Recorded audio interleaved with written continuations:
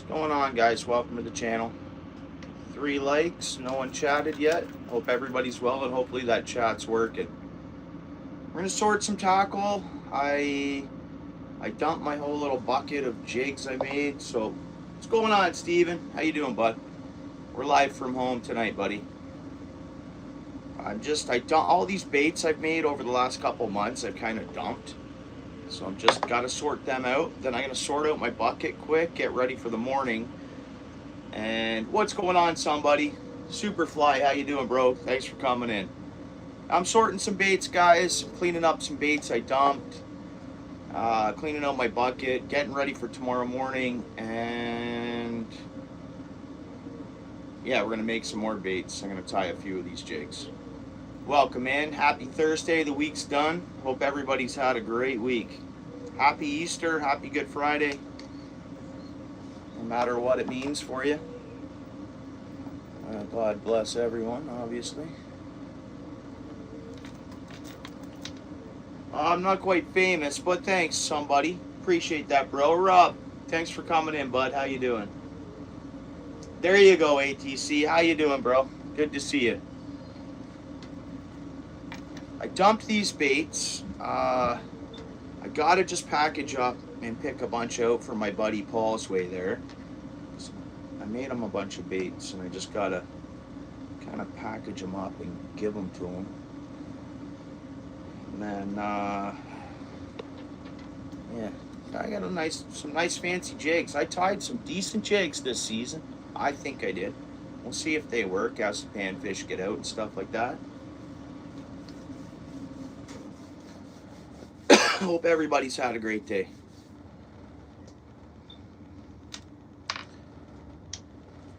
Weather's a little cold out there, so, and I have family coming around this weekend, so I had to do a bunch of cleaning. So I didn't want to fish in the cold, then have to stay up late doing cleaning, and I got some trim to do, but I'm going to do that later on. And other than that, I just thought, you know what, sort and tackle. I got things to do, and then I'm also fishing first thing tomorrow morning. Don't know exactly what time, as early as possible, kind of, but we'll see. And then I don't know what to expect, because we've had a lot of rain come in. We've had like steady rain, and then it'll fall a little more in areas than others. So the river could be high. We're going to fish for channel catfish again, and whatever will bite, really. But we'll see how that goes.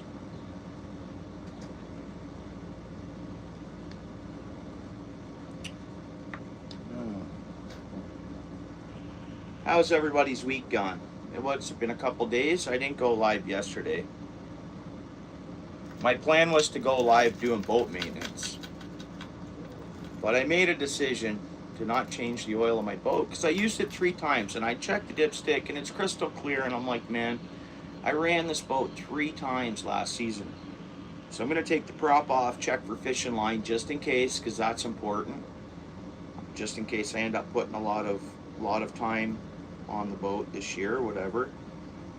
And then and I'm going to do the bottom end oil, even though I only use the boat. But the upper top end, man, I don't think there's a point of... Yeah, right on, Superfly. Appreciate that. Off the lakes. Ajax, you should be pretty good on some ponds and stuff, I'd imagine. But yeah, for sure. Same here.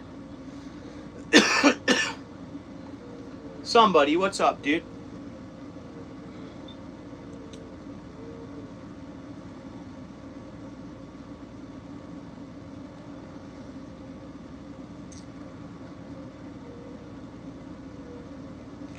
Fancy. I think they're pretty fancy. Some of the jigs I tied this year. I mean, I look at them now after not seeing them for a bit or whatever, or just being busy elsewhere for a week or so.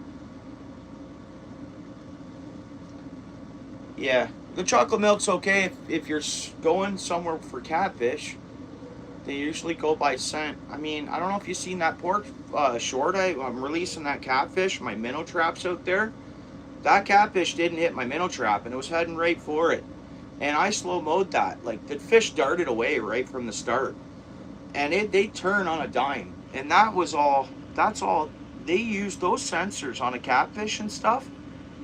And they can find food blinded. You can have a blind catfish, you'll catch it. They'll find your food, man. They all go, they have, I mean, so interesting with catfish, I think. What's up, BG Customs? Thanks for coming in, bud. How you doing? John C in the house. How you doing, John?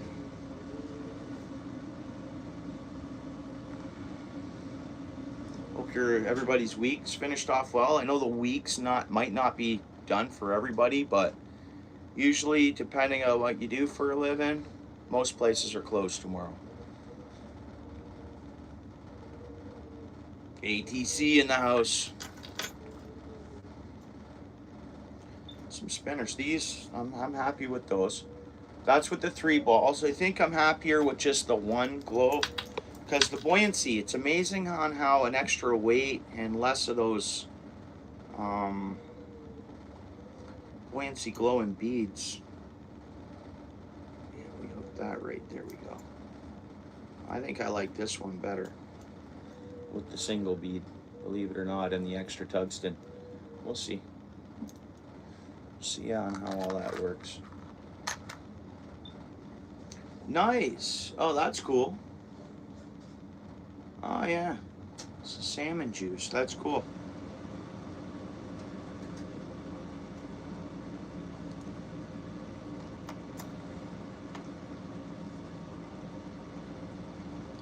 Appreciate the likes, guys. 6 people here. I expect it to be a nice quiet stream. Not a lot of folks in the house, but I appreciate you coming in. Anything you guys want to talk about, we can. Any knowledge, fishing knowledge, anything you guys can think of to chat about, I'm definitely game. You guys want to talk species, we can while we do what we're doing here. We can research some species if you guys want. Whatever you guys want to do. Alright, so the rest here is spinners. We got this to tie.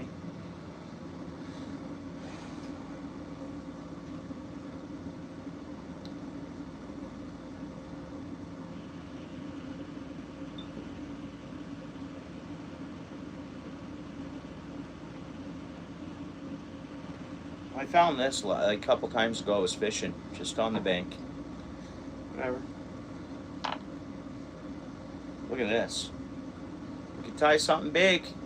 We could dress this bad boy up. Big, huge walleye grabber. We can make a big, it's been a while since we made a big jig, big bucktail jig.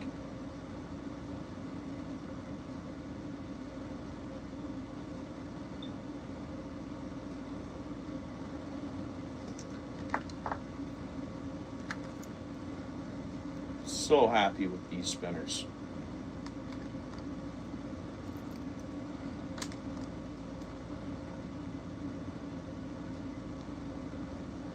Oh yeah?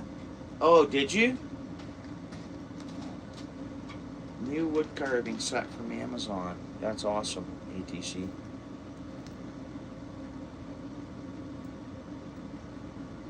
Alright, what we got here? Rest of spinners. Let's put the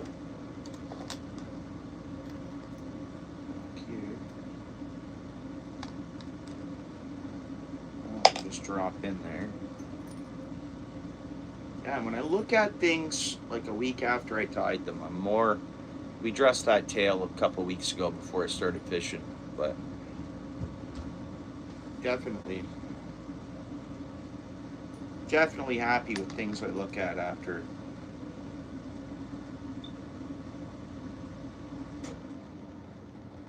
I don't know about this jig.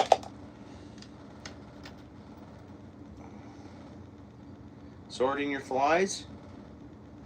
Yeah, there's a lot of different kind of holders you can get for the flies, but that's cool. Superfly.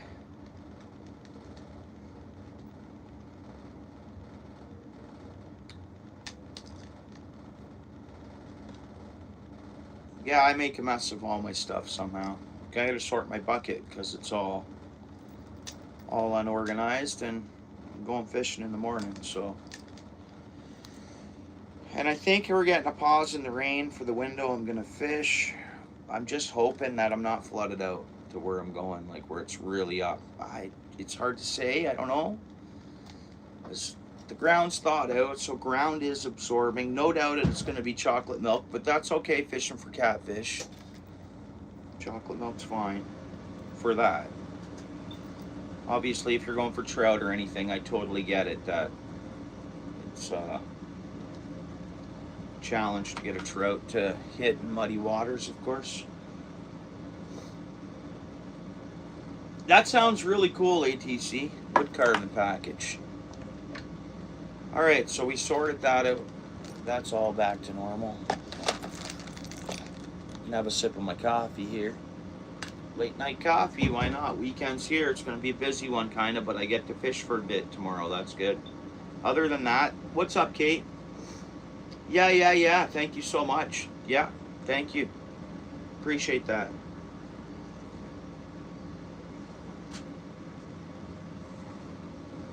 Hope you're doing well, Kate.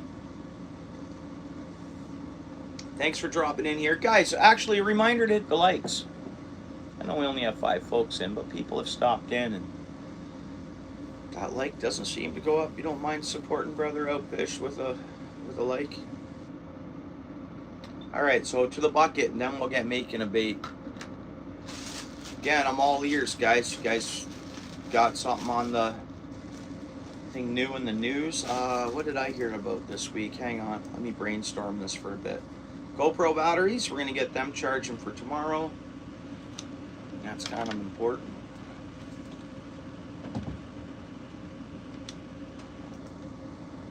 I had to play around with my settings too, and then hopefully we'll get some fish to bite in the morning, and hopefully we get some sunlight, because it's been pretty gloomy. And then a lot of fish that I did get on film was in dark. In the dark almost. No, John C, not allowed to, bro. Can use soft plastics and wake baits, but no rud. Can't use live rud, no. You can use there's actually only a small selection of bait that you can actually legally use, honestly. Ooh, these stink a bit. No, we're good. Because these worms are good. And we're going to go outside and get some worms later, too. Sometimes I go live doing that. I must have another worm bucket in here I can smell. Or yeah, actually this is an empty I cleaned up. I found. No, wait a minute. Is it? Anyways, I smelled dead worms there, but I opened that container and they're alive in there.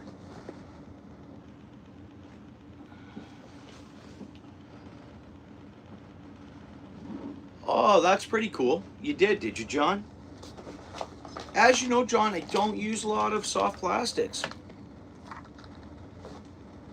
What stinks in here? I see what stinks like dead worms. It's my old shrimp bag. Sorry.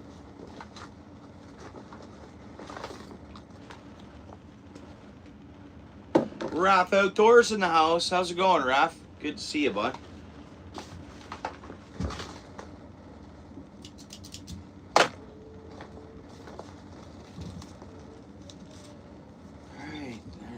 Some more Ultra Point hooks we'll put where they need to go.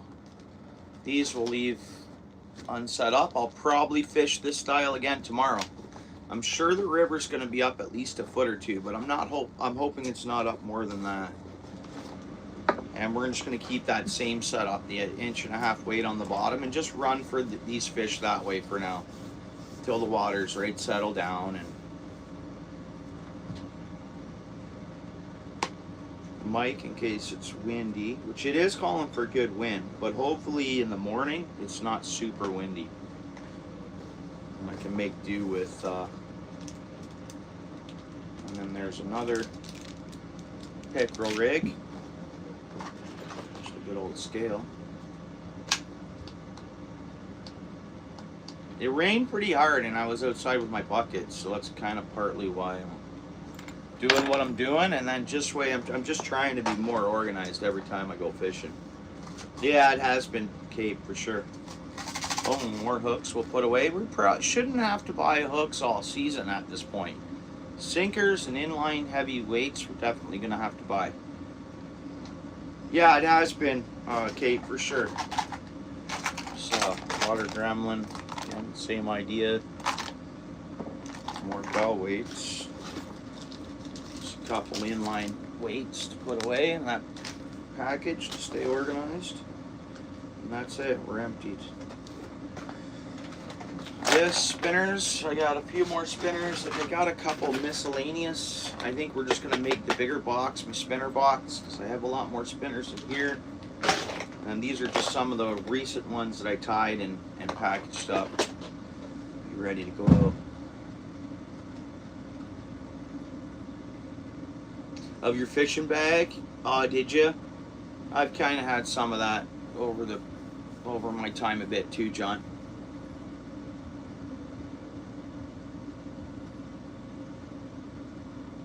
My old shrimp bag. It's fishing, right? I thought it was the worms. I'm like, uh-oh. This is a good, it's an empty. I was keeping weights and hooks and stuff in here, and then I just moved them over. I don't know. Figure out what I'm going to use that one for. Oh, you did?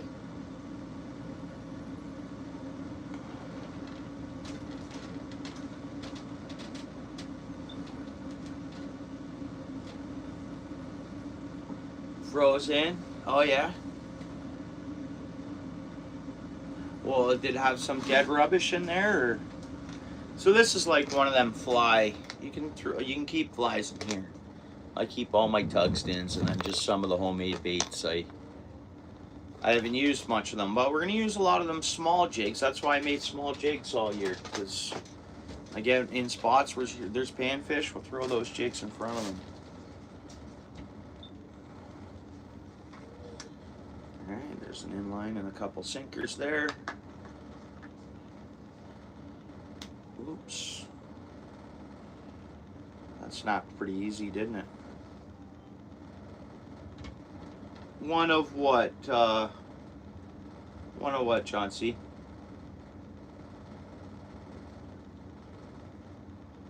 One of these? You need one of these, or?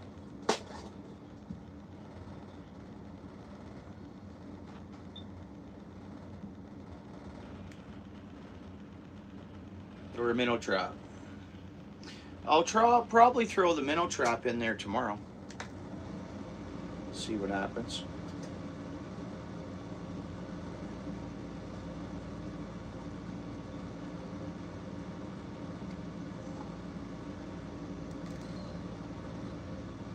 It's probably good perch fishing. Actually, well, there's probably good perch fishing along, not like Port Bruce, but like down towards you, Kate, if you're still there. There's probably some good perch to be caught right now, and channel cats too, actually. Okay, the bottom of my bucket definitely stinks. I don't know whether some worms dumped down in there or what, but again, it got all soaked. Like I have like some gloves in the bottom that kind of sopped up the moisture, but everything's gooey and dirty there. Just trying to waste not, want not, right? Some sinkers.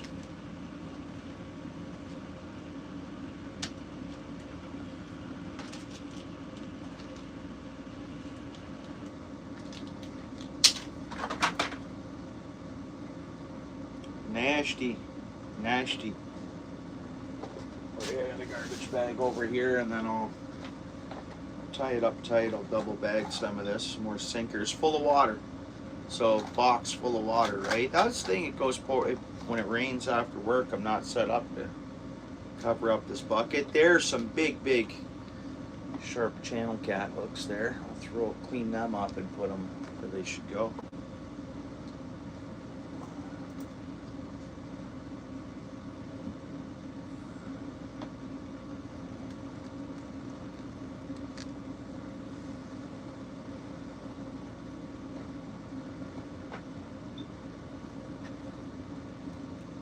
cheapo bobber. Enough. That's it. Got a treble hook in here. Another treble hook. And that's how I fished in the spring too. We can make some, I shouldn't call them snells or whatever. You know the pickerel rigs, how you have your loop and your hook's already tied and you just toss it through and you send the hook back through and tighten it up? You can make a couple of those out of treble hooks.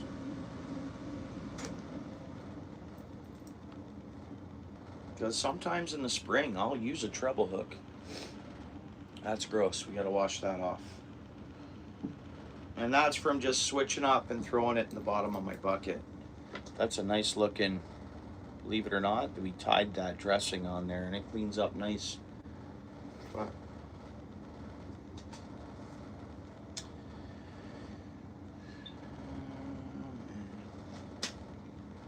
that's got to be washed. Go over there. So both of these buckets need to be washed. You know what? Because it's just dirt, I'll put some water in it and I'll wish it around and I'll dump it down my toilet here.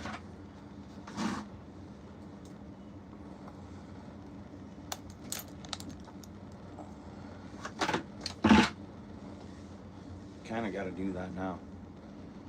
You guys want to know how cool my lady is?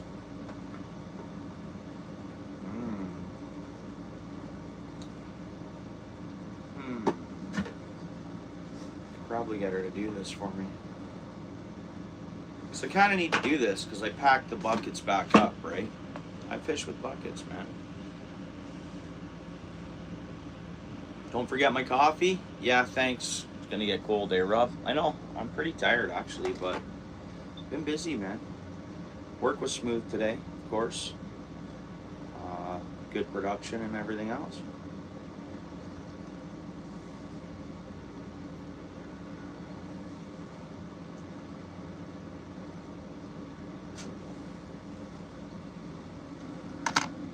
All right, let's see what I can do here.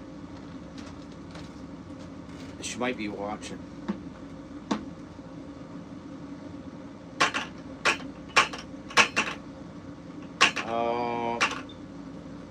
Honey, are you watching the stream? Yep. Will you take this to the... Thank you. Put some water from the bathtub, wish it around, and just dump it down the toilet. It's only dirt, nothing that's going to hurt our... There's no hooks, no weights. All right, thank you. Boom.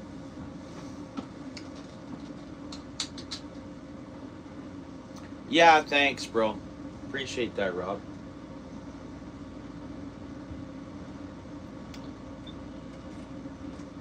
The Rudd plastic sounds pretty darn cool, though. I don't know if you're there, John C., but the Rudd plastic, man, that's awesome.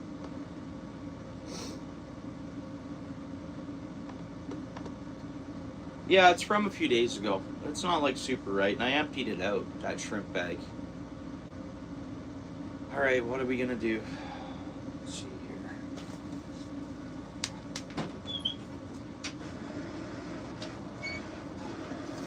Guess we're gonna do it this way. Just gonna take toilet paper here. So what's going on? How's the weather at your place, Rob? We're gonna pull these hooks right out of the package. There's no point in them being in there. Look at these bad boys. Lunkers.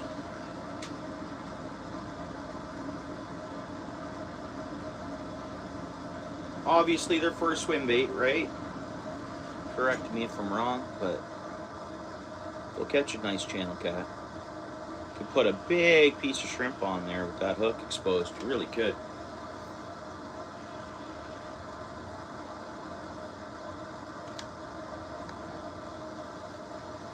I think I'll take a regular can of corn with me in the morning too. This stuff is like, I just picked it up. It's imported from Hungary. A lot of people swear on this, but that'll last me a long time. I don't often fish for carp, right? As everybody knows, I do have a couple spots that I fish for carp, but I use worms, man. I'm not a carp angler, right? I'm just an angler, so I'll use worms a lot of the times, but that's for, you know, throw a few chunks out there, some things going around.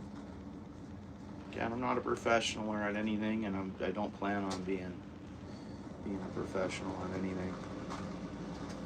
I'll do my thing, right? Heavy rain, yeah. Tomorrow night, yeah. Are they about to skyrocket overnight? They must be, because it's pretty cold right now. We're +3, right? Right now, my computer tells me that.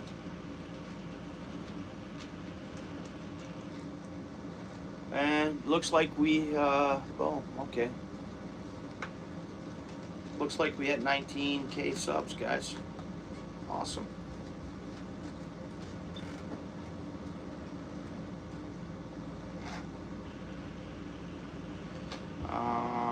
And we're like 3,300 views away from 1 million channel views, which is pretty cool.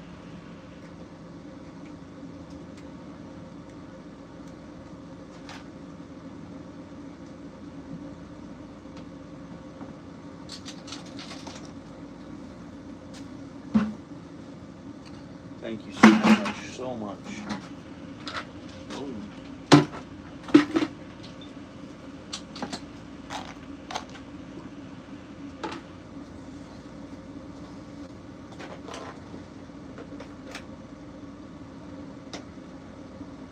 You know what? This might be a better spinner box.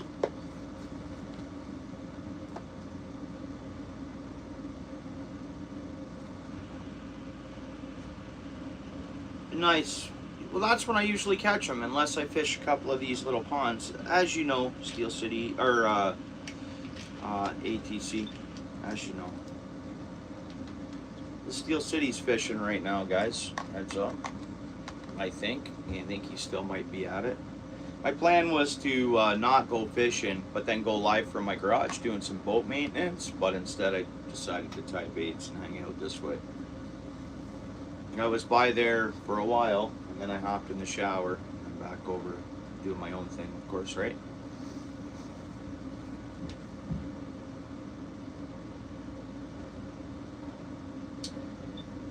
Oh, I don't know. Rob, you can search that quick. Just search up, I know, it's funny, man. It's just, I don't know. It's just the way it is. I get what you're saying, a dead rud. Like, how would that... I guess for the chance that a rud's not dead and it ends up in a body of water they don't want a rud in. I think that's what it is. Like, they're straight up invasive. Doing a study on how to deal with them. Apparently their plan is to zap waters, collect the ruds. I pull a bunch of them out of the creek here. I'll try to do that again this year. Pull as many of them out as possible.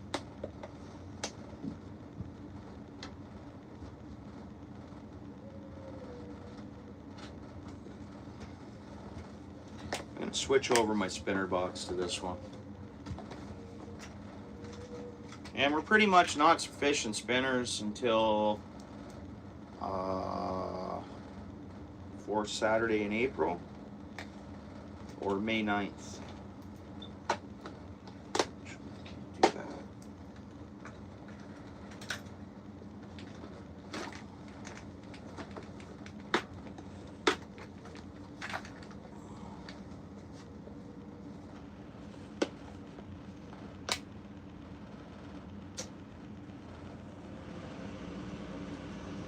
Yeah, I'm fishing for everything when I'm out fishing, really.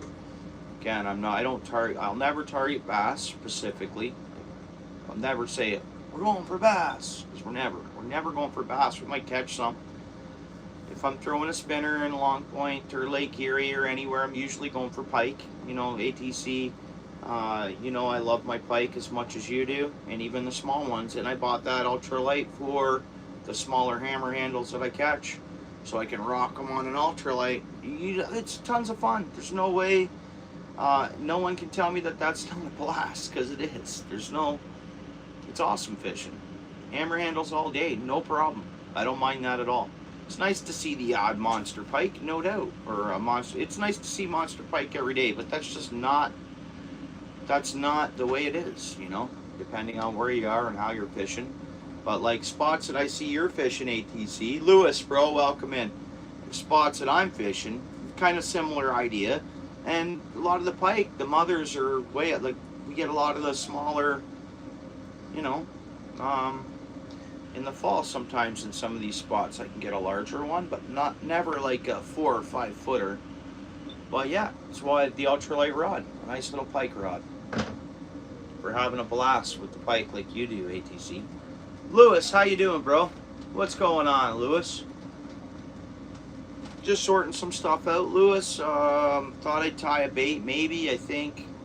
We're shooting the crap about fishing. I had to clean up my bucket of baits I made this year. And then I'm sorting my buckets, putting my more weights that I have kicking around all together and trying to keep organized. And then setting up my bucket because I'm going to attempt to fish channel cats in the morning. Yeah, that's awesome. Yeah. Yeah, you know what? The 4-pound braid. Now, ATC, are you running a leader? We talked about some of this braid the other day with a leader and with not a leader. You run direct braid on these for these pike on that ultralight to your lure or whatever you're throwing for them.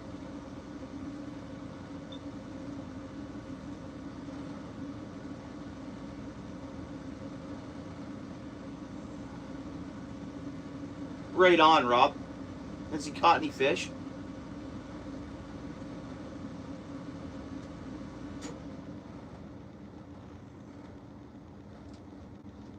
To a very thin steel leader. We talked about this, AT. Sorry, man. My mind kind of travels. I forgot you told me that already. My bad. Thanks for reminding me. I do. As soon as you mentioned it, I'm like, oh, that's right. I remember now. Right on. That's so cool, yeah. What's going on there, buddy? My little dude's well, my lady locks me in here when I go live.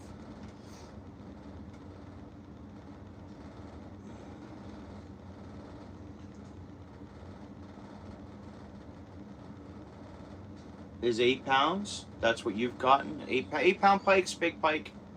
Really, an 8-pound pike is big pike? I don't normally weigh them, but I'm going to start weighing fish more and more. Even the smaller ones, get an idea. Get an idea, 1 pound, 2 pounds. Because I don't know, I've never weighed the pike I catch. Japanese made? Oh, that's got to be good. $10 for 20? They're Japanese made? That sounds pretty good, dude. That sounds really good. I do like to fish with dress spinners fully, so in this box I have some spinners that need some dressing.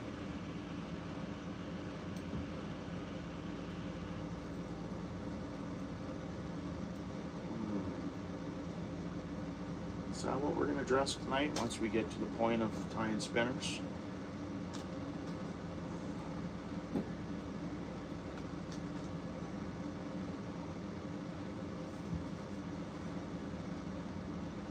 What's up there, Rudy? Appreciate you coming in, dude. I got spinners coming out of my wazoo, guys. I got inline spinners all over the place. I'm addicted to buying spinners, you know? Literally. I'm looking around at my spinner counts and I'm just like, oh man. Looks like I shouldn't need to buy another spinner all year. This is a nice homemade one. I rocked it last year. Man, it slammed the pike. They just crushed this thing. That's a big home-tied bucktail thing on the back. Pike just nailed it. Problem is, oh no, I took the hook off of this. That's right. I gotta put a new hook on. The hook was too big, and one of the spinners we made, I put that on. They'd warp it, and this thing runs slow. It's a Comet dressed. So it runs slow, just spinning, and the pike, they just inhale it.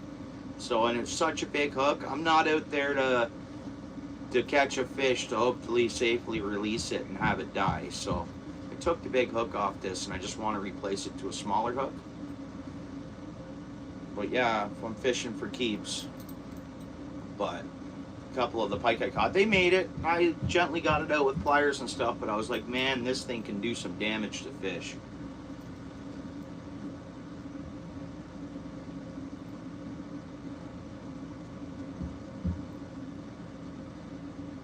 Okay, 12-pound braid. Well, I think I'm going to switch my ultralight over to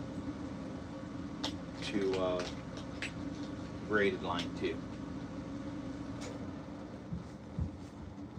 I think I'm hooked on braided line, you know.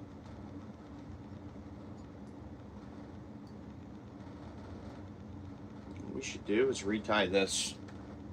We should retie this with fur. We could do that too. That's rubber, right? Plastic. And that band just comes off so you can swap them out and put a new band on as they get chewed up or whatever. But I think we're just going to tie that bucktail. Don't know if we'll get to that tonight or not.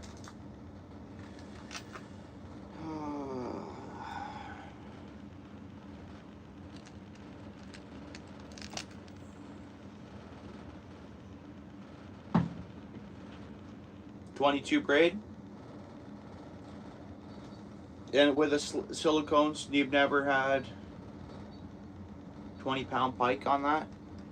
Yeah, so no worry about the pike's teeth getting on the... Make sure I'm reading this right, Rob.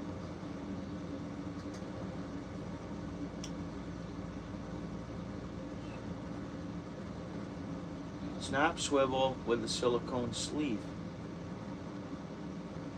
So you've never had a pike tooth connect with that line? Never had a snap off from it?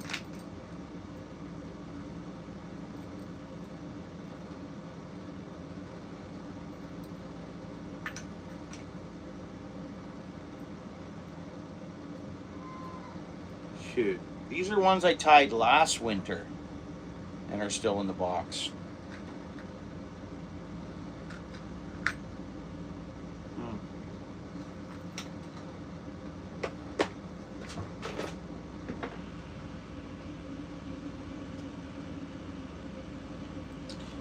This I tied years ago, and I found a piece of squirrel tail, so I picked it up, and I didn't even have a vise, and I used braided line.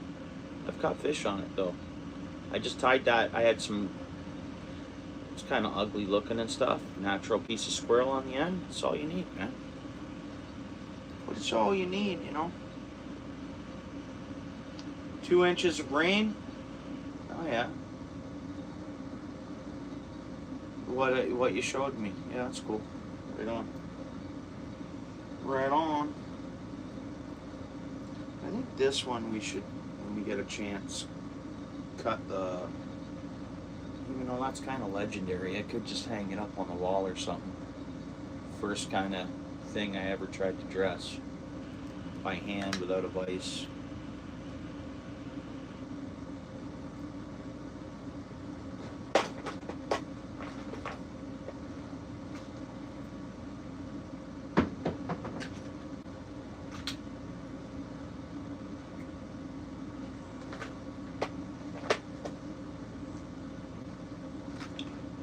Whopper plopper, this, some plastics.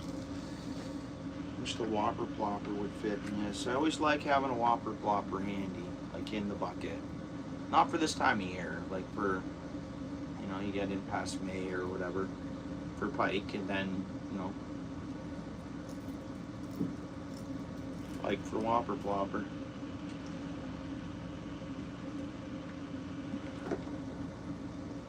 Braid is abrasion, rubbing against anything like rocks or wood. Mono wins. Yeah. You know what we could do?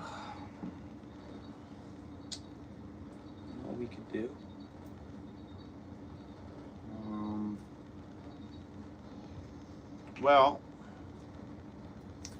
where's my box of braid? I didn't put every inch on that rod that I tied, and that empty box of braid should be sitting around here. I got some Canadian Shield rocks over here, right here on the floor and behind my furnace. Some, you know, like the quartz and stuff like that. We should find that line. We should put the rock here and let's go like this on it. Let's see how much we can get this stuff to rip apart. That's one thing we could do here with a rock in front of us and braided line on each side. You guys want, let me see, let me find that line. Because let's just see, because I know braid's coming a long way.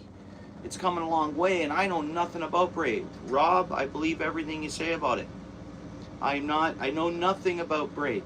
Nothing.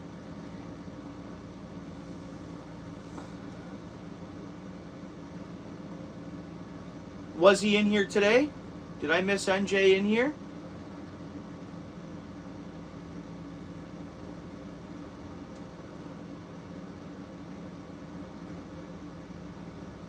Oh, in New Jersey, those are the biggest ones you ever seen. Well, they say pickerel are moving east, and apparently they're moving east and coming into Ontario from Quebec a little bit. Even Lake Ontario tributaries are starting to get them. Bay Quinte, they're being caught. I fished a spot in the summer that I didn't fish much last year. I didn't fish at all last year, actually, and I didn't fish the year before. But this year should be a better year and easier to fish this spot. Maybe for me, I'm hoping. We'll see. Because life changes month to month, week to week, depending on, you know. But as of now, it looks like, and this place is just loaded. I'll go live from this place as much as I can. It might loop now and then, but I'm sure we should be able to get signal. Because when I've been out there in my boat past years, I play YouTube music from YouTube in through my boat. So like it's only the odd time it'll cut out on me. So maybe we'll be able to stream from there. But you'll see what I mean if I get out there and show you. It's pickerel territory. Like it's, you'd think, you hear thick weeds, thick grasses and water. That's what I've always been told pickerel will really thrive in and spawn in. And but if they're heading east through Lake Ontario trips and heading this way, they got to get through the Welland Canal. That or they go way up. So it'll be, I don't know. I hear pickerel are moving east slowly but surely.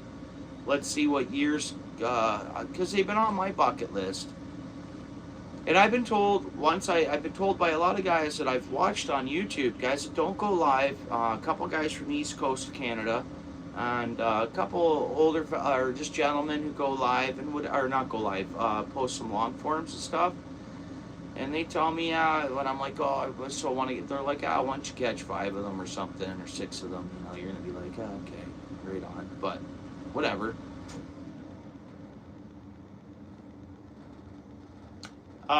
It's been raining all day, like a steady sprinkle kind of, or are you getting some downpours there? I know you said you got 2 inches of rain, Rudy. Appreciate the likes, guys. 26 likes sitting there, 9 people in the house. I expected this to be a quiet stream. I know we're not at the outdoors fishing. Appreciate everybody coming in to say what's up, hang out. And I just want to know how thankful I am of the community and everything that goes on here. It does keep me busy and it is healthy for me. And I appreciate you guys hanging out and coming in. Stuff like that, enjoying my adventures, coming fishing with me and stuff like that. So appreciate that, guys. Just so you know. Because, you know, I'm a believer. Got to be thankful for everything. Even if I had nothing, I'd got to be thankful, because I'm a believer that you got to be thankful for anything. If things are bad, you got to still be thankful for them to get better. Has anybody ever heard that? So I'm a believer on that. You just got to really stay thankful. And that's it. Do you know? You get what I mean? Like a hammer handle pike. So like buddies, a couple folks have told me. So ATC, is that a similar leader that you're using? I know it's got a little bend in it because they were bent up in the thing for a while, but there's a pike leader, right? And I used to troll, and I trolled spinners and worm harness, even though worm harness, I really didn't need this. But I've trolled with this, even with lures on this, as a steel leader. And I always thought, are the fish going to see this? Is it going to affect them wanting to bite? It didn't seem to. Thank you very much, ATC. I so appreciate that, brother. I so appreciate that, brother. Thank you so much, man. Thank you so much, brother. Appreciate that. Let me reach over here to give you a like because my laptop's kind of covered up. Thank you, bro. Oops.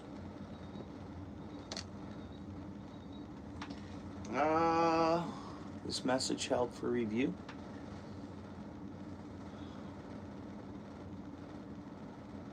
Thank you so much, ATC. Delia, thank you so much for coming in. How you doing? Thanks again for coming in.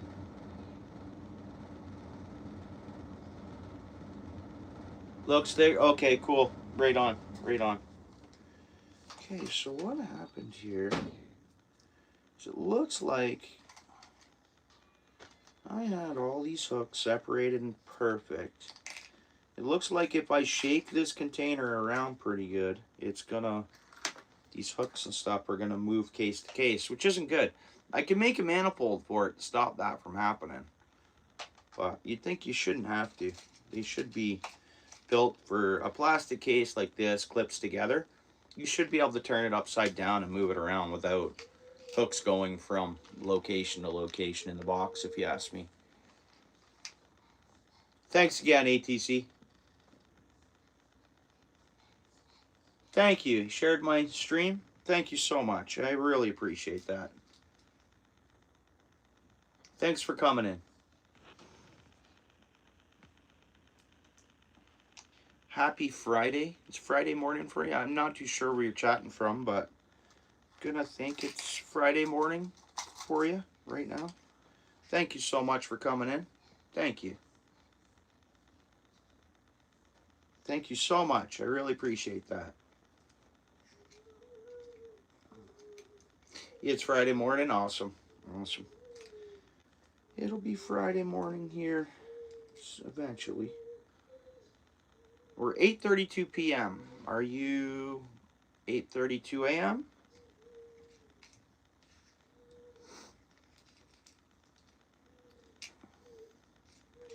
I kind of wish it was Friday morning. Hoping I get a decent window and no rain. Let's see what happens.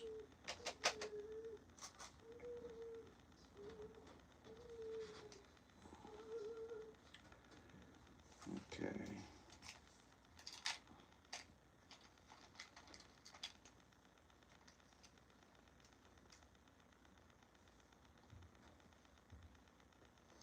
Getting snow up north? Yeah, Ontario's getting snow up north. Darn snow, eh? I don't think I'll see snow anymore. I don't think so. But what do I know, right? It can technically snow in June or July, really. Really, by rights. It can snow at any time, in a sense, but I've heard of that. I don't think I remember seeing snow in July before, but I've seen it in May.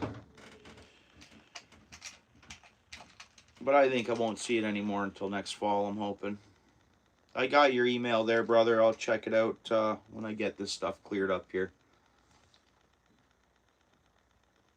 Yeah, Ontario's still getting snow up north too, Rudy. The people up north are ready to see it go. Because snowmobiling ends. The water, the lakes end up unsafe. More or less, it's done. They're waiting for spring, right? I know my family up north would like to see all the snow go away.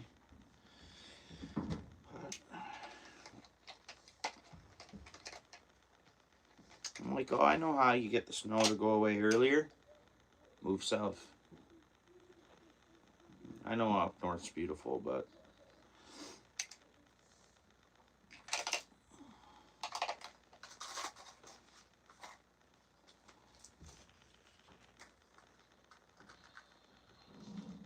like I say, I think we got enough hooks for the whole year here. All shapes and sizes.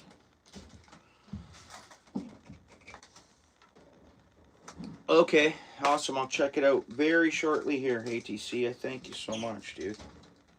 Appreciate that, bro. These are a favorite hook of mine for the VMC octopus hook. Size 2. Comes in 12 pieces, and I pay $6.99. So it's 50 cents a hook, really, right? Pretty much. But I love they're sharp. That's a good wide hook. The channel cats or whatever. Suckers. Whatever's large enough, you know. Cats or... You know what, though? I got enough hooks in this container. These inline weights, I know I'll like inline weights, I just need them heavier.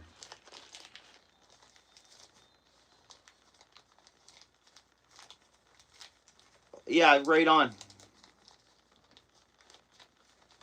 Cool, ATC. Is that the Japan leaders?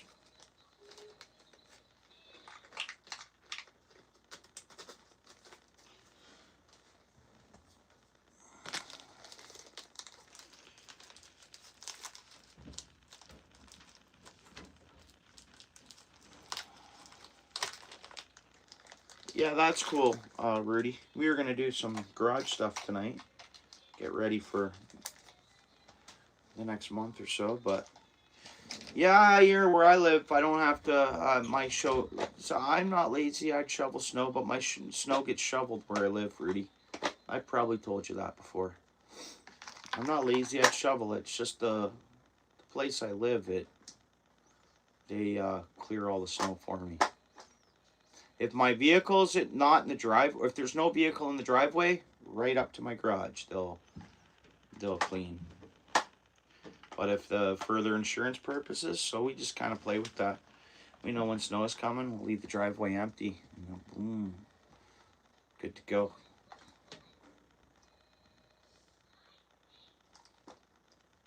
Yeah, I get it. Yeah, cool. ATC, right on. It's awesome. Sure to check it out in a few minutes. I'm almost there. Alright, so we got that. We got these little eggs, man. These little eggs. I may even throw one of them on the hooks tomorrow. I used them in that creek, and as soon as I threw one of these in there, the little darters and stuff were going nuts, and that's natural. They're there to feed off spawning eggs. They're technically... So many fish, for years and forever, I think, have relied on other fish having babies to get spring food in some cases. You guys agree with me on that?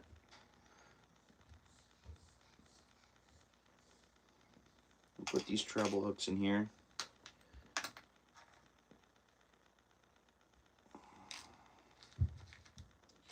I'm going to throw a loose small jig in there for emergencies. These are those big hooks. I guess I'll throw them in there. We'll take them with us. I should probably pull these out and charge them up. I don't think I'm going to be night fishing anytime super soon. I could be wrong. It gets mild, and but I don't think till May I'll be doing much night fishing. But I picked these up. Glow tips for the end of our rods, right?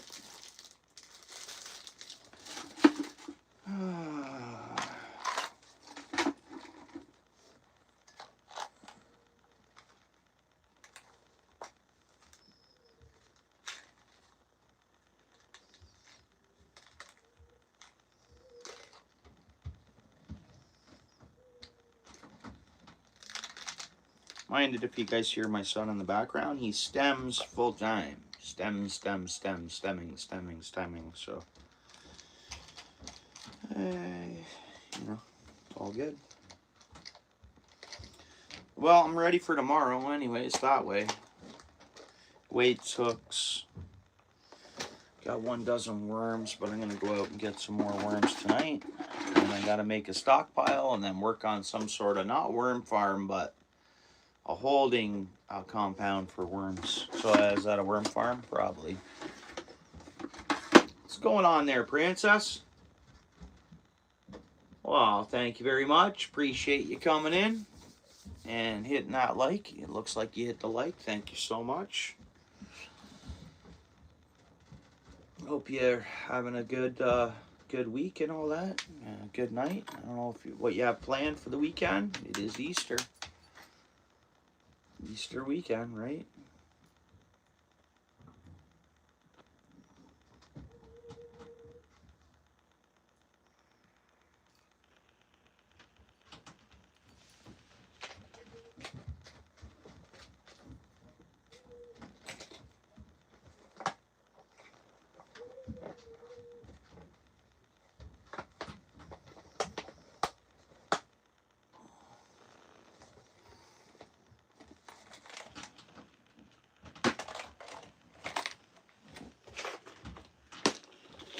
See, already I'm getting too much with me for what I need for tomorrow.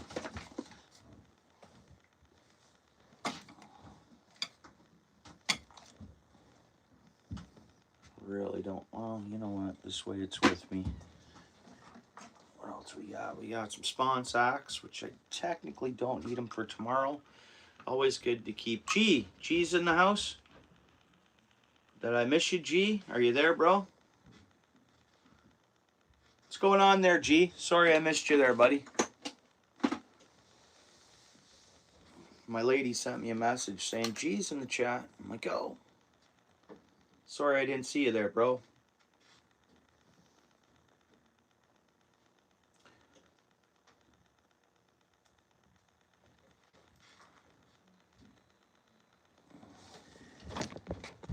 Oh, dude. Someone sent me a gift? Sorry, guys. I'm totally not paying attention to what I should be here. I gotta scroll all the way up to the top to see who did. Did you, ATC? Was that from you, brother? I thank you so much.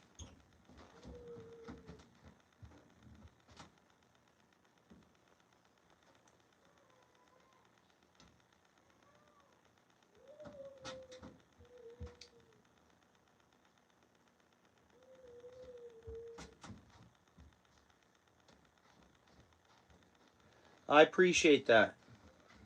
Thank you, brother. Thank you, thank you, thank you, thank you so much, ATC, brother. Thank you.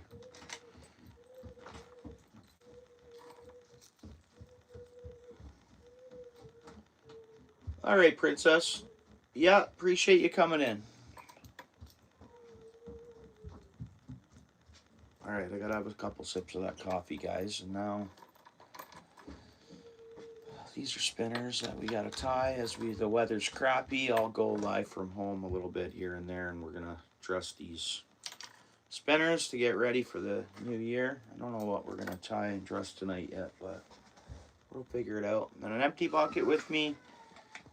And then this has just a couple of basic weights containers, thing of worms, a little bit of artificial baits or whatever. And then this slides into my big bucket.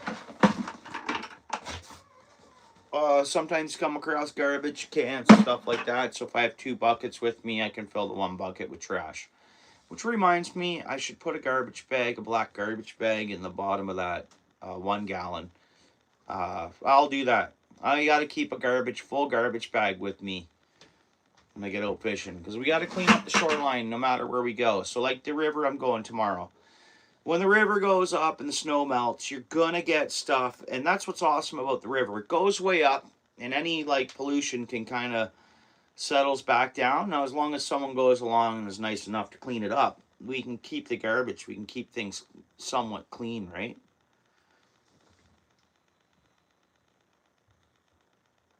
Okay, awesome. You sent me that.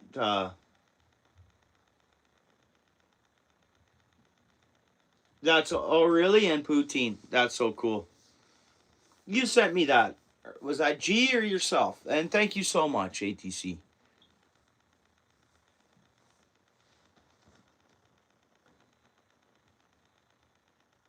I wish it stuck longer up on the thing for me, and I thought it did.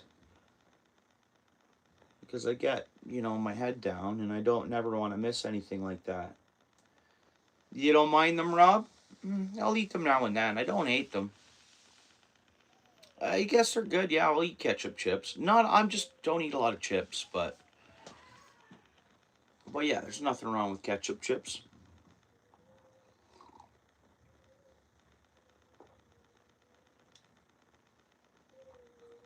Are they already going by the street sweepers?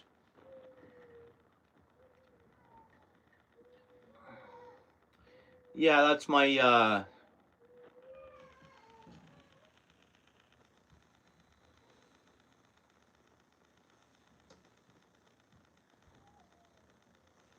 thank you, brother. Yeah, no doubt. A Canadian sending a gift to, no doubt. You're right. Yeah, because I've been sending gifts because I think gifts are pretty fun. I gotta reload. I bought so many gifts. I gotta buy some more, of course, to give out. I think the gifts are pretty cool. It's a got some excitement in the chat, and it's definitely a gift for somebody, and that's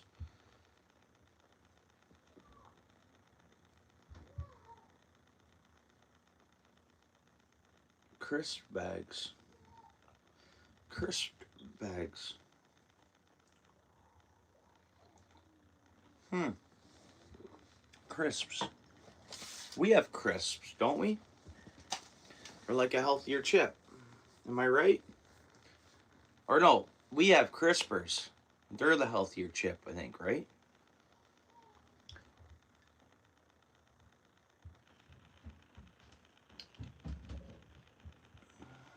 Loads of flavors, no doubt, eh? Hmm. Alright, so kind of, I thought I'd tie a jig. It's kind of a game plan.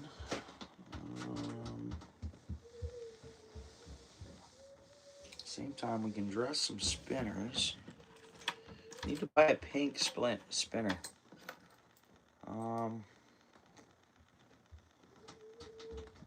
This one's got some fish. Beat up, hit some rocks. And you can't really see it on camera, but there is some chips in it.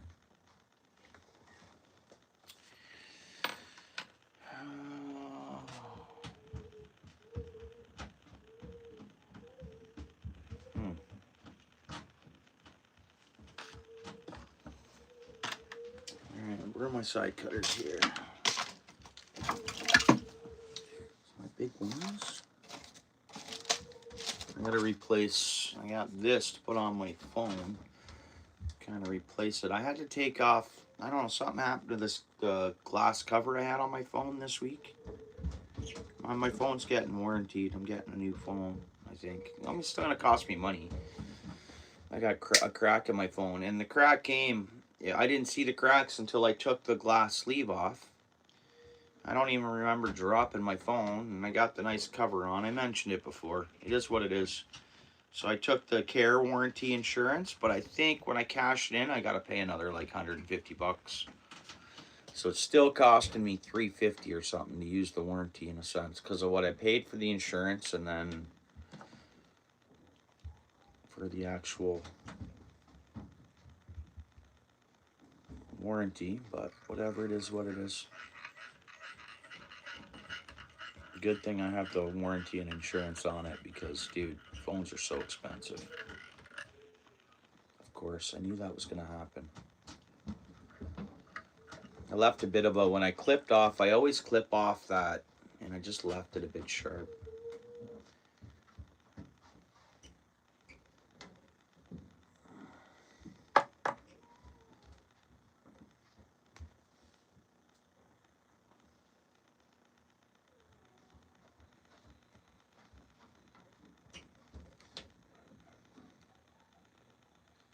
I like the jalapeno and cheese, but the initial jalapeno. And there's an Uncle Ray's hot chips. I really like those, and they're spicy. They can make you sweat a bit. And this is why I bought the smaller side cutters. I just don't see them sitting here, so I'm sure they're not far away, but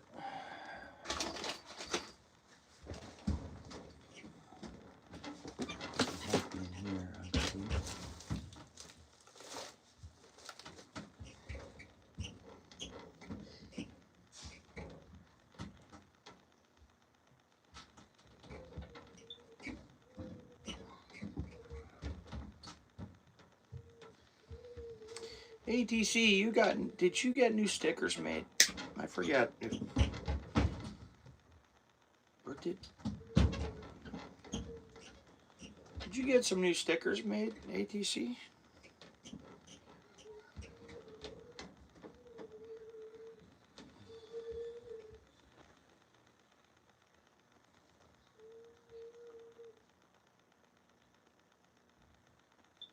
Oh, I see what you mean, ATC, on the back-to-back gifts. Okay.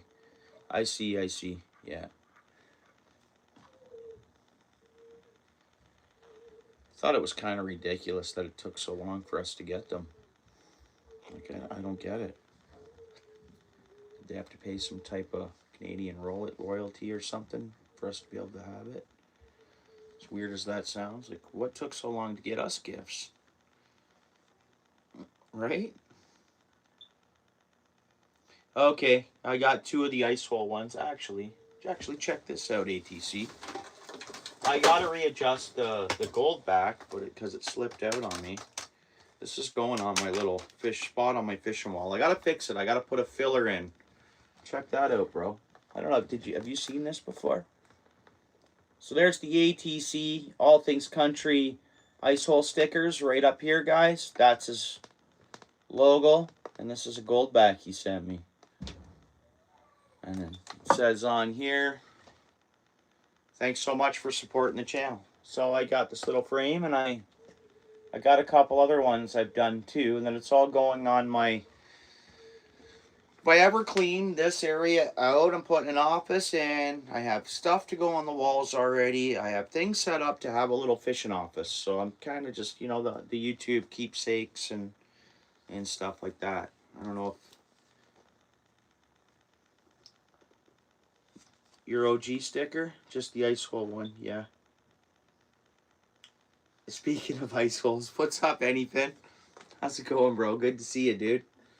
But yeah, that's pretty cool, ATC.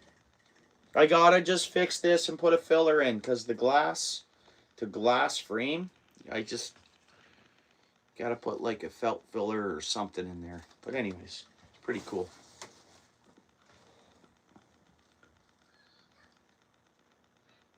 Oh, yeah.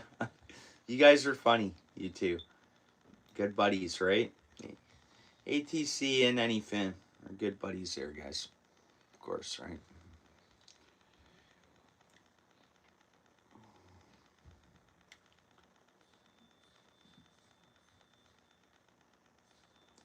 Both great channels.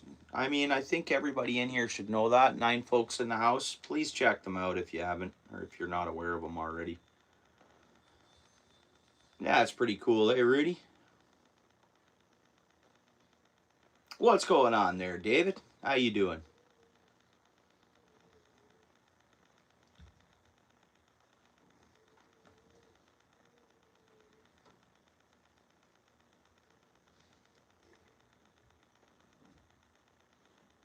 Sure, Anyfin was crushing the fish today. I'm hoping so.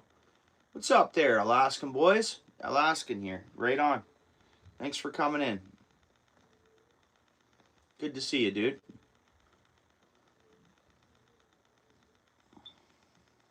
Anyfin's always on the fish, I think.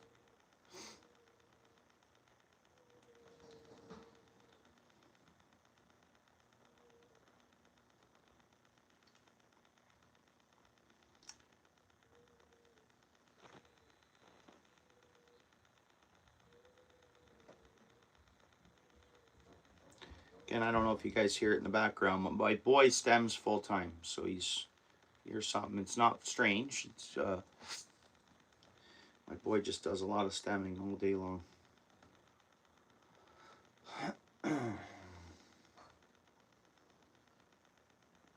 Full refill on the mini fridge.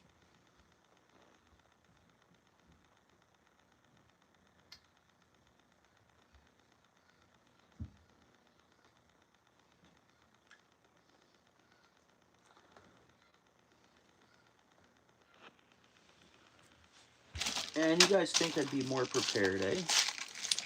I need to get my lady to grab me a pair of scissors from upstairs, guys, because my regular scissors are not not sitting where they normally are. I don't know what I did with them or where I put them.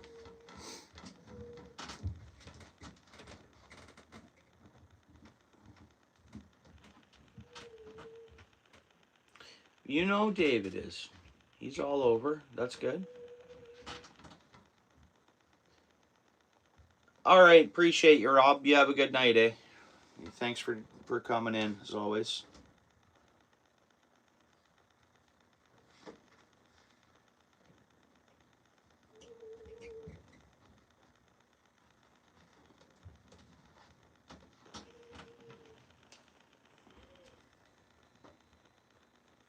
Okay, my lady, or I'm going to have to run upstairs, but I'm locked in here. I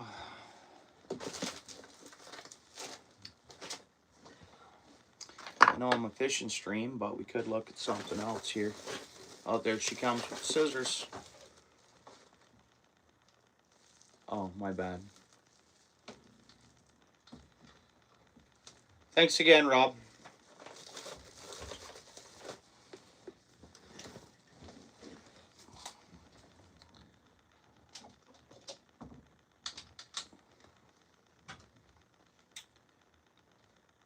Anybody in the chat collect coins?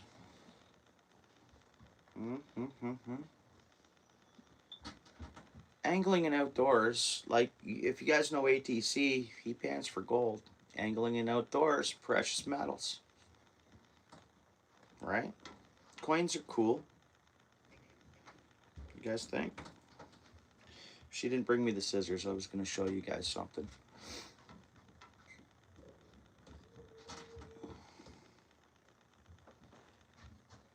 I'll show you another time. We'll get this going here.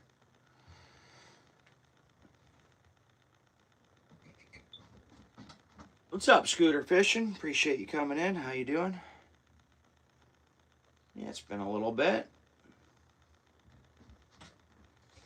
I think I've been getting a lot of notifications from your channel. I think your ladies' channel, seem to get notifications from. I'll have to double check. I don't know if you've been uploading a lot, Scooter, but I'll double check that I got my notifications on to all.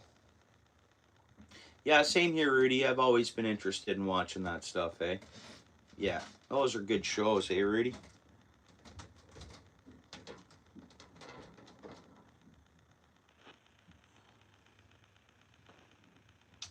What the heck is going on here?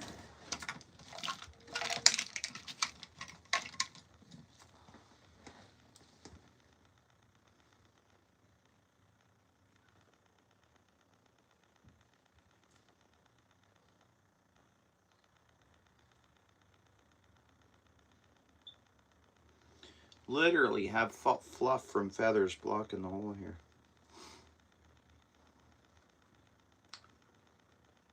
Yeah, I'll double check. Appreciate you coming in. Of course.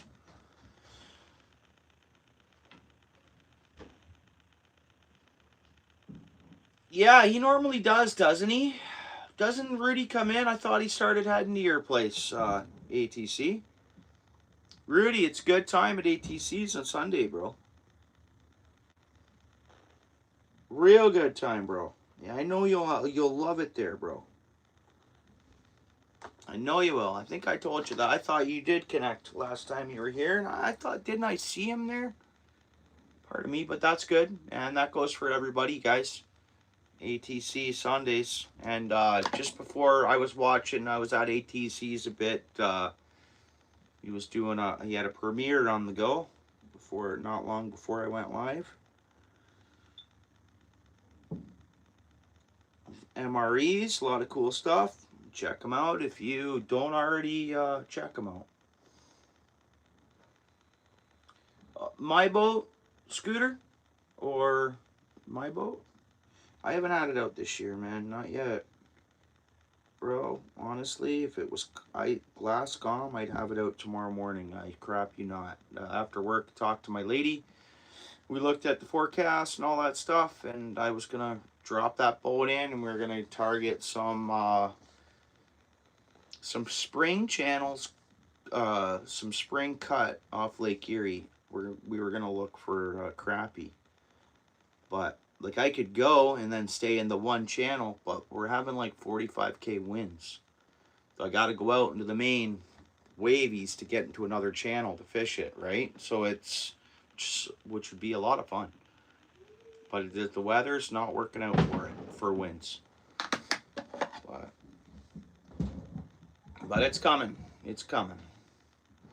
I know walleye and pike open back up on the 9th of May. It's 5 weeks away, right? Pretty much, right? 5 or 4 Saturdays. Yeah, 5 weeks away. So, but it's ready to go. The boat technically, just because I used it 3 times, I'm going to take the prop off, check it for line. We're going to do that tonight. I used it 3 times, and it's got a fresh oil change besides using it 3 times. And I'm like, dude, wouldn't that just be bad for the environment if I change that oil? It's fresh. Like, am I right? Okay, guys, I'm having trouble with this thread. What we're going to do is I'm just going to pull out a new bobbin. This one's almost empty anyways, and I'll attempt that. To get that hooked up here. Now, here's this one, but it's a lot finer of a line.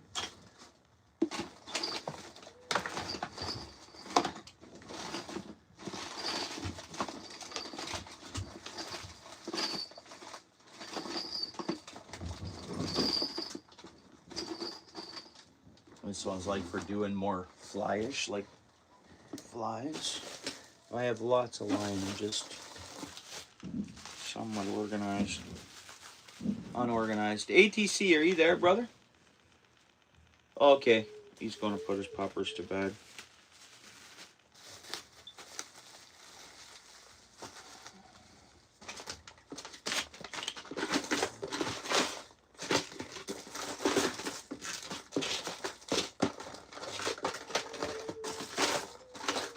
Come on, man. Every time I go to the... There it is, right in front of me. Right in front of my eyes. Because not every time, but a lot of times, like next time, now that I'm tapping this, next time I go to the tackle shop, I'll buy another bobbin. Panda, my bad. Yeah, I've been... Sal, how's it going? Panda, how you doing? Did I see your message? I can go back up and look for it. If I just stare at the chat, I won't miss a thing, Panda. I apologize. I'm searching all over the place for this. Panda. Did I miss one above here? Panda. Well, I see the one you just dropped down there. Did I miss one? Did it come through? Seen your message way up top. Boom, boom, boom, boom, boom. I'm still going up, still going up, still going up. I don't know if it came through on my end, Panda. I see the one asking me, I hope you saw my message, but I'm all the way, I've gone quite the distance here. I don't see it. Wait a minute, there was one that came through earlier that was held for review. Mrs. Scooter's in the house? Mrs. Scooter, are you there too? I'm so sorry, guys. Mrs. Scooter, there she is. Yep. Awesome. Welcome in. Thank you so much, Mrs. Scooter. Thank you. Shout out to the Scooter family, guys. We got Mrs. and Mr. Scooter in the chat there. Scooter Fishing 79. In your boat going through stuff? Yeah, I think we've done in the boat lives. I was going to be doing stuff in there tonight, but once I decided to not change the actual engine oil, because I've used my boat 3 times. To me, that's an environmental hazard if I go ahead and change it. And it's full synthetic. It's sat in a warm, not warm, but in a garage, right? Right on, Rudy. Thanks, bud. Yeah, I thought you did, Rudy, but that's good. It disappeared. Yeah, no, it disappeared. I don't know, because there was one I saw it come held for review and then it disappeared. And I didn't see anyone remove it. And I'd get notification on my end if someone removed it, but I didn't see nothing get removed.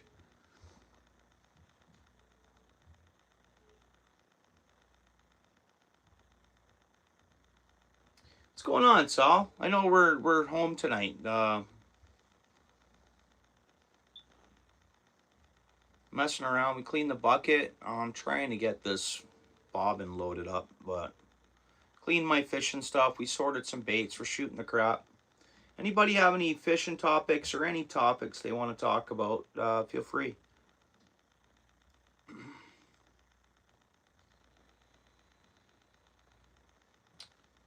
I've never had one this tough to get started before. There we go.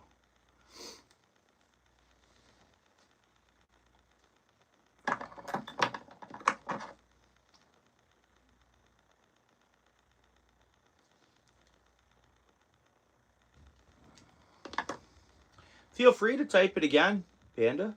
Maybe, I don't know, sometimes YouTube will hide messages that really don't need to be hidden.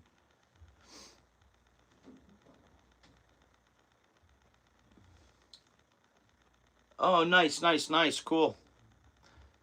Yeah, Dollarama, eh? Look at this. I know I posted a short of this the day I picked it up. I could have bought more. Like just in parts alone, really. And like it has some weighted beads and stuff like that on it. I mean, these for $5, even just to get parts off of this thing, that's a dollar store, bud. $5 huge like musky pike lure, double bladed. And I'm like, dude, man. And the paint looks good on them, and they look pretty. It looks pretty good. How it would act in the water, and then the hook alone. You'd think a treble hook that large. To buy this in a package for $5, how is that possible, right? I've always wondered that. Panda, did you retype?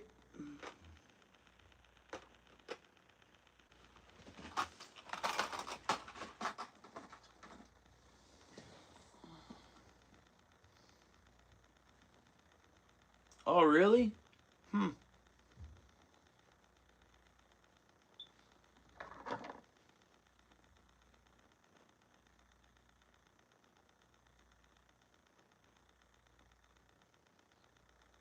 I mean, I did see one message on there get held for review, and I think that disappeared because I seen it, then all of a sudden it was gone.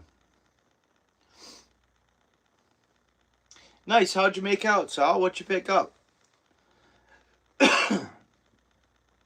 Sometimes dollar stores can have some certain items that are name brand and that are, I've seen them have Northland tackle. I've seen them have so many different, the fishing stuff. Some of the stuff at the dollar store, I believe, is useful. I've bought stuff from the dollar store before for fishing. Braid cutter, bro, I saw them, and I should have bought it then. That's before I went out and bought braid and put it on that line. I saw those, dude. Again, another awesome deal, man. Like how is that possible? That is a great deal, bro. I'm gonna pick one of those up. I know they're closed. Yeah, the thing is I was gonna go to the dollar store today after work, but my lady wanted to do some running around, like, you know, for the weekend stuff we got to pick up for stuff we got going on this weekend. So I came right home, and then she took my oldest boy to work and then did the running around. So I didn't go to the dollar store, but I was gonna, and I need a pair of those braid cutters. Guys, like, what is going on with this here? Why can't I make this work for me tonight? It's because I got a bunch of fuzz and maybe some glue, fuzzy, blocking the way there. So we're going to do this a different way.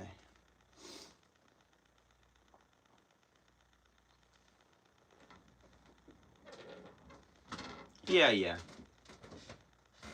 When they're gone, that's it. I know I've had that before where they've had something and I bought one and then wanted more and I went and it was gone. No, I know. So I'm about to get out my new bobbin. Or, I got a new bobbin tool I could just get on here, and I bet you it's not plugged up with this fuzz. Here, looks like it's clear now.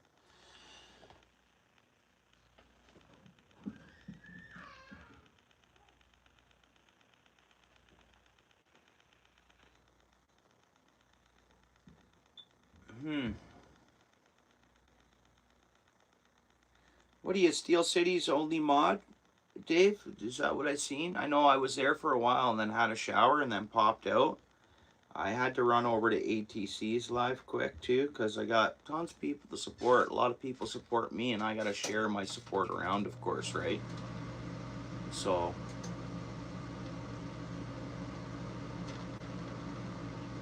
it's tough trying to get everywhere and support people that are coming to support you and stuff like that. It's tough to get everywhere, you know.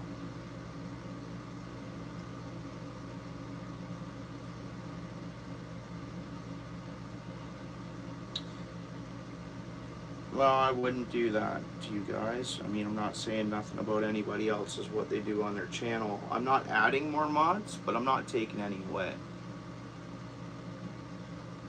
But I'm not the type that runs I'm not at other people's live hustling subs or going to their thing and saying, oh, you know, I'm just, if people come in here and meet me, I will support them back, and it's just like a nice little circle. But yeah, I'm not hustling. I'm past the point. You know, I've done that in the past, man. You know, when I got started, I have 19K subs, right? So I just try to connect with, got so many like-minded, solid people that come to my channel that I'm so thankful for. And I'm so thankful. And even if I only had 5 people coming in, it's only 8 people hanging out. Usually when I'm at home, I don't pick up and get thrown through the live feeds and streams, but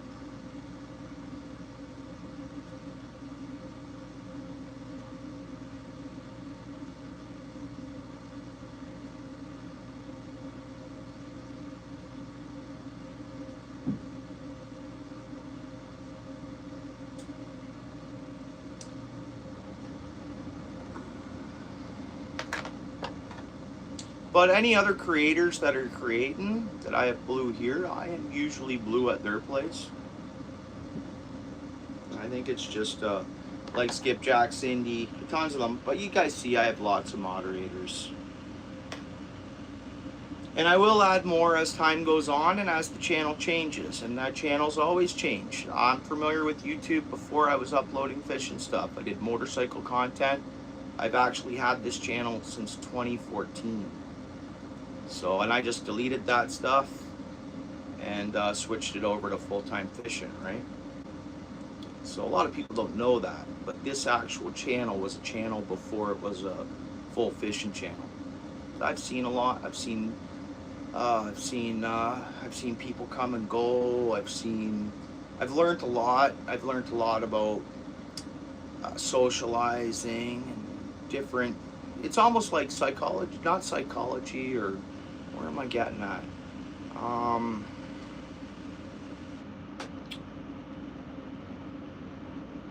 No, we didn't catch nothing. What's up, somebody?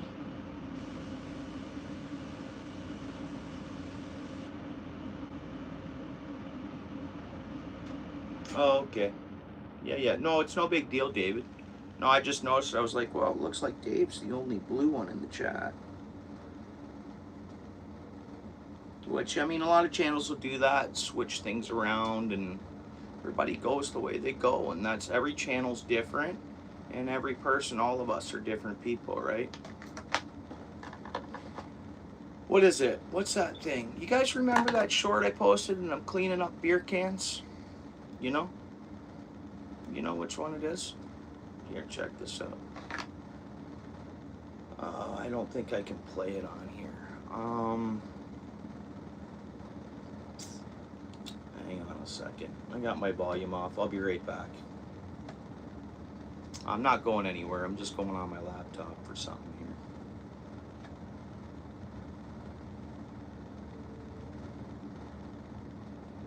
You know how there's like specialists that they're like, they go to university and they get trained on, okay, so like a lot of policing or investigators or forensics, or they get trained on reading people and understanding different traits and different things and how it all connects into one.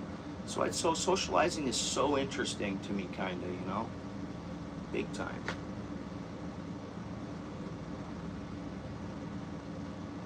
Here we go. Not to go weird and all tinfoil hat on you guys, we're talking fishing and doing bait stuff here.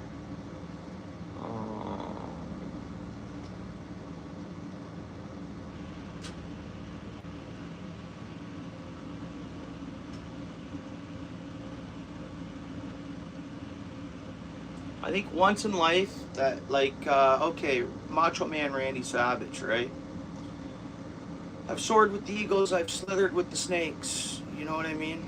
It's life experience has been amazing for me, and isn't life so interesting, guys?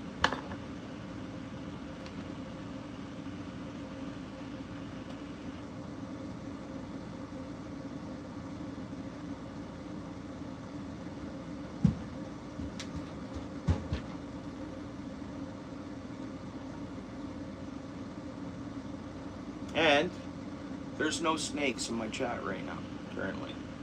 That's what I believe from my assessments.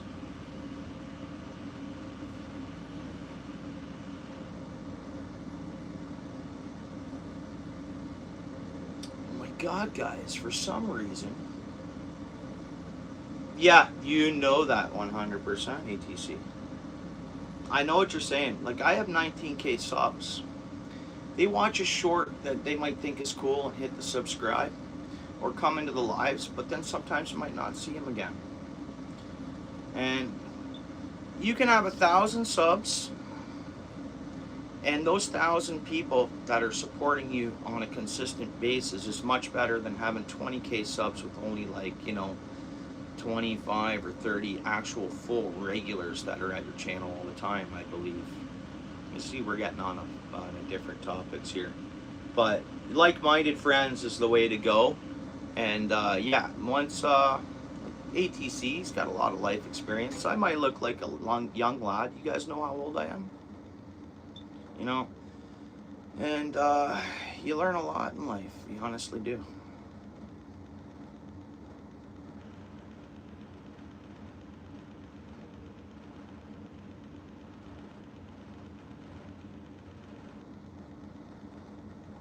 As ATC knows, with his life experience, he knows exactly what I'm talking about.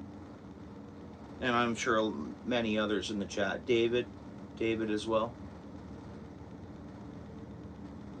Many others, I'm sure, guys. Don't get me wrong here.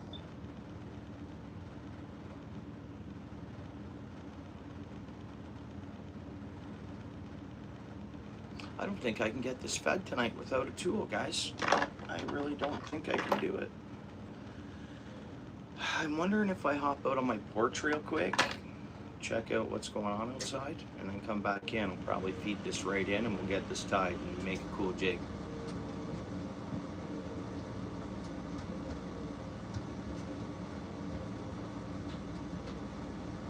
Yeah,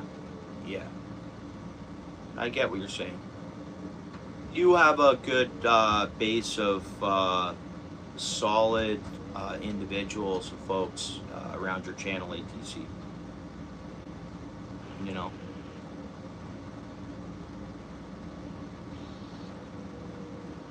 Yeah, and I know not everybody's gonna like everybody. You know, that's just the world we live on, and we're all different. We're all gonna connect differently. I'm not saying classes or anything like that, but just things flock the way they flock. Things go the way they go, and that's how that rolls. Yeah, me too, ATC. And I think that's what's been good for my channel. I think like-minded people see that I'm that type of person. I really don't care. I'm not scared of anything or anybody. I stand on my own. I have no, you know, I do my thing and it works for me, right? And I just, with the life experience I've had, I don't, you know. Yeah, real people doing real things. Same here, ATC. Yeah, for sure. Yeah. Alright, so. Is that what I should do? You guys mind if I do that real quick?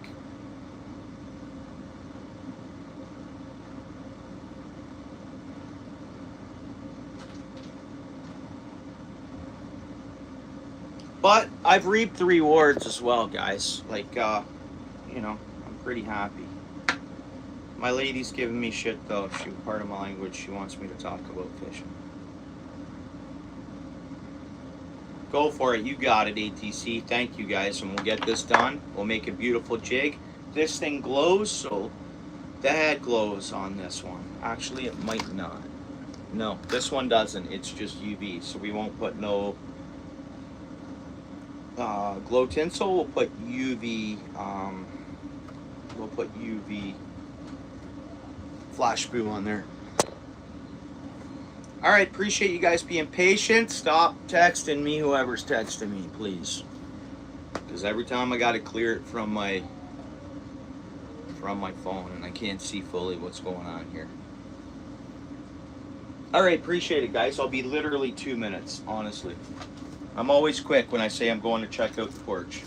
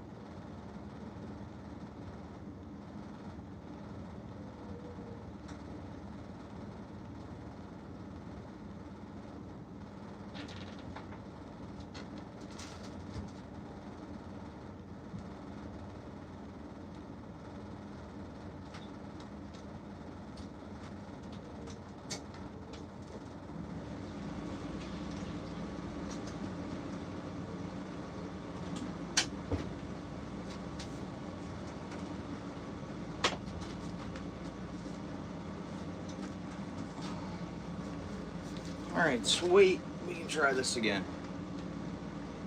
Fish On Entertainment, how you doing, bud? I appreciate that. I've been by a couple of your streams there. I think the chat was fairly busy the times I was over there.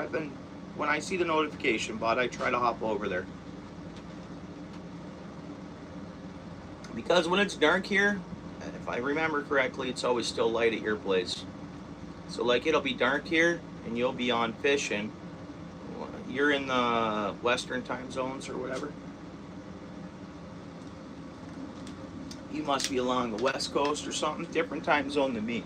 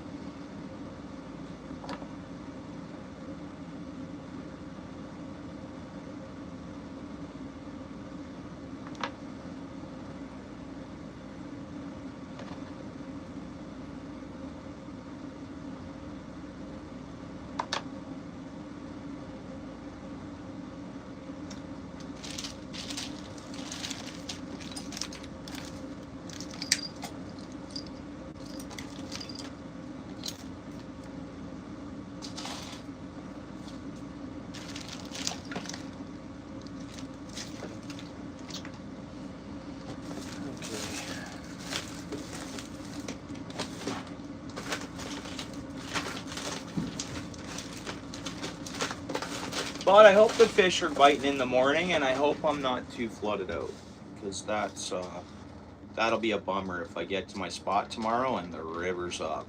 I don't think it will be. You know, the base of that river, I'll call it the base of the river or the head of the river, the top of the river. It's a reservoir, and it's miles away. Like it runs from that river. I fish runs from. David's mentioned it in here. from Dundalk to all the way to Lake Erie. Now it's a good stretch, 200 and something kilometers or something like that. Uh, but they drain that pretty good for all the meltwater to fill that back up, and then it's dammed off, and then they can control how much. So then these towns and stuff just don't get flooded. Now that changes a lot of stuff environmentally, I've always believed. Same thing with my town. There's a reservoir, and it holds back like ice out. It allows ice to melt, so we won't get like ice jams, ice flows, stuff like that. Now, naturally, I believe that those ice flows, naturally, they're important for fisheries. They are. I mean, naturally, things flow out. Ice cuts and carves. It dredges, as we know, with like as ice sheets. So you think of it that way. But humans, we've done so much. We've built these cities, and we've altered so much stuff. Right? Facts. I'm not saying that's what we've got to do. What we got to do, right? People need places to live, and places can't flood out, and there's a lot of costs that come in, but somewhere along the line, environmentally, things get changed, right? But fish have always seemed to make do, and we're not in bad shape, too bad a shape. I mean, my area is worse than a lot of other areas of Ontario, and it's just industry and population. Well, where would we be with all of that, without all of that, right? Okay. We got it. We got it. We got it. Thanks, bud. Appreciate that. Thank you so much.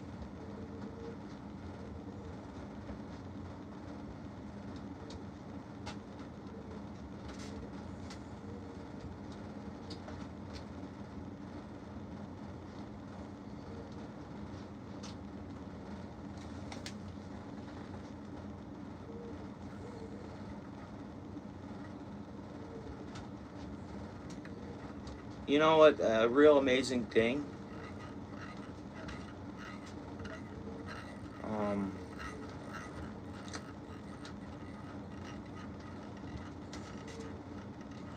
is how some of nature can adjust to some of the stuff that humans have done, right? Or altered.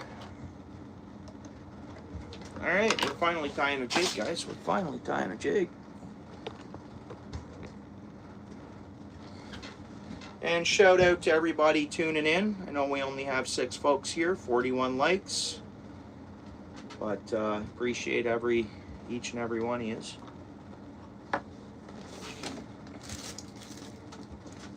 We're going to have a real good season, and I'll be always continuing doing what I do here. Hope we smash the fish tomorrow morning. That'll be good. I catch a few fish. I can't fish the whole day. I got places to be come the afternoon. But hopefully I get out there fairly early.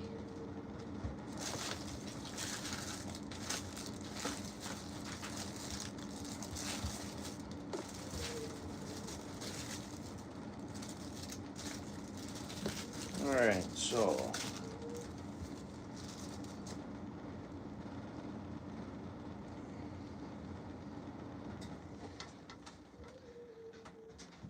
yeah, thanks, Rudy.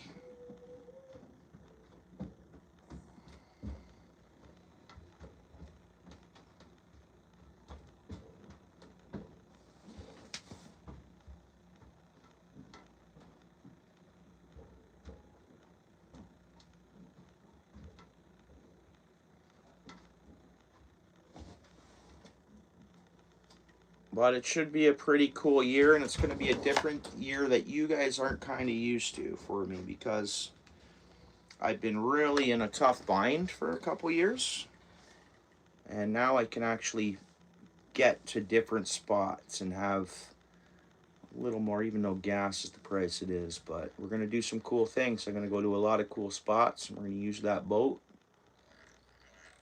and see if we can really enjoy what the world has to offer that way this year.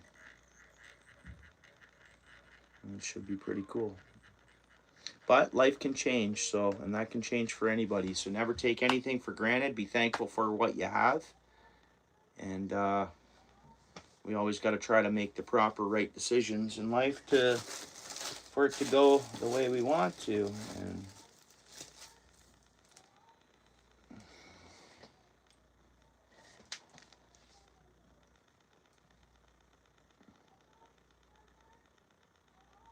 as best as we can. We're not always in control of that. We get trials and tribulations. I'm not going to get into that kind of stuff, but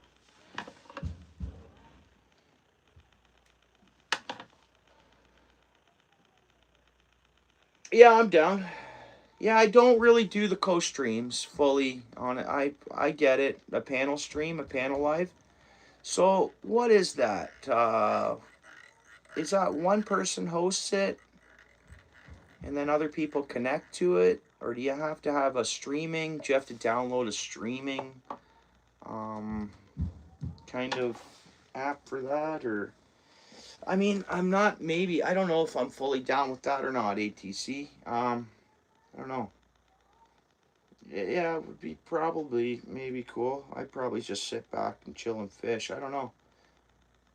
I don't know if that would be too much for me, ATC. I'm not trying to be funny. I'm just trying to be honest. StreamYard, yeah. I looked at StreamYard and I got to watch still on I have a certain budget for fishing each month. And of course, a subscription to StreamYard would come out of that, right? It's kind of fishing related.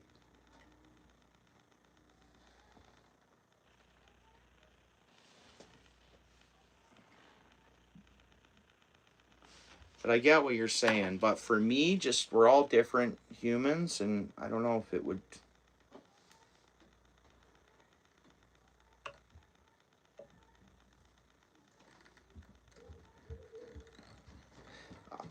Like a whole panel with 5 and 6 people on there, I don't think so. I think I could handle doing it with one channel. I don't mean to be funny like that. I don't want anybody to take me wrong by saying that. So when I saw you first mention it, okay, I'll do one with the ATC. But I think when it gets to 4 and 5, I don't mean to be snooty or rude. I don't think I can handle it. I'm a weird guy a bit.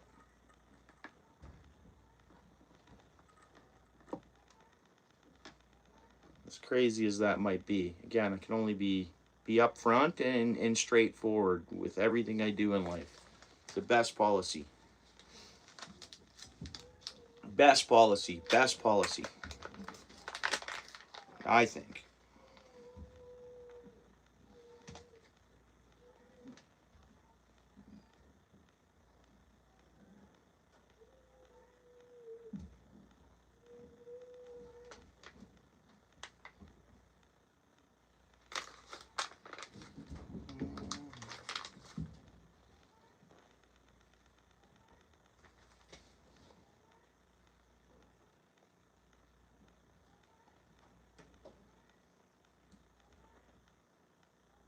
Right. And like even in person, I don't like to fish a lot of times with others. As cruel and crappy as that can sound. I purposely go to spots and find and get access and get connections to spots where I know other people pretty much don't have access to.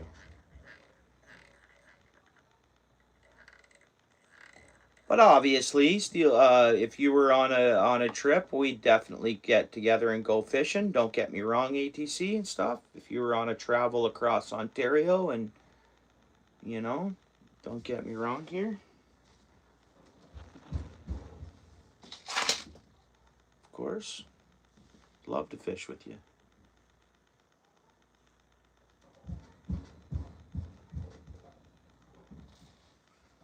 But on an everyday or weekly basis, I fish alone, man. You know?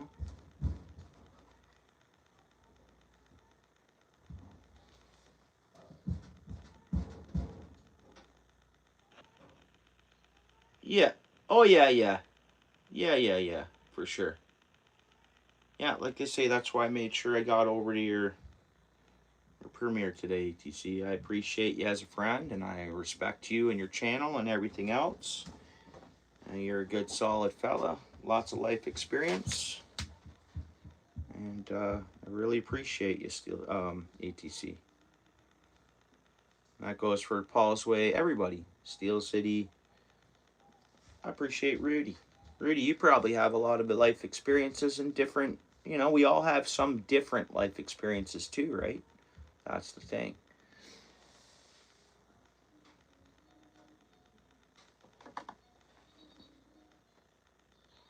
I thought maybe we'd see some content eventually coming from David. We might still. There's posts on there of his channel and stuff. Maybe this year he'll do some more, maybe. I think he went live a week ago or so from the lake, he mentioned. Oh, no, but he had some, I think he mentioned he had some technical difficulties. I didn't even get notified of it. But yeah, I was at Steel Cities, I was at ATCs. I do my best to support people.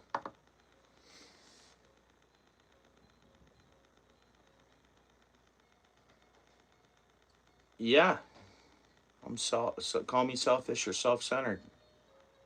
But yeah, I can fish by myself every day, all day. Even not live, making long forms, whatever the case is, just doing my thing. I like to be alone too because of areas I go to. I'm adventurous. Like I say about trying to get access to spots that other people don't have. A crowd is not good for any of that. A crowd will ruin that. You get what I mean? You see where I'm at? A crowd will literally ruin the spots that I have to cuss. Getting spots is um,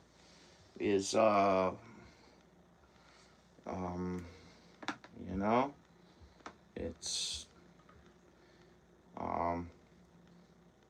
like one of my spots I cannot take anybody to. That's the conditions of me being able to fish there.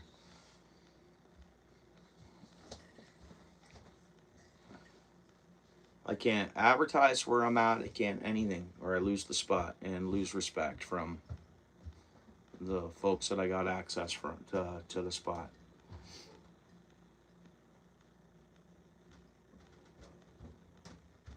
A camera? Oh, like you mean? I see what you mean. Yeah, yeah.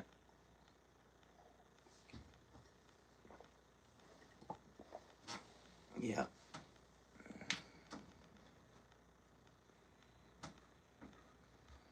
So obviously I'm always going to be getting new spots, making connections with farmers, and I got a game plan. I've been doing that game plan, and things I'm doing a crowd can't be involved in. You know what I mean? Or what I'm looking for my own satisfactions aren't going to happen. All right, what are we going to do? We're going to tie. Oh, it's a UV. What am I going to do here?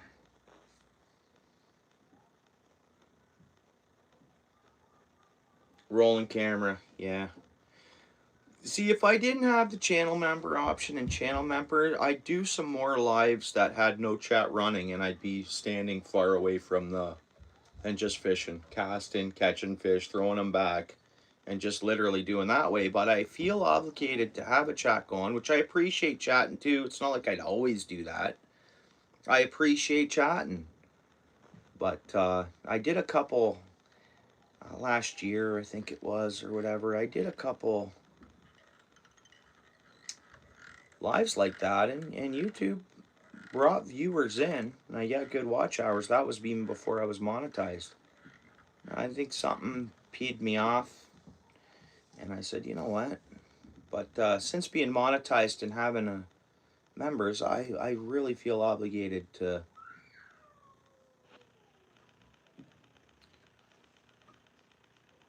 share the chat, obviously, with folks. This is a cool little, look at that thing. Look at this thing we just made. You know what? Let's go back and try to get that going a little more down its tail. Get some of this fuzz down the tail. Maybe I should have added some fuzz on the tail before I did this. I was thinking on it, believe it or not. But everybody's got to do their thing and whatever they're looking to do. This is a hobby for me. I know it'll never pay a bill. It'll help me with gas and stuff like that, which I so appreciate it. Um, I have 5 other people that are relying on me. I have a lot of responsibilities about feeding other mouths and providing. I can't. YouTube would just not. I mean, I can't say I don't want to discourage anybody, but it's a hobby for me, and I really enjoy the socialization and constantly learning. We're all constantly learning about fishing.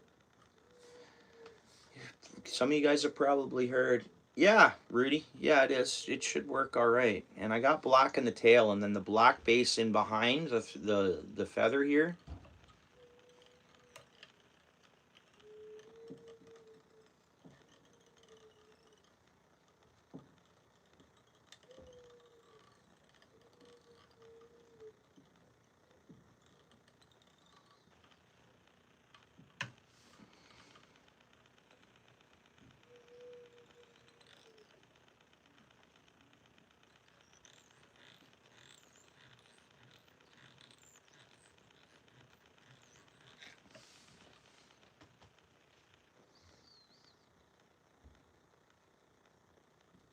Yeah, well, I'm doing I mean, I'm not advertising it or nothing, but I am.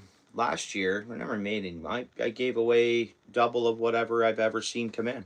Didn't pay for any of my gas. The lure giveaways, shippings, and things I was doing. You know exactly what comes in off what we do, more or less. I mean, there is some channels that do really good, but I mean, the economy, economically, not a lot of people have a lot of coin just to throw around and be super chatting. And in the all reality of things right now in the world, let's be honest here. You know, I mean, even if you have someone's retired and has a great pension coming in and they're set and their home's paid off, the living bills are just ridiculous. Let's be real here. I don't know about your neck of the woods, but property tax just keeps slamming people. And then if they don't own a place, they're renting and they're paying ridiculous amounts of rent. And stuff like that. Cell phone bills and fuel costs if you have to get to work or if you this or that. Or it's, you know, let's face it. We're not in a time where a lot of people have a lot of disposable income. Yeah, yeah. So, like, if I think about the times I screwed it out fishing, and I really appreciate it, and I'm very thankful for every membership and any little thing that goes towards my fishing out of YouTube. Um, but like I look at March, I didn't make my minimum this month, which is fine. It's funny, the month before I did. But anyways, it doesn't matter. But I did some scouting a little bit, running around a few weeks ago to like a lot, and I travel quite a distance, believe it or not. So sometimes just on an outing flying around to pike spots, I can burn $30 in gas, believe it or not. 15 by the time I make it as far as I go, and then $15 to get back, or 20, it adds up. Right? And that's getting skunked, just going spot to spot, right? But that's that, and then just other things. I mean, it'll never pay for itself this year. I'm not trying to be negative. It's a fun hobby, like you said. Not in competition with anybody, and I'm not even in competition with myself. Because I know some people will be in competition with themselves. I'm not even in competition with nothing. My skills that I do for my workplace is going to always pay for my family, and this is literally having fun, like you said. There's a nice, awesome little jig I just made. I'm really happy with it.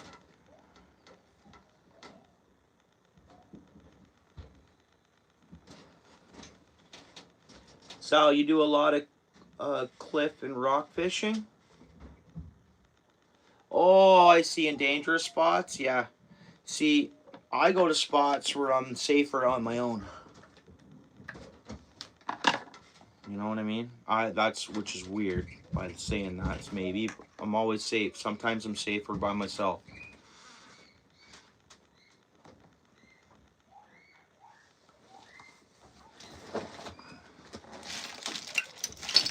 I can handle situations solo, no matter what happens. Kind of idea.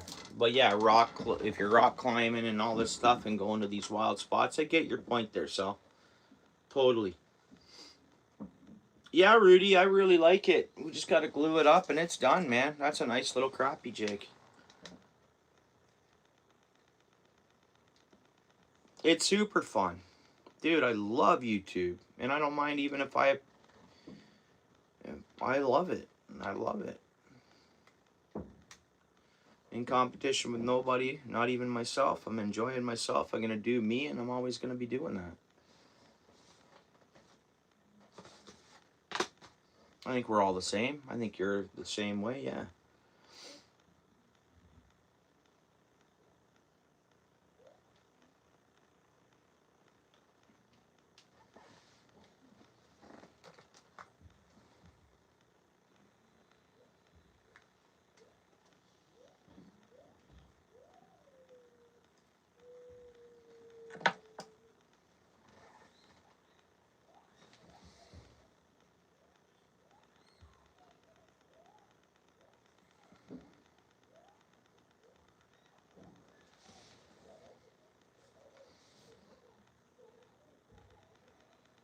How about this? All I want to do is fish, and with technology nowadays, I might as well share it and enjoy it. And I've met a lot of great people, and I've learned a lot. You know when you think learned everything, you're always gonna learn maybe something new or something similar to the other or another. I don't know. It's pretty. Yeah, I like this jig too. There we go. Now we tie 3 more. We're gonna do the pink one next. Yeah. Uh-huh. Oh yeah. And learn from you and you learn from them. Yeah, yeah, yeah. Yeah, yeah, yeah. I get you. Totally.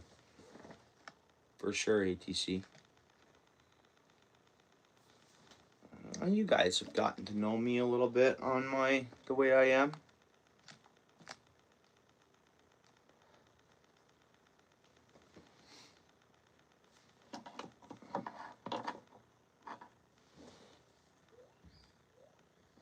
Yeah, I keep a pretty awesome calm chat. Got nobody in here mouthing off. Neither do you. You're very lucky that way. This is great. We don't have trolls coming in here. Very seldomly. Sometimes when I'm fishing live, because YouTube will just throw me out there when I'm outside a little more. They'll travel me around the vertical streams or whatever. But yeah, I mean, I'm so thankful. The people that have stuck around are the people that I want to stick around. You know what I mean? If that makes any sense. There's been, and there'll be more. I mean, I'm just talking straight, and as a human here, you know.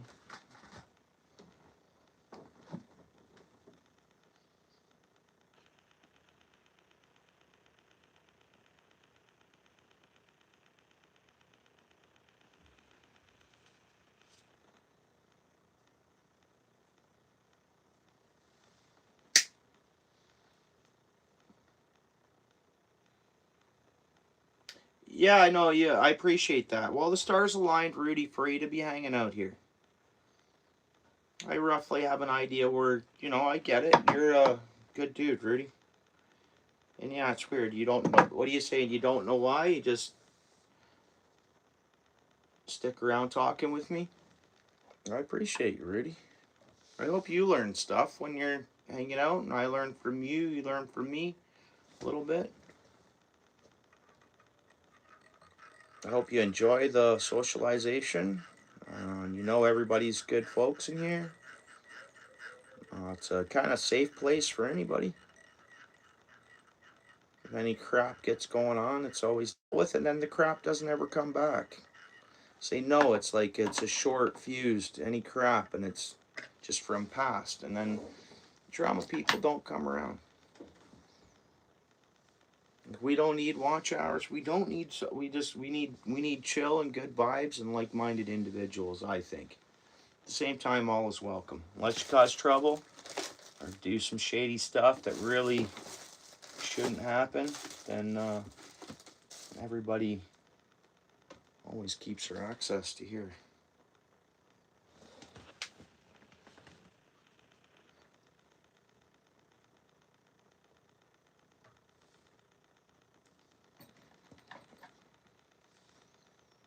Ten people in the house. Thank you so much. 41 likes. I think someone withdrew the like, but that's okay.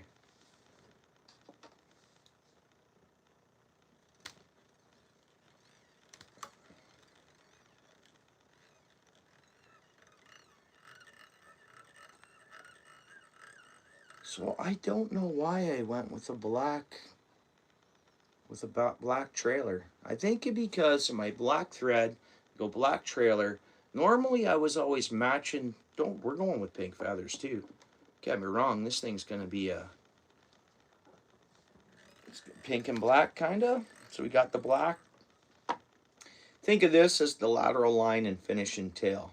The black thread over the hook shank here is all black. So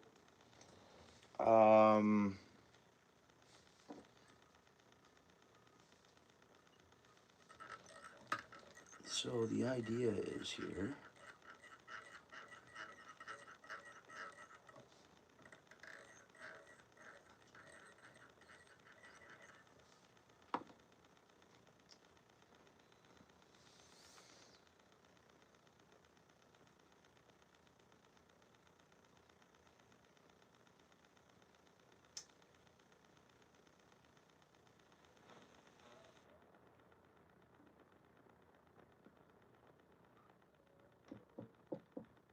Yeah, no, you have a really, really cool channel.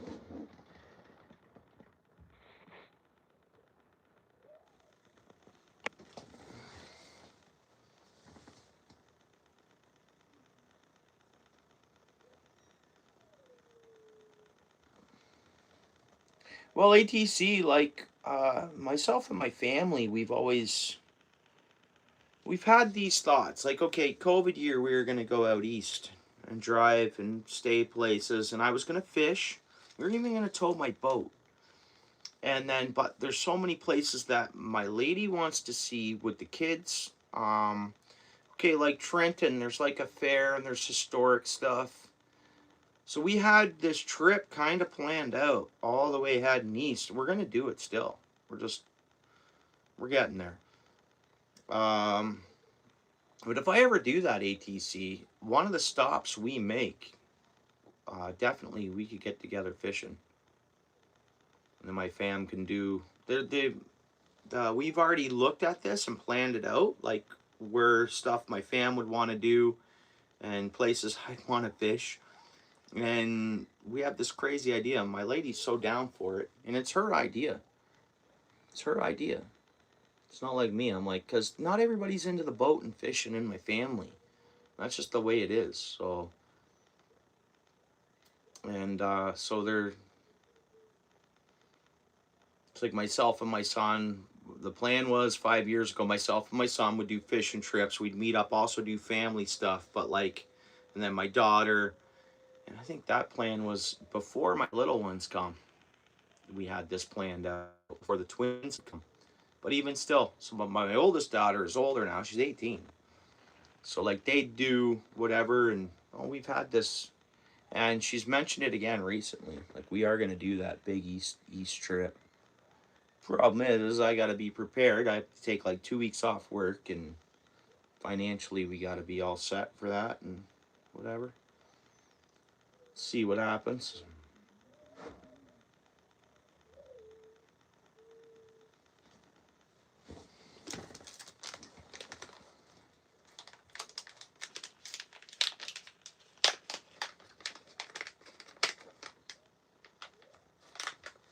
You got an awesome channel, ATC.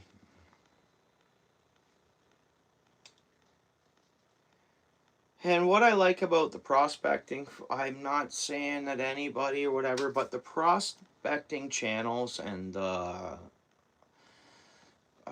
precious metals community is usually a responsible one. That's what I know of. I mean, put it this way.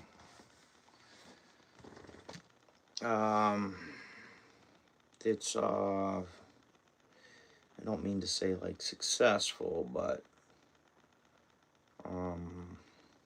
you know, people who are usually, you know, decently set on their own in their own life. They don't need anything you have, and that's the way I am. I don't need anything anybody has, and I'm gonna show you something. ATC, did you ever collect any of the 20 for 20 silver quarter ounces? I know they're only quarter ounces, and then I know when they first came out they weren't the greatest deal, and you got to be really careful with them. But you know the mint on those, they're not they're a low minted coin, you know that? And that those were in 2012, 2014. I think that series ended in 2016. ATC, you're familiar with that? Yeah, yeah, me too. I'm privileged to live in this country. I really believe that. Very thankful. And I believe in God, ATC. I don't know if you do or not, but, you know, God has blessed me, and that's every day. I'm blessed, and I'm very thankful for it. Did you collect any of those? Anyways, here, actually. Oh, no, no, no, no, no, no.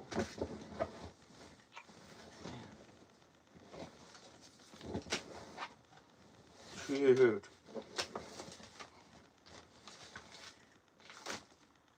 Ooh, these got to go in the tackle bucket. These are really good for panfish. Crap, man. Anyways, that's okay. But, like, for instance, this 2015, I know I'm getting off topic and I'm going to keep tying this jig. Yeah. But, yes, darn, man, I crushed this a little bit. And I can order replacement sleeves for these. Do you know that? If you have a damaged sleeve, because I like to keep all the... Reef, are you in the house, bro? Reef, appreciate you coming in, brother. How you doing? Good to see you. You know, Reef, I tried one of them spinners and I lost one of them, and I'm so thankful I have two. Because I fished it in a season I shouldn't have fished it in anyways. And I knew it. But I still have one of those awesome spinners you sent me, Reef, and gonna make sure I don't use it in a spot where I can easily lose it. I know I'm sure I can get some more, but how you doing, Reef? Appreciate you coming in, bud. Yeah, so like this is a nice coin. They're always the Canadian coins are well sought out for. Americans love them. So like these ones here, the 20 for 20s. So this we're gonna get back to tying this jig and stuff. I just ATC you're in here. I am not knowing in the I watch everything. I dabble in just buddy, I am who I am, right? Anyways, so like even the quarter ounce silver coin here, man. The detail on this coin. And I know it might be hard to see, but it's a Superman 2015, 20 for 20.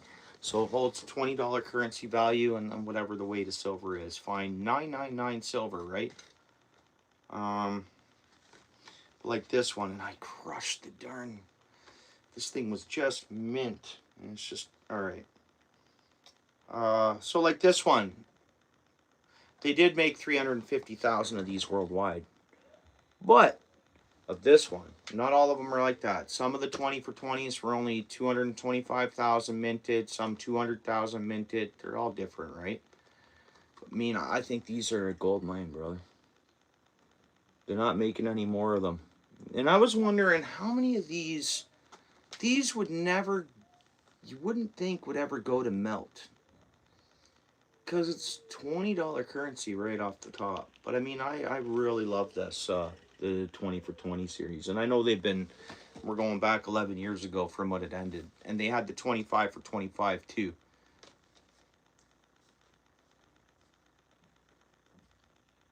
Yeah, well, yeah, I get that point. But as we both know, I know maybe my other channel should be, I have 2 channels. The other one's like that stealth channel. I should do something else with that channel and have 2 channels running. And I thought maybe a couple thoughts for it. But anyways, see, all right. Don't want to get into this on OUTFISH Ontario, but at any time that silver price and gold, especially with war going on, it can be they can crush that down to $5. Man, they can crush that to actually almost nothing. I don't know if you agree with me or that. I mean, metals can be manipulated. But anyways, I think they can be. I got to start going with thinks, because I'm not going to start saying I know all this stuff and my thoughts and all this stuff, right? I know I'm getting off topic with the soap tinfoil hat and all this stuff, but I mean, if you gone through, you get what I'm saying. So there was only so many of them made. I get your point of the stacking, and I totally get what your point is, and I've been there before. My bad, ATC. Anytime that you and Steel City are around, I get you two, like even in the chat when you both in the live. I don't know why I call you Steel City sometimes. I almost do. But yeah. Anyways, do you see my thought of this? And if I can get my hands on them at the right price, depending where I'm at, where and when, these, and you're always going to have people with money. In the worst economy, there's still people with money. The rich get richer. Never forget that. Any 1 ounce of silver can be replaced in the ounce form of raw material. There was only 350,000 of them made worldwide, and there's 8.1 billion people in this world. Canadian mint, anything, whether it's your Canadian maples, 999, anything, they're sought out for worldwide. Everybody loves the Canadian silver.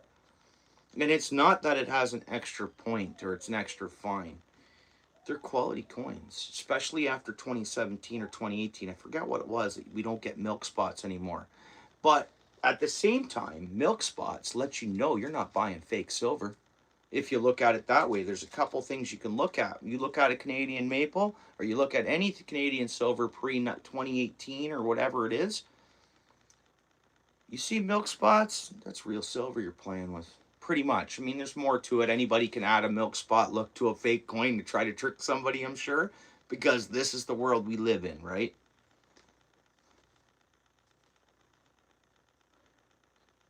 I work with metal as well, as you know, Reef. Yeah, I work with, and I love fabrication. I love metal fabrication. Can wear many hats in life. I have a lot of experience in a lot of different areas. But my heart, honestly, guys, I love CNC machines, and even manually CNC machines, or brake press operating, or bending things and following a blueprint, or making a CNC machine smoke with production. Like, let's go! You know, I love it. I get off on it, and I love fabrication. So I'm a metal guy for the rest of my life, because of it also pays properly. It's a trade that, if you're a skilled, and I'm actually doing an upgrade, I'm going to get my robotics technician certification. So I'm going to be a certified robotics technician, because I know I'm getting older, but I have a lot of time to work. I'm going to work until I die, pretty much, the way I see it. So I want to have the robotics tech, because as things go, you always hear about, well, we're going robotics. Well, I better become a robotics technician, so as things change, I will go from the CNC to the everything from old school up through the line, and then boom, I'm prepared already. I'm a robotics technician. Here we go. Let's rock. As things go on. But anyways, I'm getting way off topic. But I love these, bro. Here's the Canada Goose. Here's the Whale Iceberg. And what are these minted at? I forget. 225,000 worldwide. So there's always people with money that'll pay when they want something and they're collecting something. They're just going to pay it. They're going to pay it. So you get my point probably on that. Yeah, you 100%. I know that, ATC, but I'm also going to have fun doing it. Now, as long as my health can work, I'm going to, which I think I'm going to be just fine with God's help. The Santa coin, brother. And this one, I gotta stick to fishing, but maybe I should do something with that other channel. 225,000 worldwide out of 8.1 billion people, or whatever it is now. But I don't know. A lot of nice stuff, Canadian Mint. And as you know, I got addicted to Goldbacks. But anyways, I thank God life is good.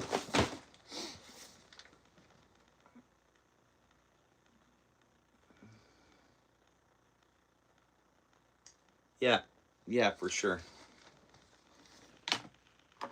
And anytime somebody tries to take a poke at me, I'm very thankful, because I'm not going to get strange on you guys. God's fighting my battles. Take a poke and find out. I'm not asking you to do that, because as crazy as that might sound, man, God will fight my battles and I just sit back and chill. You know, it's crazy. So that's just what I've seen, and I'm thankful. One way or another. So everything seems to work out. But have I worked for that? Probably. All right, we're back to this. So simple. How about this one we put? We'll see what I do with the other channel, ATC. I don't know what I'm going to do with it, but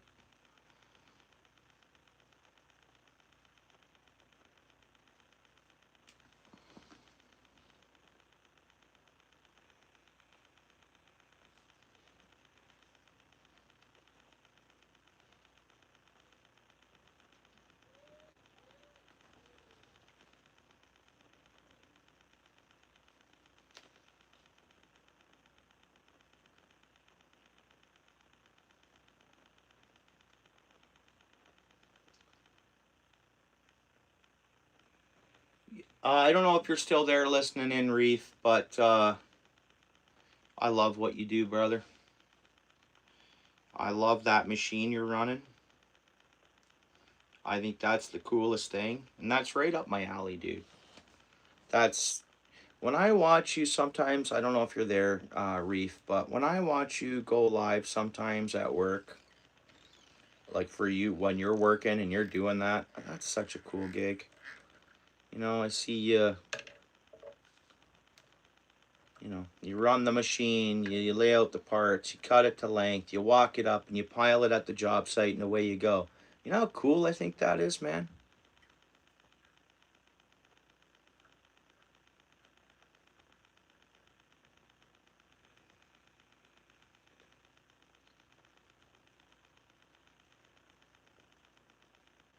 Yeah, for sure.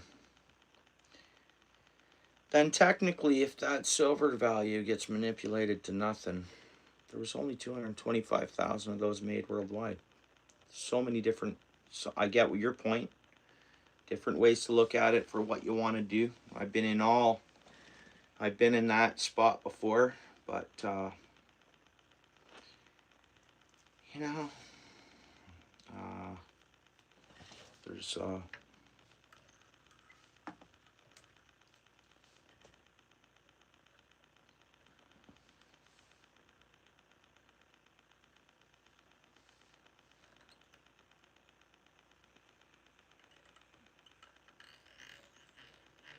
lots of fun, bro.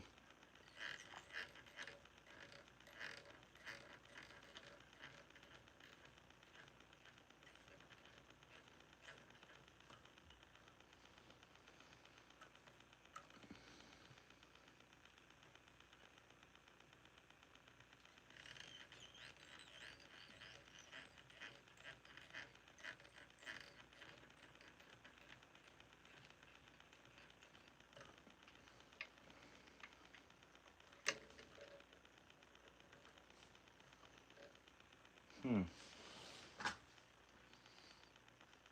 All right, Rudy. Thank you so much for hanging out, dude. I hope you have an amazing weekend. Happy Easter. Stay blessed, Rudy, and thanks for uh, your involvement in here and in chat and everything else. Really appreciate you, Rudy. For any reason, if I don't see you, you have an awesome Easter and good rest of your weekend, man.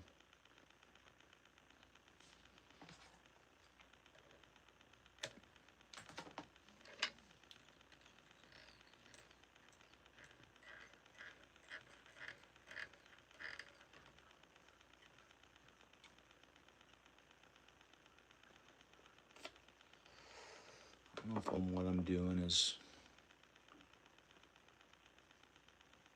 what I want to do or not.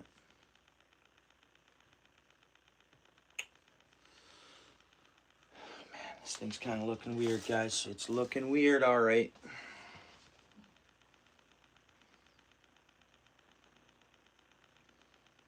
Yes, 100%.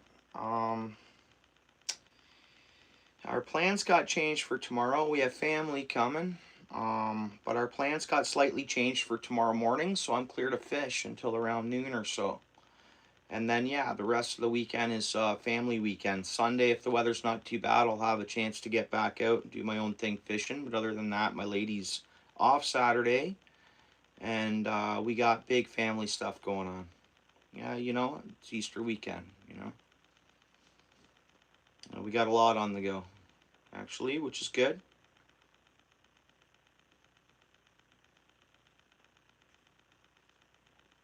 Yeah, and we're all prepared. It's going to be actually quite festive, kind of, what we have planned and going on. And, yeah, we're going to enjoy the weekend. So fishing tomorrow and maybe Sunday. Other than that, it's a fun-filled family weekend.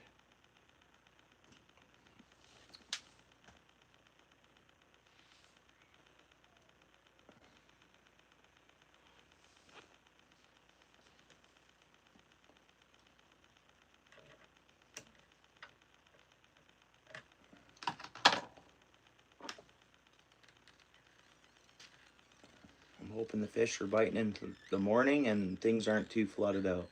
One thing at a time, and then I continue on with my day after that, and I'm really looking forward to it. And I get to see family and stuff like that, and some of my family are just like me, so we get together, and it's, you know, I feel really good after, you know what I mean? So I'm just looking forward to having a good weekend.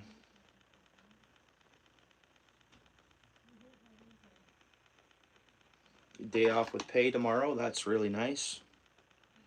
Yeah, so I get paid to fish in the morning, technically, like I'm at work hourly. Boom, bonus of devoting yourself to a company. I really so thankful in my workplace, guys. So thankful, and as they know, uh, keep me fed, and I'll do my best to keep them fed. Like, do my part to keep me fed, you know? So awesome. I see it as my work bends backwards for me, as well as I try to do the same for them. So thankful to be off tomorrow with pay. Very thankful.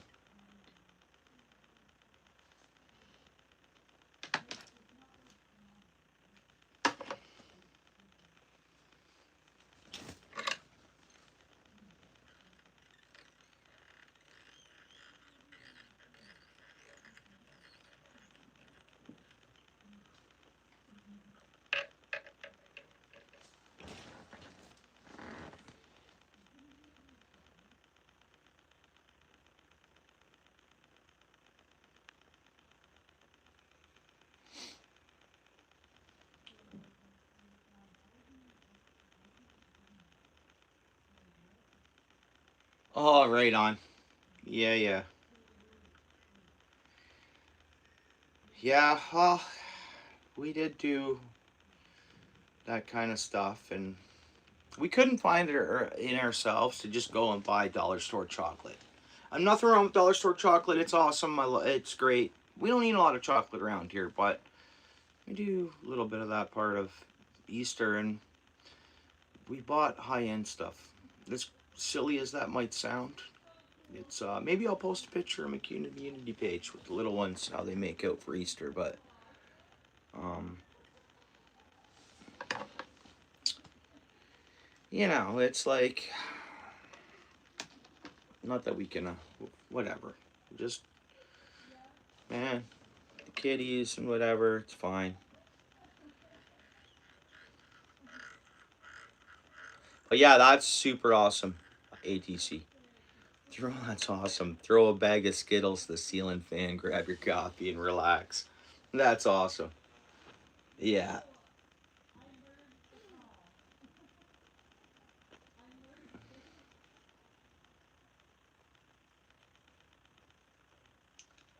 would never tell anybody. People thought I was crazy.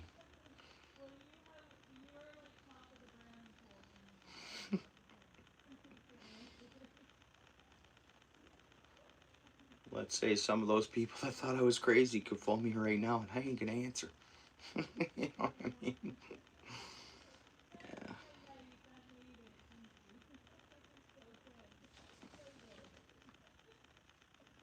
Yeah, for sure, dude. Again, I'm very thankful, ATC.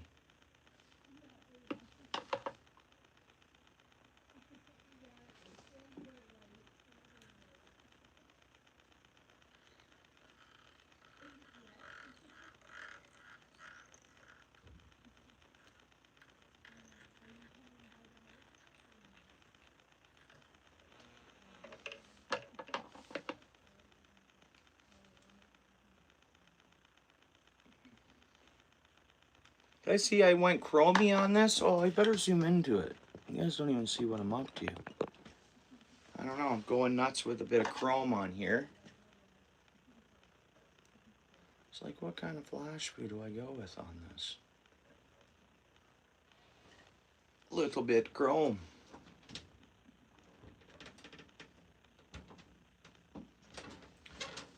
Yeah. We bought a case of Kinder Eggs with toys in them. That's not all we bought, though. You know, those cream eggs are awesome. The big ones. And a bunch of other stuff. And not only chocolates, you know.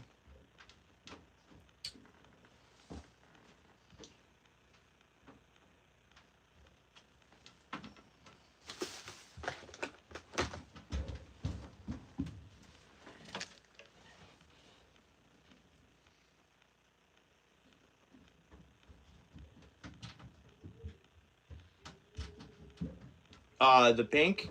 Oh, for sure. The pink for trout, for the steelheads and that. They would love this one, John C. Appreciate you, John. Yeah, I mean, pink. I want to get a pink spinner. I had one, but I lost it. But yeah, the pinks.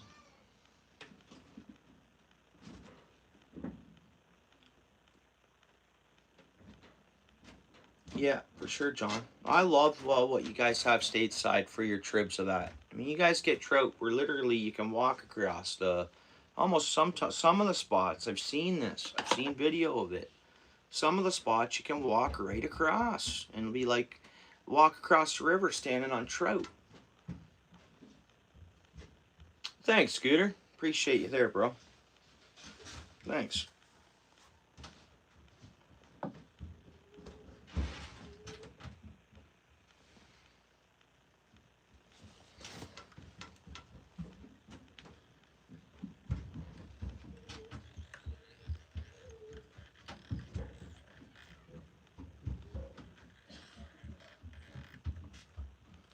So we do have some black feather. We started with a black feather because it's almost like the black here with the thread. And then if, I don't know, fish, the lateral line of a fish and everything apparently goes by vibrations and by like, you know, so the lateral line, and we're going to obviously tie a pink feather that's going to fluff up like we do our other ones, right? And then, so my thought is, by the time the pink feather's wrapped around here, the fish and like the lateral lines and whatever's going on with their sensory, because it's all sensory, right? Say that. I've always heard that. So my idea is, a fish sees this. We got the black lateral line running right to the tail. We got the pink. I put a little bit of fluff on there, which will respond in the water. I put a couple pink feather tips over top. Then we went the chrome flash boo. Now once we tie this pink around there and it's all fluffed up, man, I think we got something going on. The fish look at it and they can sense that black in behind that wrapped feather running through the lateral line. I'm just trying to make it look so perfect, like, not so perfect, shouldn't say so perfect, but thinking like a fish. I could be completely crazy and be like, oh, whatever, man, that's nothing. Throw something fluffy and a hook, they're going to hit it. But I just have these thoughts. So the pink, you look at it, boom, you got the black through the pink, the base, the black feather, then the pink, and then the chrome. I don't know. Yay, John? I don't know if anybody else, like... We still haven't caught a fish on any of the small baits. I gotta make a package for Paul's Way. I offered to send King some jigs on that. Some little package, like a... But I know Paul's Way for sure. Country Carpenter, how you doing, bud? Good to see you in here.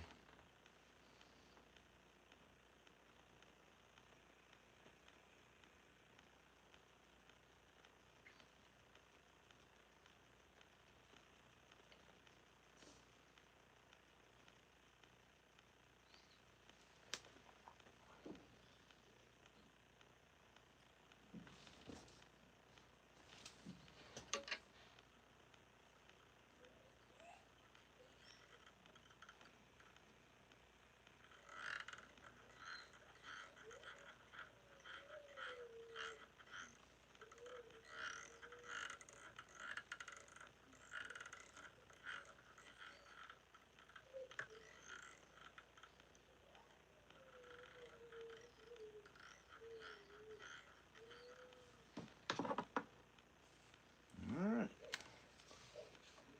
We'll try to choke up on this right away, because we know we want that, we don't want to pinch this this one here, we don't want to pinch down too much. Let's see what we can do here.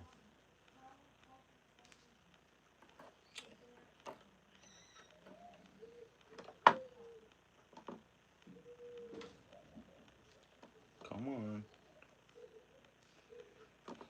Nope.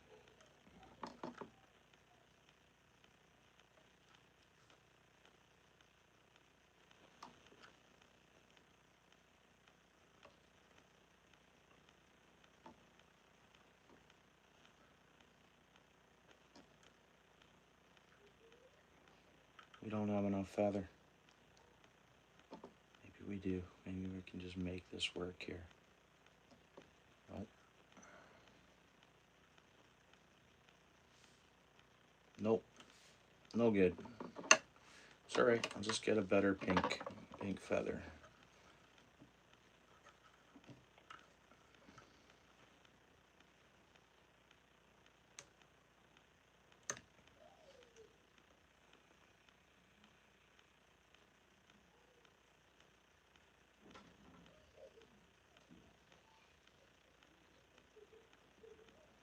All right, very cool.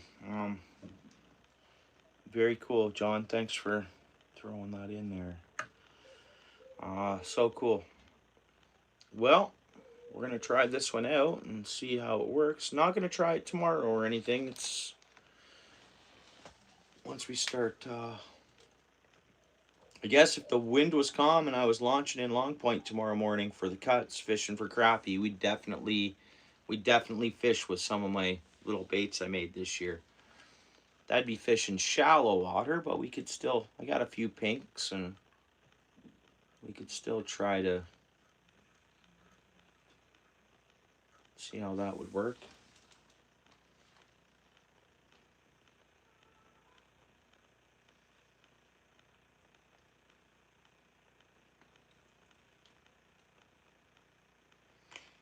But right on. I've heard good things about pink as well, John. Thanks for...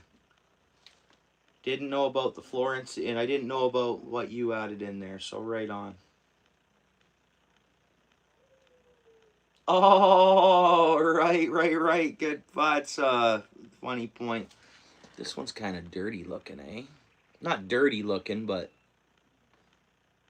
look at the fluff on the end of that one. I don't think we should use this one.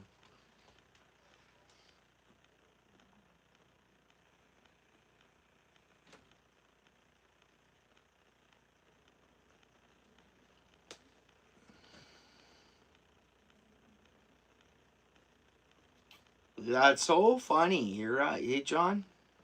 Okay. Yeah.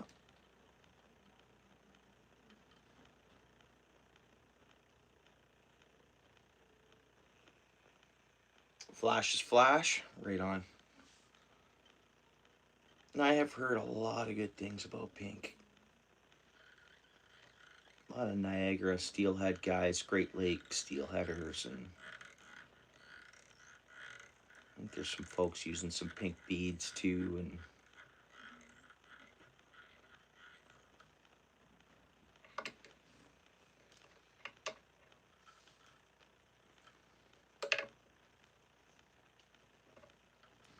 hey TC, you want a couple of these jigs, bud? Nothing for me to send you a couple jigs on here in Ontario, man. Letter mail. I'll tape it to the inside a postcard and boom. Yeah, you too, country. Are you taking off or are you just wishing us a happy Easter? Yeah, thanks, bro. Happy Easter to you as well. Awesome, bro. Well, that worked out. Look at this thing we just made. Boom, fluffy. This head glows in the dark, which normally when one of the jig heads glow in the dark, it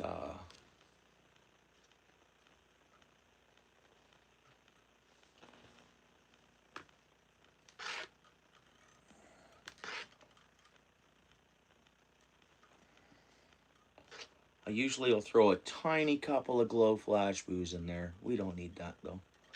It's fine that just so it's going to look like a bead with a fly. It'll glow. It'll glow a lot, that head. These are good jig heads, honestly. I really like them. I tried to pick up some more, but they were sold out. So that's how much people actually do like them. Boom. Pretty basic, eh? Isn't that basic? I don't know. Kind of looks a bit...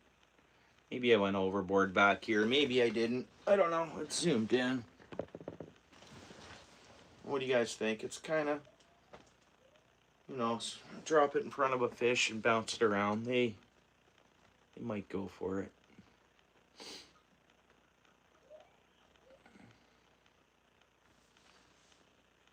Thanks, country.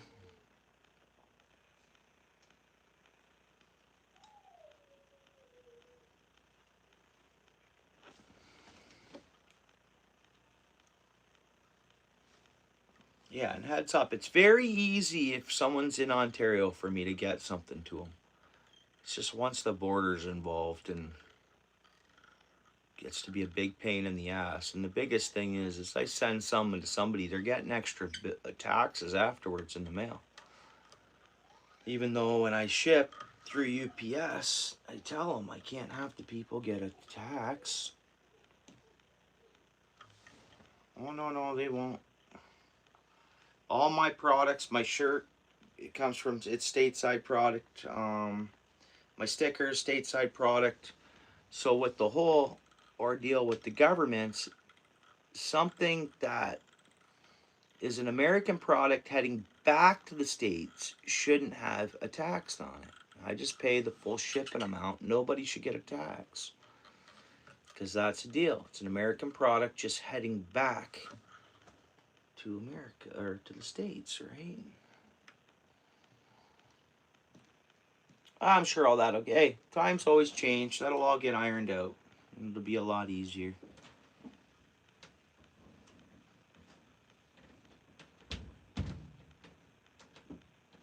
But yeah, for sure. ATC, I totally get that, ATC. I've,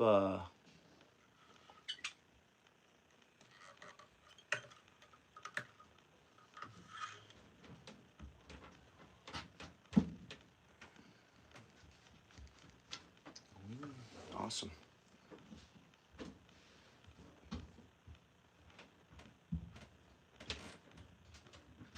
Ironed out? What do you mean? All the shirts will get ironed out? What do you mean? What do you mean? Well, last shirt I sent across the border, I think it was a $16 tax I got, and I paid almost 38 bucks, plus the cost of the shirt. So it ends up being like a... $85 t-shirt? Like, how is that right? It's not. So it's not feasible. You know what I mean? Shirts will get ironed out. Yeah, that's so funny. That is funny, John C. No, everything will get ironed out where we won't.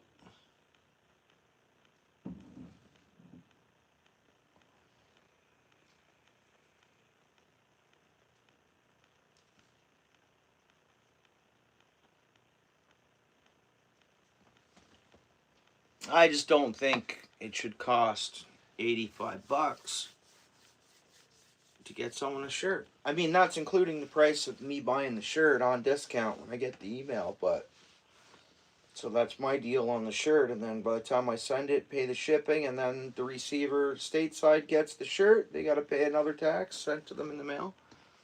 That doesn't work out. And it'd be different if it was up front. UPS should have charged me that $16, is all I mean. So it kind of just didn't go good.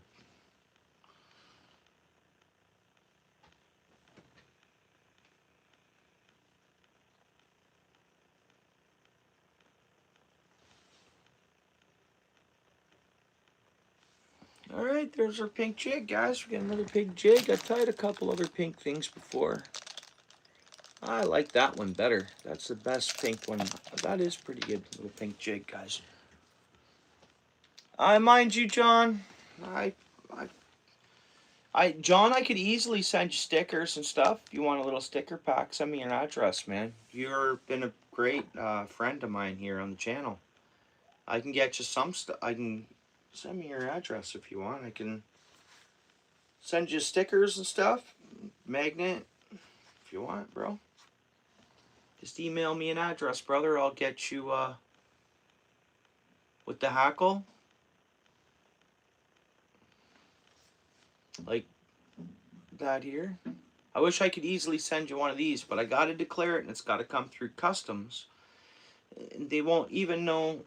They'll consider this, we get screwed. It's so weird. I could send a friend just in simple jig, you know. Yeah, send me an email with your mailing address wherever you want, and I'll send you a sticker pack for sure anyways, and I'll send you a magnet. And let's see what else. That's all stuff that I bought from the States. Should be smooth and easy. A letter mail. You shouldn't get any extra bill. Of course. And I'll make sure you don't. I'll ship it through, I'll even put tracking on it, bro. I'll ship it through proper customs, everything. It's fine. I appreciate you, John C., coming in, your knowledge and your support and your friendship, bro. Least I can do, man.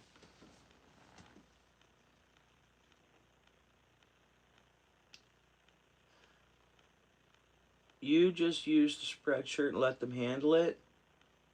Oh, I see what you mean. Yeah, I thought of doing that, like adding a t-shirt store if someone really wanted to do that. I get what you mean, ATC. And that's if anybody wants them, they just order from that and it'll ship stateside right to their address in the States or whatever. Yeah. No, John C., we're good, bud. No. Don't worry about the shipping. I got you, bro. And I'll get it out. I'll get that out to you this week. I have to get my lady to unlock this door so I can hit the porch again, and we need a charger pack. I have my computer here, but I don't have a long enough cord to make it to the phone. No, you're good, John. Email me that address. I'll get that out to you in the beginning of the week. First rain day after work, I'll get it to you, bro. I'll get my lady to pack it up and get it sent out to you, dude. I think I mentioned that once to you before, John. I wanted to do that. Yeah, just email me an address and I got you. I'll let you know when it's shipped.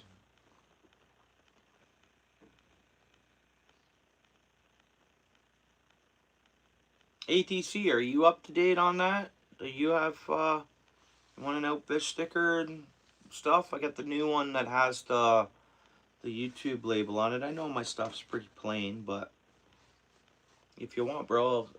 And then I'll tape a couple small jigs in there because it's easy because it's Ontario to Ontario, Canadian made little jig. Guarantee though, we're not always gonna have it like that, guys. So I'll make up for it later when we can easily just before long I could have just taped this into a postcard, mailed it in the mailbox, put the stamps on it, or if I sent it through customs, I'd just say, yeah, it's a homemade lure for a friend, gift, gone, done. No, nothing. Now they're just, which is fine. We're gonna get back to that. It'll happen, I think. It'll just take time.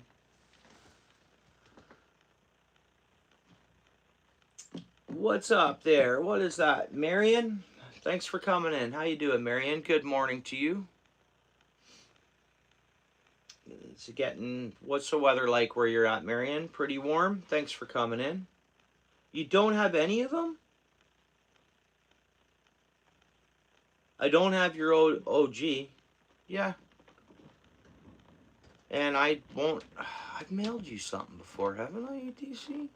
Have I never mailed you anything, ATC? Email me your address then, ATC.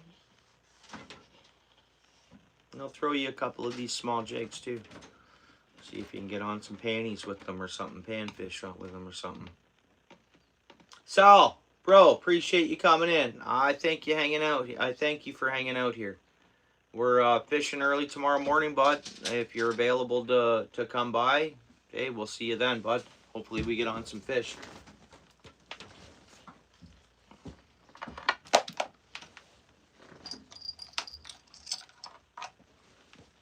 Yeah, thanks, eh?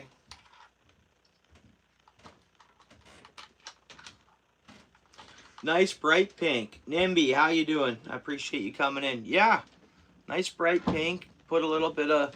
So I went with black thread. I know I already explained it. I'll explain it to you quick. You're tired, you creative with this stuff, so...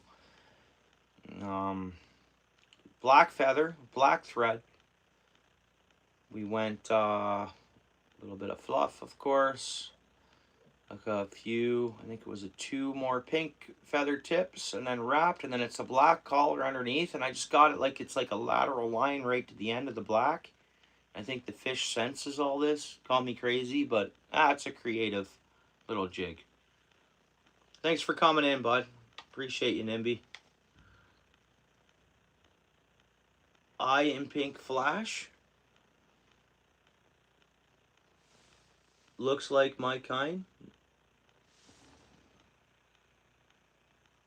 Walleye Whispering Outdoors. Thanks for coming in, bud. Welcome to the channel.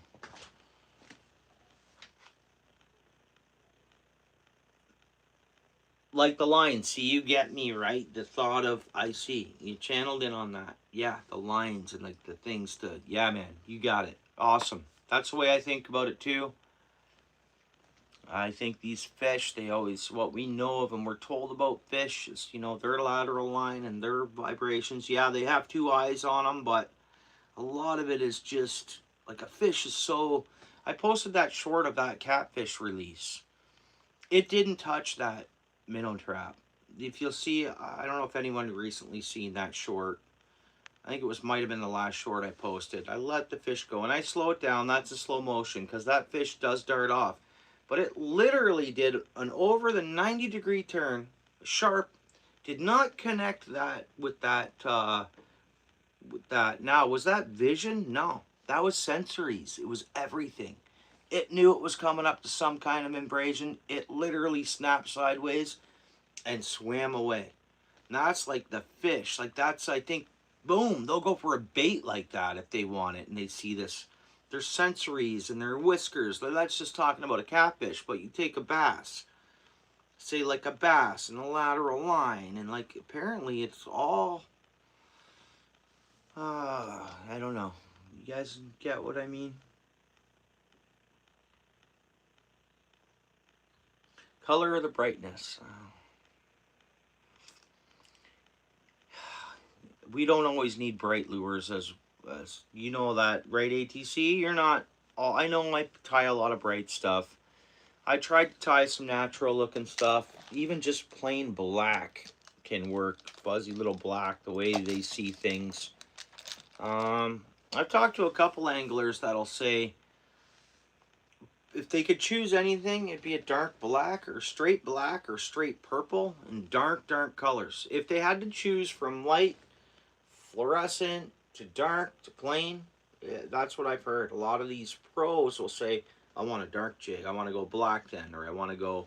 I don't know if anybody else has heard that before or not. Black underneath too, yeah. Yes, mimic the lateral line. You gotta try. Yeah, we're thinking like a fish. You're right on, Walleye, and John and everybody in the NIMBY. Uh, Color of the brightness. Yeah, that's a tough one. ATC, for sure it is. No, I know. No, I know you're not. We've talked about this before, and I know you're not a super glow guy. You're not stuck on glow. You think glow can be overwhelming and a bit powerful, right? Is that what you... We've talked about it before, ATC. I totally get it. I want to tie a lot more natural colors as well, and I'll do that as I'm buying more materials. I think yellow in a chartreuse. I mean, I catch a lot of fish on yellow baits. I don't know if anybody else, so walleye, you fishing walleye? I don't know, maybe it's different waters or environments, or yellow has always been a staple. And you think of the yellow Mr. Twister going back to the 80s and late 70s or early 70s. You think about the 5 of diamonds. It's yellow and red diamonds. You go some of these staple colors. I've been huge on yellow for a lot of years. Yellow works. I've been in spots, these little hammer handle pike spots that I just have fun with. Some will, I'll be throwing a color, and if sometimes I throw a yellow one on, they turn on. So a lot of times in some of these spots, just no yellow is what they seem to prefer. Is that because they're freaking cannibals? And it looks like a small little pike? The yellow? But I mean, for years, yellow's been a staple. Yellow, white, you have your white grubs, you have your yellow grubs. Let's look back at a little kit you'd buy in the 70s or 60s. Go back. Yellow, white, very standardized. You guys feel me? Purple is visible, very deep, and also reflecting ultraviolet light. That's so cool, John C., because purple is, well, the only Canadian currently, I believe, that's in the Bass Hall of Fame tied this jig for me. His name's Jim McLaughlin, Big Jim. I don't know if anybody's ever heard of Big Jim, but he tied this bait. I have a bunch of Jim's baits that I've not even opened out of the package he sent me in. I have the letter mail and his writing and saying, enjoy, bud, this and that. Some jigs for you, whatever, right? When I first started, anyway, I don't know if anybody's ever heard of him, but he's in the USA. I think he's the only Canadian currently in the USA Bass Hall of Fame. But he tied this. And purple is his go. He said it publicly and stuff like that. So purple is his go-to, purple or black. He's another one that's mentioned that to me.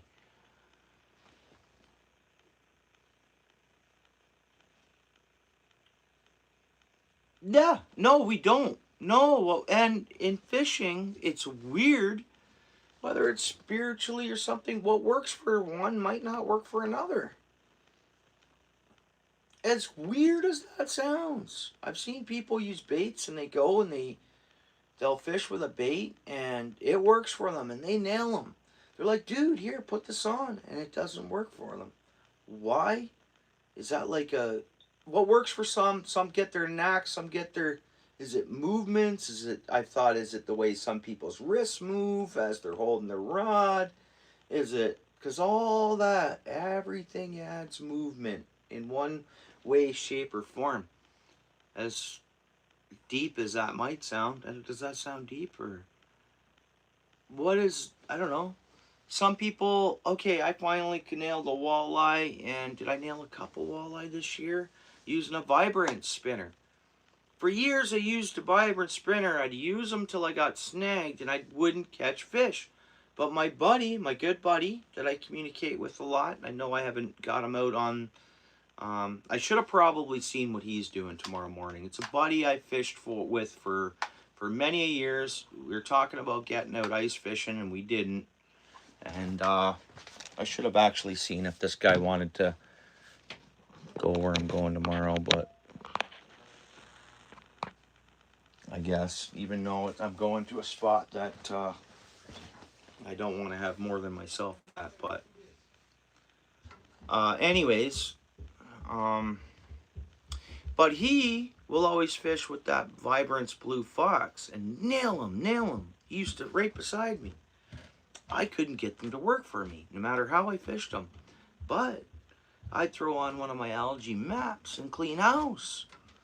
It's weird, why? And then he'll throw on an algae map and not catch as many fish as me. But he'll stick with his Vibrance, what works for him. That doesn't always work for me. Mind you, I did catch the two walleye on this year because I didn't want to give up. And I never want to give up on a bait I know is working for someone else. I'm just like, why wouldn't it work for me? You know? So in that, you guys see what I mean? Like, why, what works? That's mean combo, purple and yellow. Oh, that one there? Okay, cool. Throughout the years, in weather, change, yeah, lures, and present constantly. Good one, walleye. Let me see what else I've missed. Yellow perch, matching the hatch. John, you see, bro, good point, bro. And how I didn't think of that? Well, they think it's a yellow perch, and that's been a staple bait in all of our waters for so much time. They see yellow, and it's a yellow perch. The fish nails it. Good point, John. You know, as silly as that. Now I feel a bit silly because I should have bought a staple such a. Well, yeah, because a perch is yellow. Could be. What's going on? Awesome, cool, guys. And likewise, walleye. ATC, great channel. All things country, man.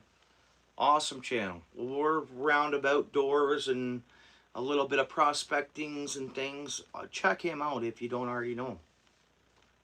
Awesome. Rapala MR5 in gold and purple.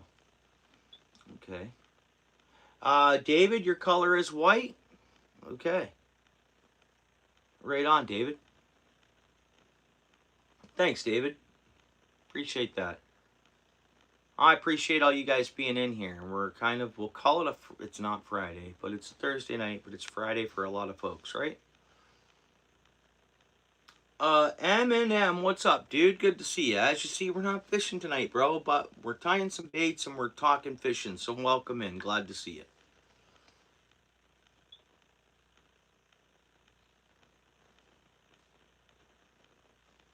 Matching the hatch. All right. Let me just check to see if what's going on here. All right, dude. See you get out with your little one there. Right on.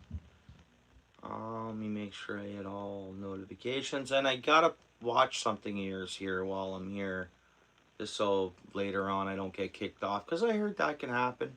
That's a nice. You're out on the ice a little bit this winter. Looking good here, buddy. Let's see what we got here.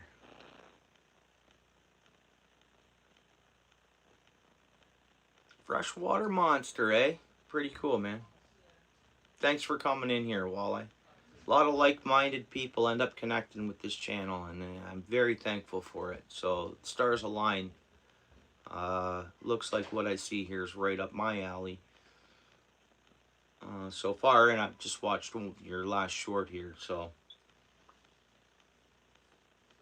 And I can't see the chat too good right now, guys. So just let me make sure I play this out.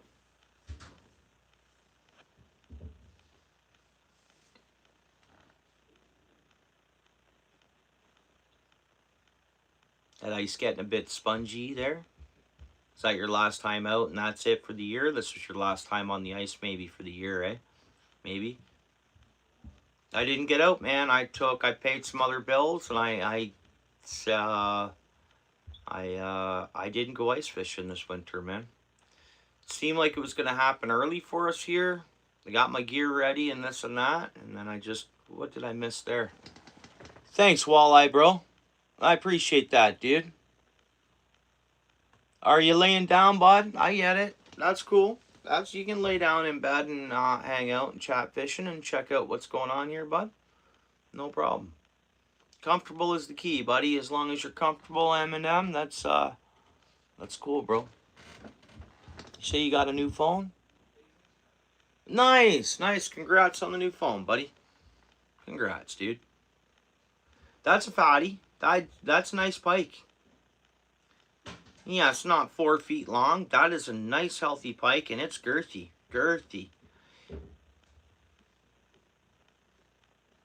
That is a nice pike, walleye. That thing's been eaten a bit, or it's... See the girth on it. It's got a good girth. I like pike like that, man. Some of the spots I catch smaller ones are pretty skinny-ish. You get in some girthy pike like that. That's really nice, man. What auger are you running there? My bad. I have the Strike Master EV auger. I got it here, right here in my bathroom. I know, my basement bathroom, it's crazy. I have augers sitting up there ready to go. Then I have fishing rods beside my vanity in storage. Man, there's only so much room and space, right?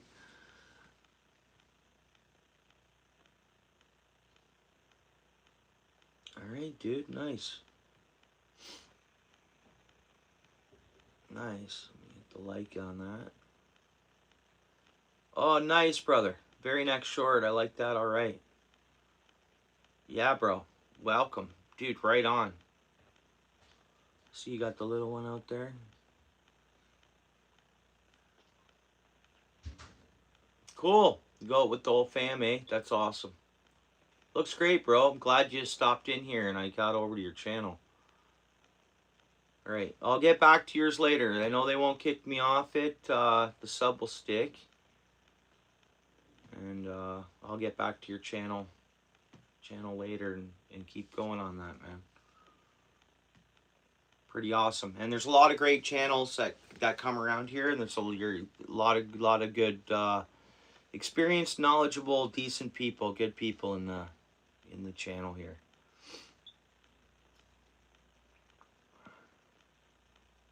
Is 29.5 inches long or 29.5 pounds?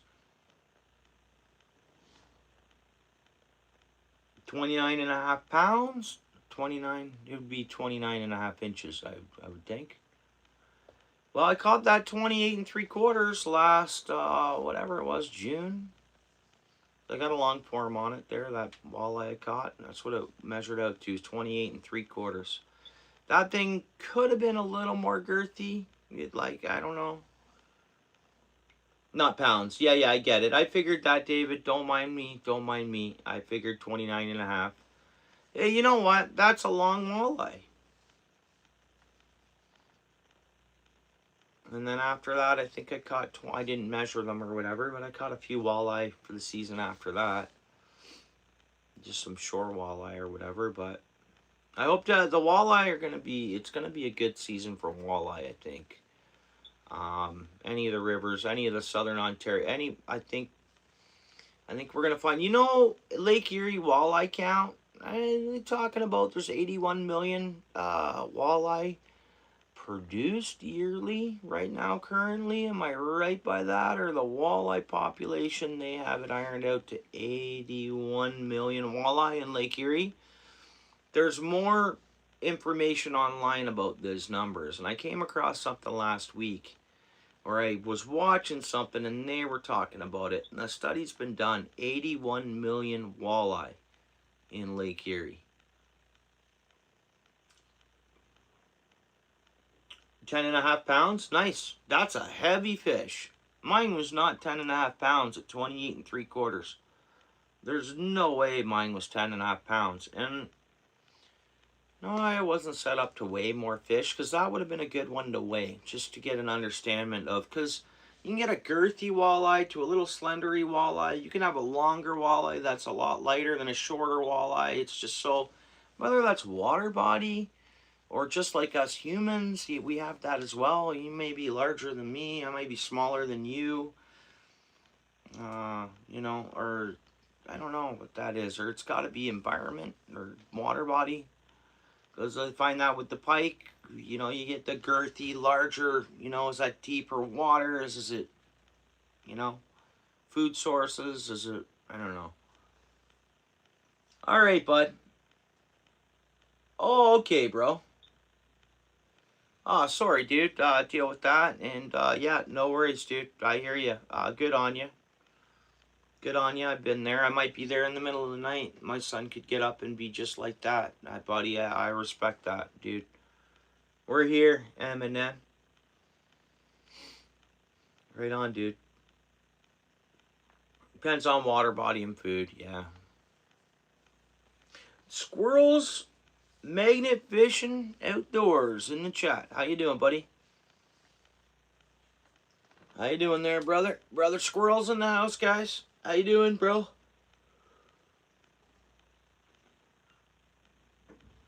30-inch eye and a 26.5 eye. Same night a month ago through an 8-inch hole. All right, I'll look for that. I'm sure you might have some content on there. I like the looks of your channel, man. Goal is to break 30 inches. Yeah. Nice. Well, my 28 3/4 inch walleye came out of the Grand River. I know it wasn't super heavy or girthy, but it's definitely, the tape measure doesn't lie. I used my boat front tape measure, set her up against there, 28 3/4. If anything, I'm being a little generous. Might even have been a hair a little bigger than that with the nose, because roughly, you know, I don't want to. Yeah, he'll get it. Dave's a walleye guy. That's his walleye and pike is Dave's fish of choice.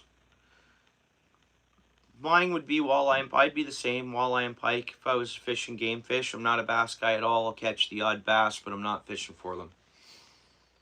And I don't rush to the nests at bass opener. I'd rather catch a bass out in 26.5 foot of water and bring it in that way, because I think we all know this. Anybody can be a professional bass angler when they're on their nests. And so many people have access to bass nests at opener. Sometimes you're still on nests. Even though you want to talk about bass, some places they're invasive. So, what do you know? What do I know, right? Oh, where's bass invasive now, did I hear? There's a new one. ATC, I don't know if you're in there, brother, but towards you, I think there's Thanks, bro. I appreciate that, walleye. Thank you so much again, dude. Appreciate that. There's so many different, How was your night, though, squirrels? We're at 11 o'clock. I didn't see your, you know, I was at your place yesterday. You work tonight, bud? Get off at 9? Hope you had a good week, all in all. Looks like you've been doing well, bro. Nice and healthy, and everything looks like smooth. You getting sun? I noticed you have a nice tan yesterday, I think I noticed. Good on you, bud. Looking good there, squirrels. New Brunswick. Yes, John C. John C. Yeah, so bass invasive in New Brunswick. I know in BC they're invasive. Am I right? And anywhere up north, zone 10, above Highway 17, if anyone's familiar with that stretch of the Trans-Canada Highway, anything above, bass are open year-round. They're not considered invasive, but man, they take over lakes. There's a couple lakes up north there that their actual minnow species are small bass. That's just the way the lake went. So bass, whether bass took over to the point where they ate all the food, and now the food is actually now yearlings bass and schools of small bass.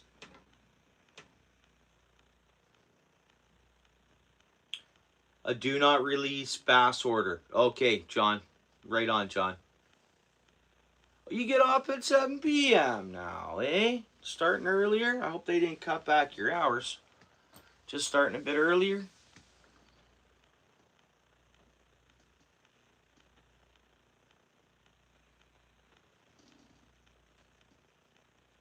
Bass in Ontario, they're not invasive, but above in zone 10, above the 17, they're open year round. So yeah, they're not invasive in Ontario, but they're disliked at us, or I don't know. There's concern. Hey, you know what I say? Stock the lakes. Stock a lake in a trial, a landlocked lake with bait. You can stock bait. They can stock bait. They can breed and stock bait. And I think there's some lakes that just can't keep up with. Do you ever see these lakes? I've seen it on fishing channels over the years, guys. And I'm not going to mention the names of the fishing channels, or they were on television. When they catch a walleye and it's got such a big head and such a small, they're starving. There's not enough food in that lake for them. Have you guys heard of this before? I think you guys.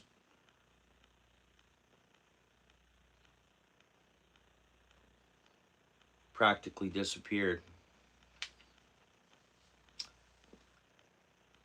My area, outskirts, heading north from where I am, David, like north and all the tributary, or I shouldn't say tributaries, what should I say, like the watershed from here, for me heading north, say, you know which highway, not the 400 series, so you get what I'm saying, David. That used to all be trout.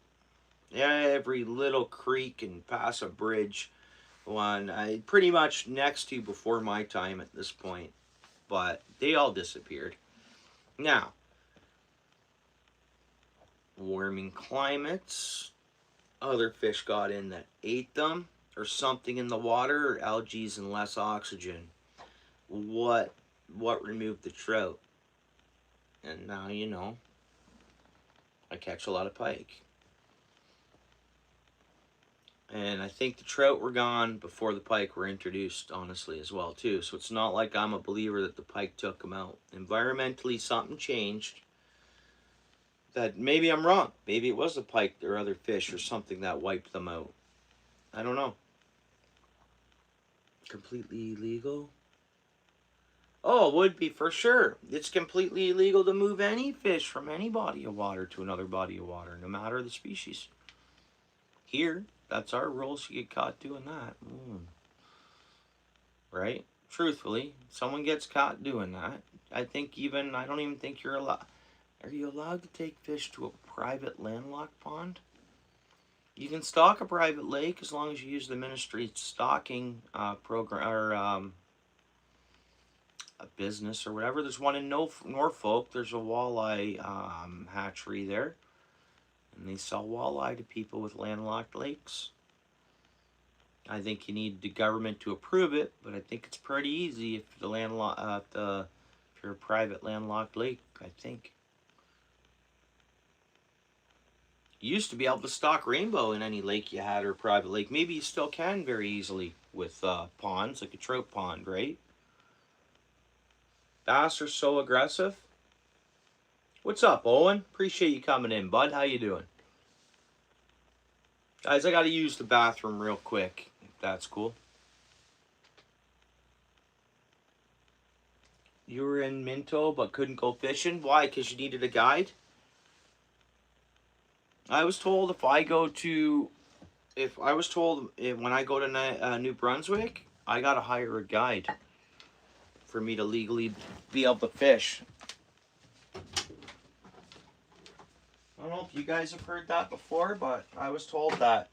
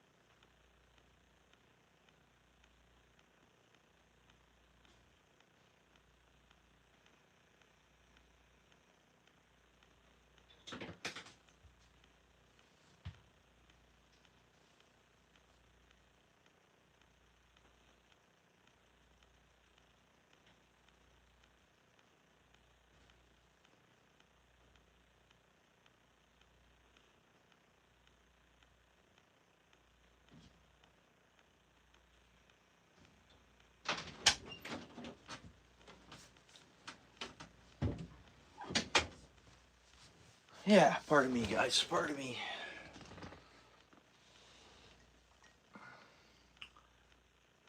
Going out on trout? Yeah. So the first time I came across Squirrel's channel, you'll see he does magnet fishing and outdoors if you check him out. But way back when, I just happened to be scrolling YouTube. I wasn't even uploading at the time. I don't think much. Here and there, I was, whatever. Came across, was it Boxing Day or Christmas Day or New Year's Day? Came across a long form from Squirrels Uploaded, and he caught a trout. Sub to him then. We've been connected ever since. Yeah, Canadian Owen. That's cool. North American, man. You're North American too. But yeah, Canadian, bro. Welcome in, dude. Yeah, for sure. But we're North American, you know.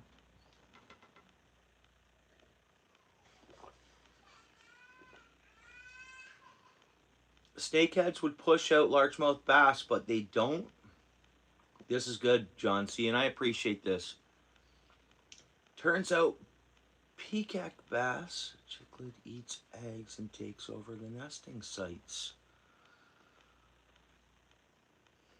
Peacock eats eggs and takes over the nesting sites. Of the largemouth bass? Or the snakeheads, to keep the snakeheads population down? Yeah, both. Equal amount. I think might be, it's always a 50-50 in here. Usually we'll get folks from across the big pond, Europe and stuff too, hanging out. Pretty much all over a little bit. All over the world, really. That has access to our YouTube. Like, whatever's they'll allow to, we pretty much, yeah, when you're out trout fishing, Squirrels, yeah. Made friends that day on the comment I left on your thing there, and that was awesome, bud. Yeah. Massachusetts, Owen, right on. Cool. Yeah, sweet, bro. Awesome. Good fishing, eh? Good fishing around Massachusetts. There's a lot of great fishing stateside. A lot of great fishing.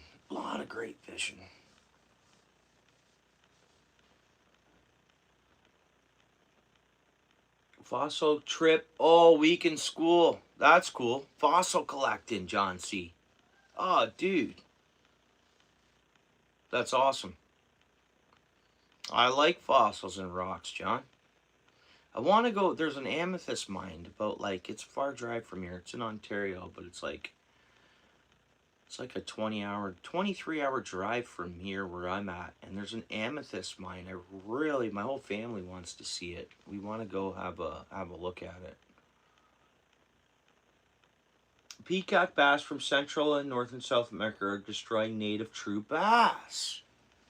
Okay. All right. And was it the freshwater aquarium world that made that peacock bass show up in Florida? Or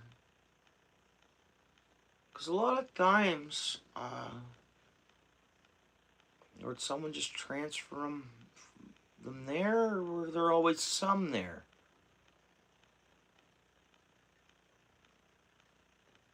Destroy native true bass. I heard there's something I gotta watch out for, and it's the Alabama bass. And it's a river species, and if it gets mixed in with the regular species, all the bass will be stunted. and you'll have small bass. Anybody heard that before?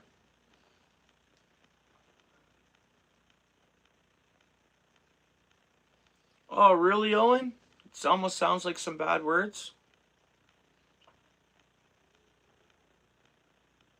You see, I've never heard my accent, dude. I think I talk like everyone else. So when someone says I have a Canadian accent, I'm like, oh. I don't, because you don't realize it. I think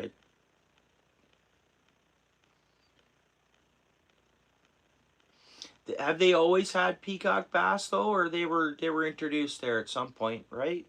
Or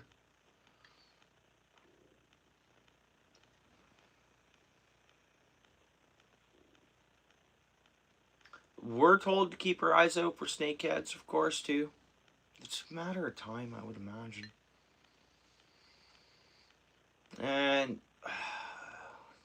what's the name? Asian carp is always used, right? Big mouth carp, whatever it is. We're supposed they're here. They're in the Great Lakes, and they're Canadian side waters. Lake Huron, Georgian Bay. That's like north. That's in off the Great Lakes, well north into Ontario. And there was some of them caught last season by a couple anglers. And when the guy called, you're supposed to call the M&R, and they send a boat out to you, and they'll get the fish. However, where you are, just give them your location. They'll come grab the fish off you. And it made the news this year. This on the local news. And I guess the M&R said, buddy's like, oh, I can't believe I got this. He said, keep fishing, you'll catch another one. Just like that. He said, keep fishing, you'll catch another one. They're here.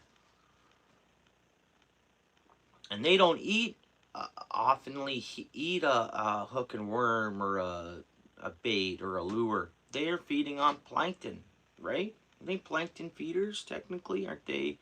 And some grasses and are they're plankton. So that's why they can be undetected, right?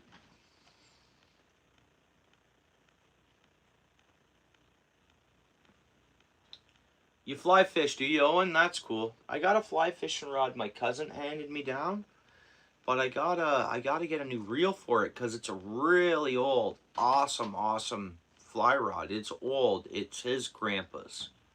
I know we have the same grandpa, but his grandpa from the extended side of the family. Anyways, he's not gonna use it. He got it out to me last year, and I was planning on starting to fly fish using that rod, but I gotta pick up a new reel because it's not one of the reels you can just flip. It's like old school. You bought them left or you bought them right-handed. You can't just switch them around or flip it around or anything and make it work.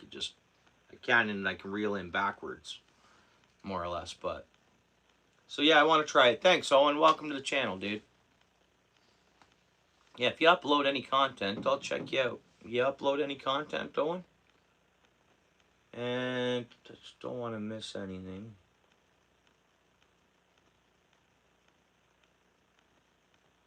My accent could be maybe a bit stronger because I'm tired. Maybe.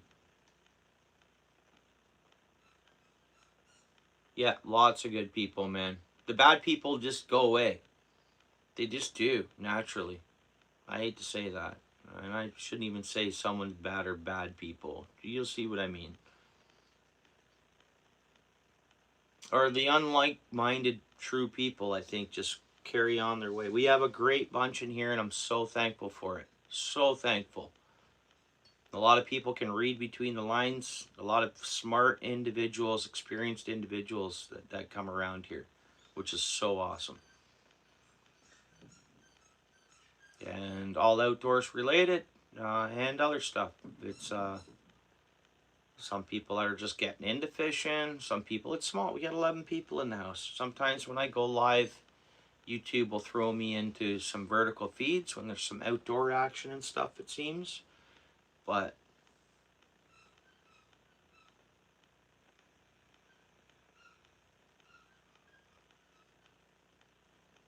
well, I got it right here. We can grab it and have a look at it, and I can show you. It's in my bathroom here. Show you what we're dealing with here. Where is it? I should be able to, there it is. I spotted out by the look of the rod. I got like 10 rods in here.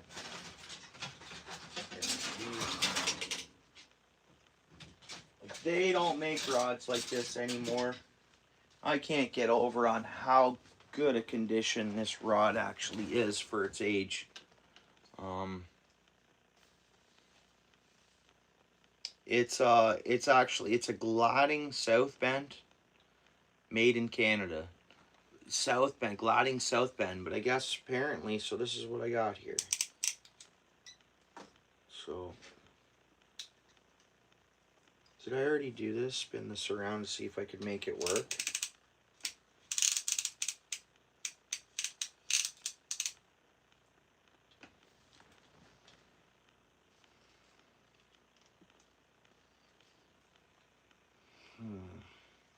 I could be wrong. Maybe I can take this apart. It's got a flathead screwdriver here and a flathead screwdriver here. Maybe I can switch it around and make it work properly.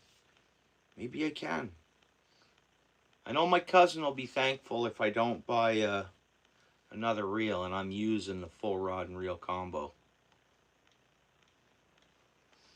Yeah, there is, bud. Dude, this thing is so old, and believe it or not, yeah, this has already been spun around. Oh no, never mind. Hold on. Hold on.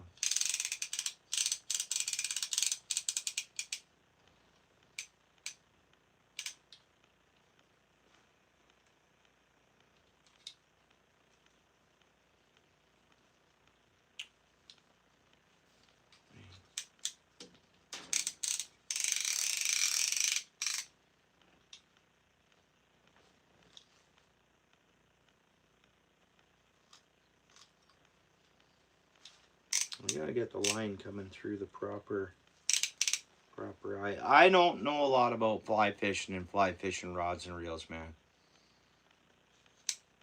You need a special type of line. Yeah. This line's probably been on here for, and believe it or not, the chap that owned this did go and catch fish on this with monoline. This, oh, we're talking, this rod is, my cousin, he stops in here sometimes. I think he told us roughly the age of it. I think I Googled it once too before, but my cousin knows more on the background of it.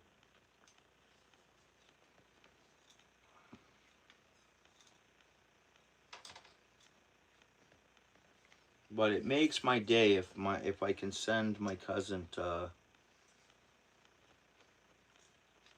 some footage of me using this thing and catching a trout.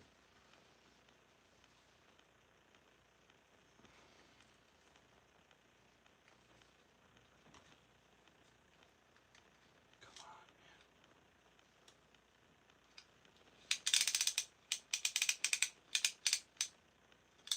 There we go. There we go. See ya.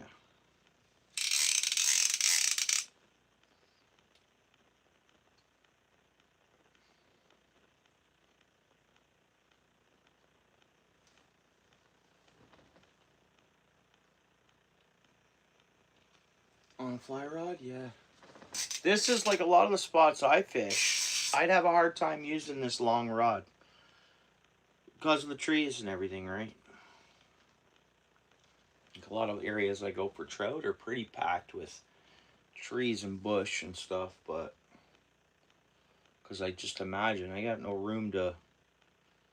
That's why you're standing in the creeks and in the rivers, right? You're away from the trees, but everybody knows in here I fish some spots that are pretty tight and actually small creeks and rivers, so it's all right. I know I got to get proper fly line and stuff. So if I want this to reel in this way, we did try to turn this around, but the flathead and the flathead, I'm sure if I take this apart, No, we looked at this. We can't. Because that, we did this before. This is all solid. So even if I unscrew this, it's not like I can take this side and put it on that side and bring it. Am I right by saying that? Yeah. Because that's a solid body, one piece. You had to buy it left or right. And if I spin it around, it'll just reel in backwards. Right? If I just turn this around, it's just going to... Am I wrong? Wait a second here. I think I'm wrong. I will. I'm sure there's a lot. Like, if you had videos on that, Owen, I'd support you on those videos. Because, I mean, so many people. Like, I meet a lot of guys. This week and last week, I met folks. Sure enough, they're either float fishing, they're just trout anglers. So many people are getting into fishing, and they're just like, I'll talk to them, and they'll be like, meh, that's okay, buddy. I only fish for trout. And I'm like, well, what do you mean? Only fish for trout? Yeah, some people will just only fish for trout. A lot of people getting into fishing, they want nothing to do with any other species but trout. Get their center pin rods, they get their, I don't know, I get it. It's a whole community, kind of. And so many of them are just fishing for trout, and that's it. And they've done a lot. I know some of my family's friends, they just recently got into fishing. They joined a trout club. Which one of these Tuesdays, guys, I'm going to go to one of their trout meetings. They're learning how to tie flies. Get this. To join the club, it's $20 a season. And they meet up once a week every Tuesday. And they tie flies and they learn stuff from others. And it's like a big community event. Like it's... So, I just don't know what Tuesday. Usually if it's nice on Tuesday, it's got to be a rainy Tuesday I go to it. Because Tuesday after work, we like to fish. Guys, we don't got to buy a new reel.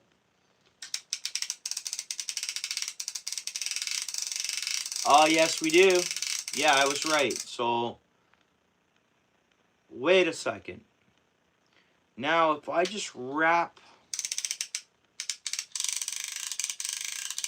Now, if I reline this and wrap the line the opposite way, because this does go each way, aren't I good? It's just the way I wrap the line. Am I right? You guys feeling me here? I'm sorry about this. I know this is kind of strange. But, okay. If I reel forward, like I'm going to reel in a fish, and it's letting line out, I reel in reverse, and it's bringing the line in.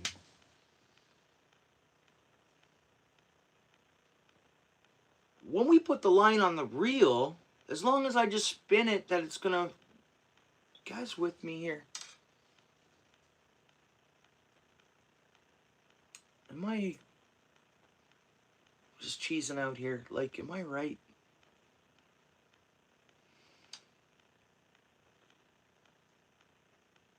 Yeah, I'm right. Am I not?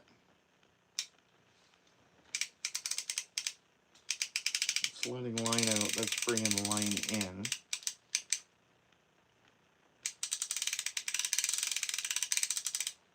This is messing with me. I guess the only way to find out is to try to put line on it.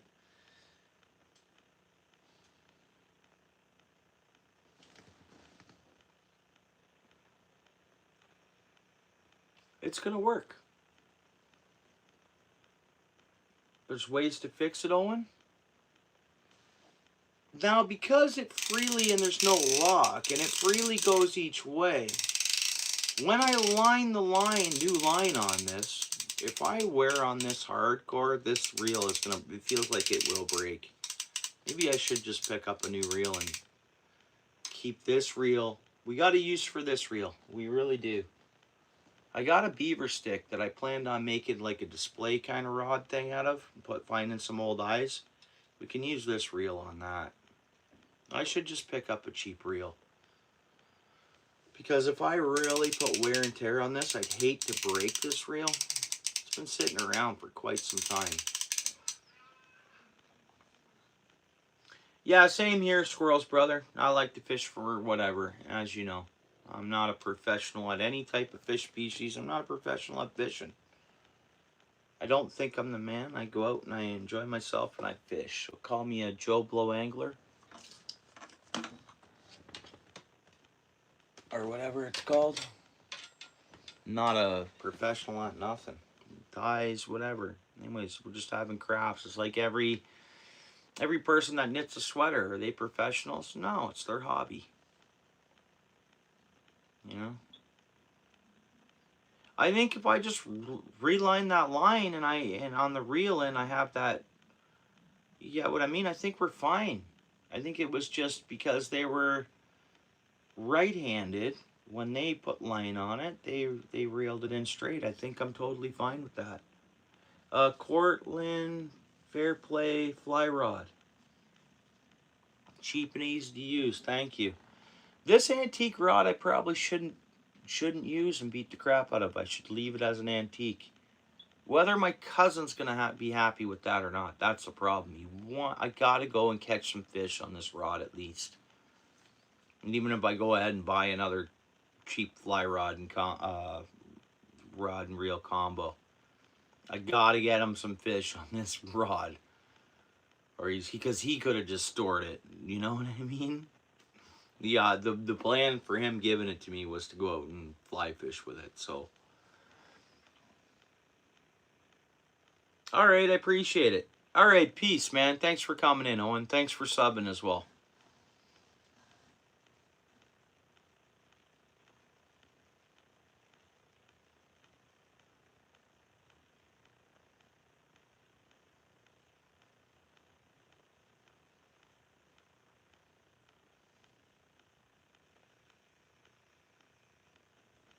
Thanks again, Owen. Yeah, Owen seemed pretty cool, eh? All right, let's throw this aside.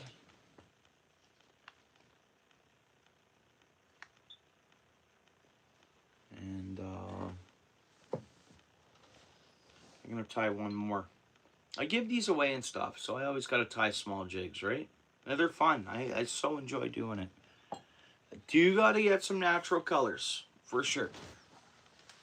So I'm not always tying. Okay, where'd the little pack of jigs go I had? And at the same time, I don't mind doing these kind of lives from home. We hang out, we chat. It's different than watching the rod. Totally different.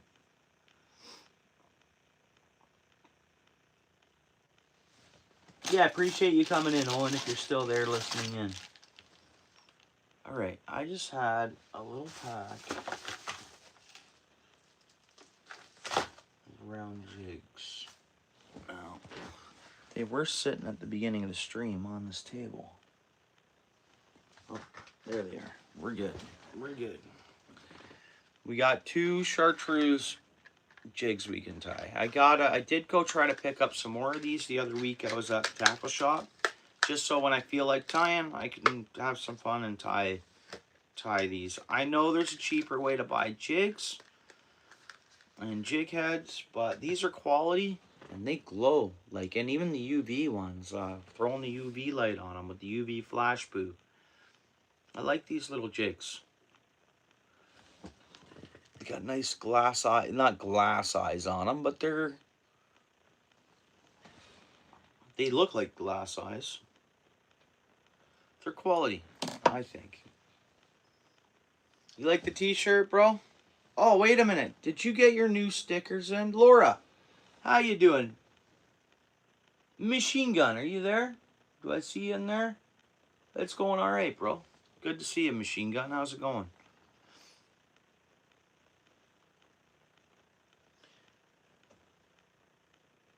Oh, right on. Critter, how's it going, buddy? Appreciate you coming in. Yeah, I met your channel through Michigan Gundog, I think. Thanks for coming in, bud. Yeah, right on. Right on, Machine Gun. How's your night? What you got going on this weekend? Easter weekend. Happy Easter, everyone. Anybody doing any fishing? Laura, how you been? I know you came in. I'm sorry I missed you on the last live, Laura. I saw it. I saw you came in afterwards.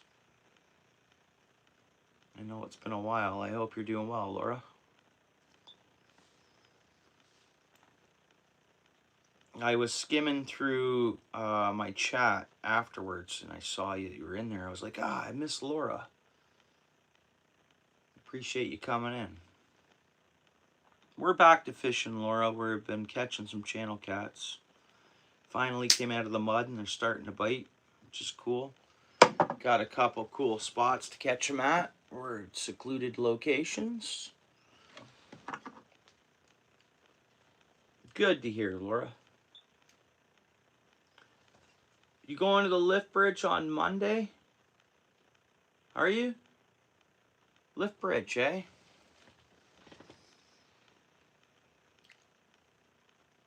Going to the lift bridge, are you? Like the lift bridge I know about, like local to me? Machine gun or the lift bridge? I have to work Monday. I thought of booking the day off, but like weeks ago.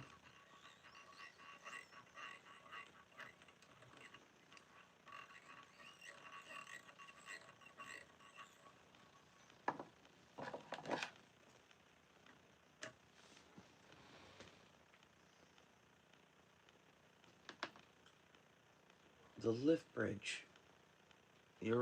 Our local spot. The lift bridge. Yeah, Lake Ontario, eh, machine gun? Nice, dude. Oh, no, that's okay. We didn't lose it here. Our line broke off, but that's fine. Nice, nice, nice. Awesome.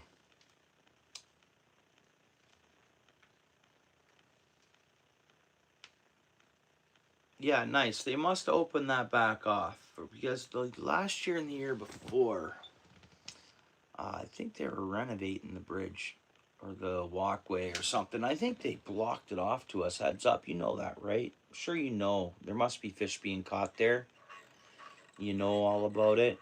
But they fenced off access.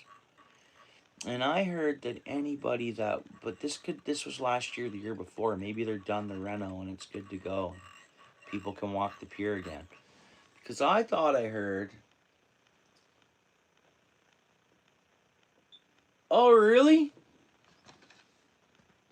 Dude, you fall on the ice, you fall on the ice. That's just part of nature. That's not the lift bridge's fault or the city's fault. And that drives me nuts, man. Man. It's not like you're at the grocery store on a wet, freshly mopped ground. That's outdoors, man. When we go out of our houses and we're outside, bridges, walkways, it's up to us to know what's safe and how to walk on stuff or not. We fall, we fall. Look at ice fishing. You go ice fishing and you walk out without cleats, you're falling a few times. You suing somebody? Like, come on, man. Really? Dude. Dude. Yeah.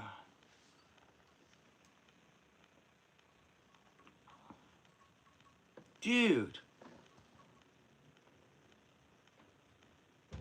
It should be, you'll still go there? Yeah, that's fine.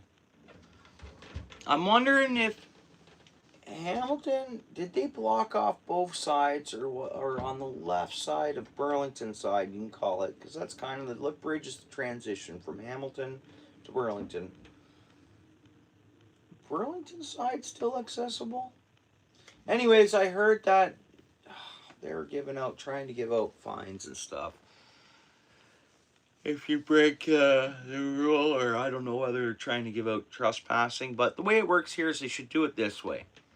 Post at your own risk signs, or say no access, but don't police it. That's what they did with all the toboggan hills. Same thing with tobogganing. That's what happened with that. Someone apparently got hurt on a toboggan hill. Man, tobogganing, man. Don't know what's going to happen.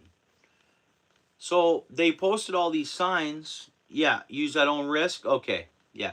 So they posted, like, on any hills around me, it says no tobogganing as a bylaw. This. That's just to cover their butt. You can go tobogganing all you want. They're not going to bother you. Nobody's going to bother you. But if you get hurt, you can't do nothing about it because you're breaking the rules. There's signs everywhere. You weren't supposed to be tobogganing. So it's just everybody still goes through? Cool. All right. So that's what they're doing. They're not policing it. They're letting it go, but their butt's covered by the sounds of it. Yeah. Nice. Hey, dude, I don't doubt there's good fish that can be had there right now. I know walleye are closed there right now, but it's walleye too, man. I know they're closed, but the trout are open. And yeah, there's probably some great fishing to be had there. To me, it's always hit or miss. I have not nailed. I've gone there and witnessed a guy catching a fish. I haven't put tons of time in the lip bridge. You know what I used to catch there when I used to go there years ago? Sheephead, man. Big freshwater drum. I know it might sound funny to you, but I've had a hard time catching a trout there myself. But I know a lot of other people do. Like and have had great luck and success there for. But there could be brown trout there too right now. That's cool, man. You want to know another good spot, Michigan or Machine Gun? My bad. Go a little further up to 50 Point Rocks, man. Go into 50 Point, pay to get in. I'll give you the spot, or I'll tell you about the spot. I want to go and spend some time there. It's a big, wide open lake. You go in by the beach. You go over to the right. You familiar with this?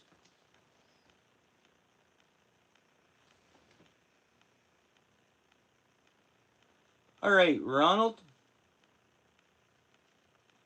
Welcome in, bud. Yeah. So that can be a decent spot for casting off the rocks. So off from the bridge, or off from the beach, there's a point that goes up, climb down, use at your own risk. It's dangerous, man. It can be dangerous there. For sure it can be. Everywhere we can go can be dangerous. We gotta, but yeah, so cast spoons and whatever else you fish for. I've known guys to just fish roe bags there and do all right. That's a good spot for casting. To me, it's a better spot than the lift bridge, but I could be totally wrong. It's just me that hasn't had the luck at the lift bridge, besides for sheephead.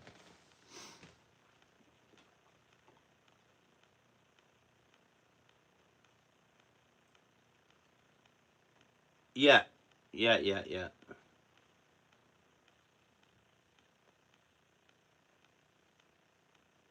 Yeah. And that's sad that they stopped. Someone caught a big brown trout in that pond, eh? You didn't stock it with brown, so a bird either dropped it in there from the lake or something. They only stocked that with the rainbows, right? Same thing at Christie's. Those ponds were awesome. I'd hit them every trout opener. And we keep them. They were farmed fish, not farmed, but stocked farmed fish or whatever they were. You'd eat them. I taught my son how to fish there. I used to love catching those trout. Trout opener. They used to stock it once a week there for a while. I think, why did they stop those trout ponds and stop stock and everything? You know what it is?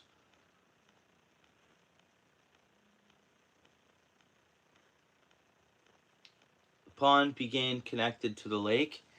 Yeah, and those farmed fish, they don't want mixing with the native species. I totally get it. They can have, apparently, like fish diseases and stuff.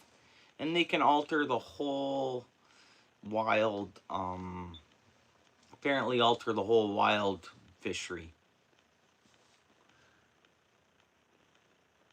It's raining and cold. It is here right now. We're still 3 Celsius on my computer, it tells me, which is, I don't know, what are we, 40 Celsius out? Not even? Less than? I don't know what 3 is, or 40 degrees. It's supposed to warm up tomorrow, though. This up and down weather we're having, eh? It is supposed to warm up. But same, spit and rain. I'm going fishing in the morning. What time is it? 11:41. I'm going fishing in the morning, and I hope it's not flooded out. Which I don't think it will be, because it's been like pretty much spitting and just wet out. We had some downpours the night before, but that'll be all long past through. Man, because I hope to get on some good fish in the morning. I'm gonna go live. I'm playing it by ear what time I get there, but kind of I should get there as early as possible if I can. But I just hope the temperature. Pardon me, guys. I'm tired. I got up at like 5 a.m. today.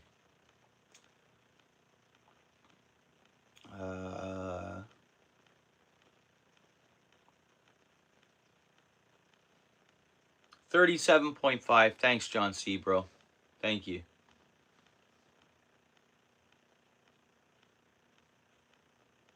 Big time strong winds. Yeah, and I'm fishing near a dead tree. That's okay. I'm hoping in the morning it's not super strong winds. It's going to pick up, I think, because just naturally, even on the windy days that I've been out fishing, as soon as kind of dusk comes, just before dusk, it's been glassing up. Ugh, pardon me, guys. I'm going to have to go to bed soon. But I'm going for it, man. I'm going to go. I fished in the wind before. I'm bringing the mic because I'm going to go live. I'll bring the mic in case it's super windy so we don't got to deal with the wind noise. Even though I don't like the sounds of my lives afterwards with the mic. But in the event it's super windy, the mic works good and you hear me, but I like natural sounds a bit.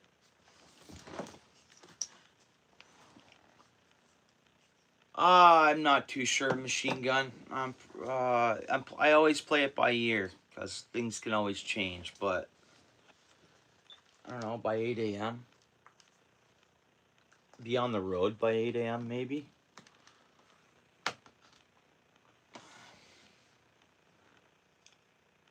Maybe earlier. I'm playing it by ear. I thought maybe it was going to be one of those nights that it's going to gradually go up in temperature overnight. But I'm not watching it climb, man. We're still, like John C says there, we're still at the 37.5 or 3 Celsius. Cold there. It's hot, then cold. I know, John C. I think we're dealing with that all of April.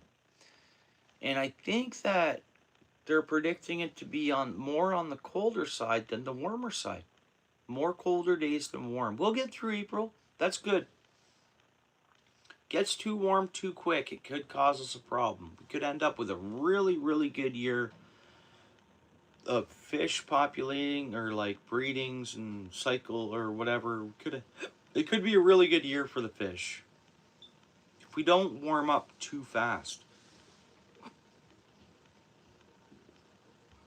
Good for the trout. Good for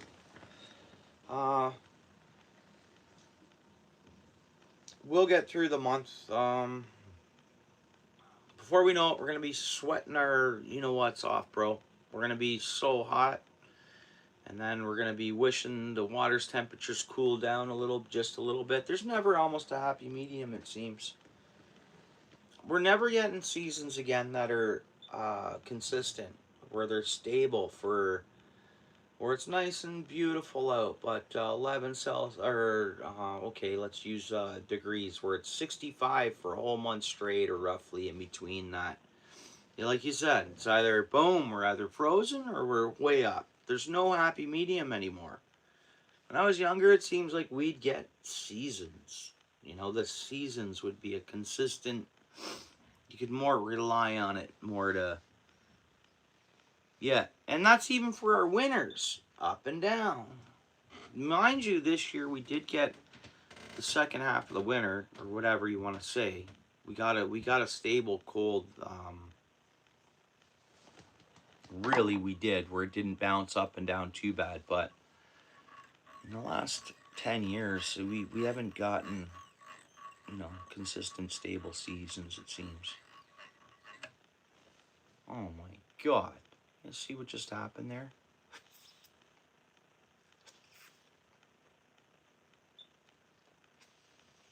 Should be able to suck that line back up in there. And I didn't. We got 16 people hanging out, eh?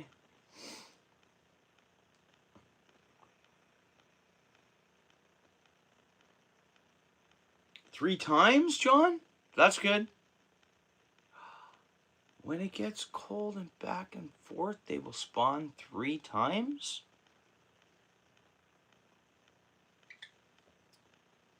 Will spawn 3 times?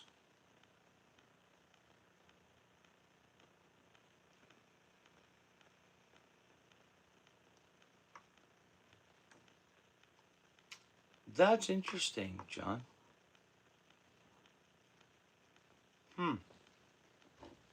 Well, they warmed up and then it cooled right down. I think it had effect on the suckers that was trying to catch. Yeah, you can go to the mouth of the lake or mouth of the thing and maybe have an easier time. But I'm trying to find one of these creeks, and they're probably in there. But I don't know whether they got stunted on the run or.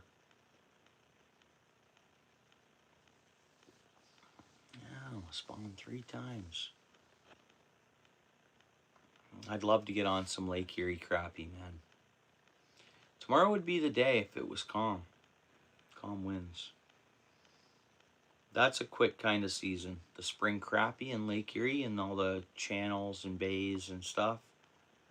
And then they disappear. They go back out deep. You'll catch the odd one, but really they just come in a herd and leave in a herd. And they're catching them there now. Last weekend, young lad was catching a bunch out there. The place I launched my boat posted. Now they up their launch fee to $20, or I can buy a membership for $250 for the whole year. But I don't go enough. If I only go 4 times and I pay $20 a time, 20, 40, 60, 80, put out $250 to go 4 or 5 times. You know? Laura, so like where I'm at in Ontario, there's no snow. But like there's still snow up north. I'm so far south. I'm further south than you, Laura. You're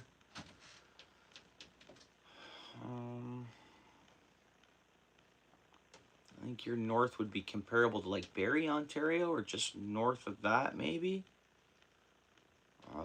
I'm so far in the south. We sometimes we won't get snow, or we will always get some snow, but where I'm at, there's no snow. It melted. It melted like a month ago now or something. We did have snow for the winter though, Laura. So Ontario is so big. We have almost where I'm at in Ontario, no snow, but we got polar bears in Ontario. So Ontario is so big.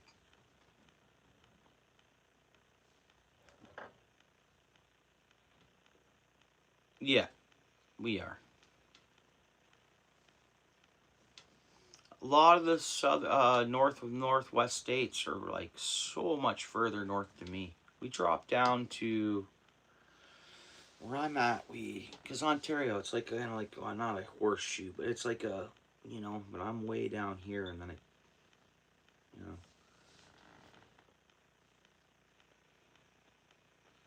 Yeah, we'd be considered not central states, but not far off it. Really, for as far south as we are.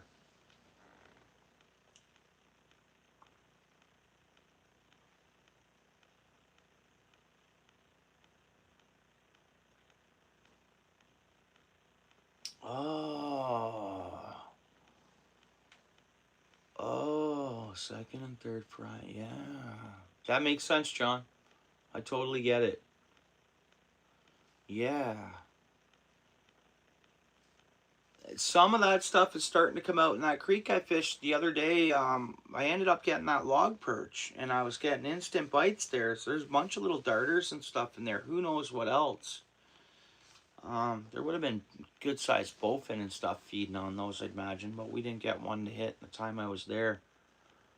But that totally makes sense, and I think finally now some of that's coming out here. Yeah, that's cool, John. That would make total sense. Right on, man. Good point. Second and third fry. So, but it's not like they redevelop eggs. They must have eggs that they don't fully do their spawn cycle. So what you mean by second and third? Because like they'll develop over eggs in these fish. They'll start developing fairly early in the winter. I've caught perch. Pretty sure I've seen starting to develop eggs, and even in November, where they got to carry through the winter. Pike will develop eggs. I know we're not talking about pike, but I've caught pike in January that were full of eggs, and they're not going to spawn until March, maybe. My day was awesome, Josie. It was a good day. Nice and smooth at work. It was a good productive day. All bosses and company happy, and I was happy with the day. But it was cold, so I got home. My lady went out and got some last minute stuff because we have some stuff going on this weekend. And I was supposed to paint some trim tonight, not getting done. And I'm going fishing in the morning, so there's not being trim painted. I'll paint. We don't need trim painted for what we got going on. And I'll paint it. I'll paint it sometime after work next week on one of the rain days. How was your day, Josie?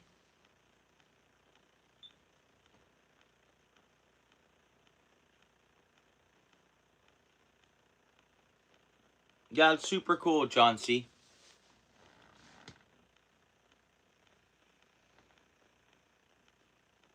Yeah. It is, and I only have a window of like a half a day tomorrow to fish. We've got lots going on this weekend.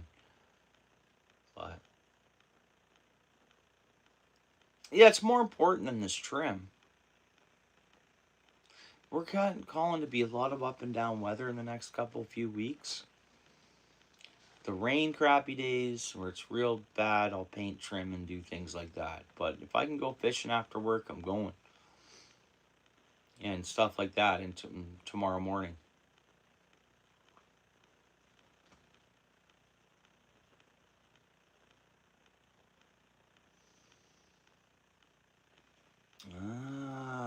Awesome, John C. Very knowledgeable. Thank you so much, John. Make sure you email me an address if you don't mind too. Yeah, it's so cool.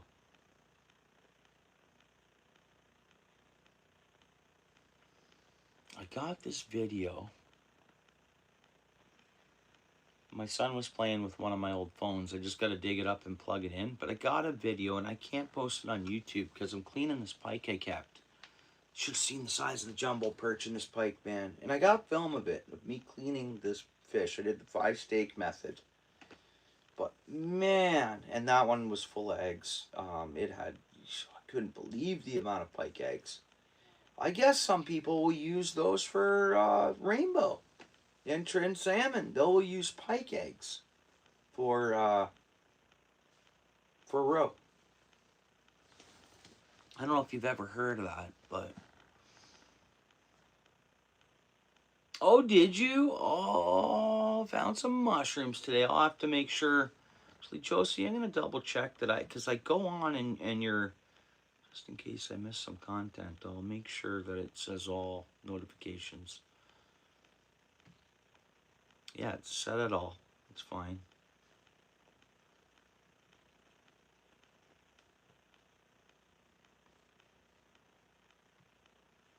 Just, oh, yeah.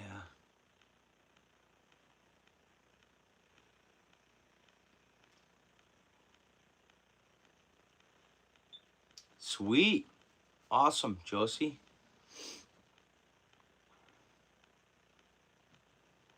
That's another thing I've been wanting to get into is foraging.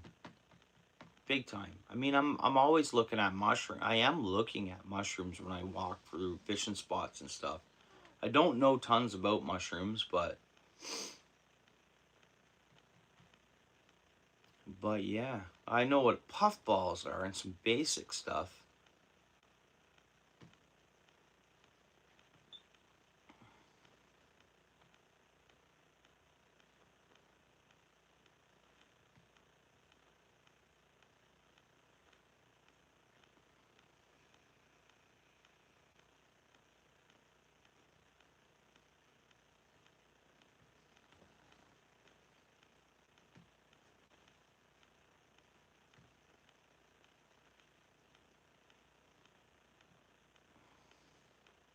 I didn't monetize this live, guys. I'm seeing here. I just did now.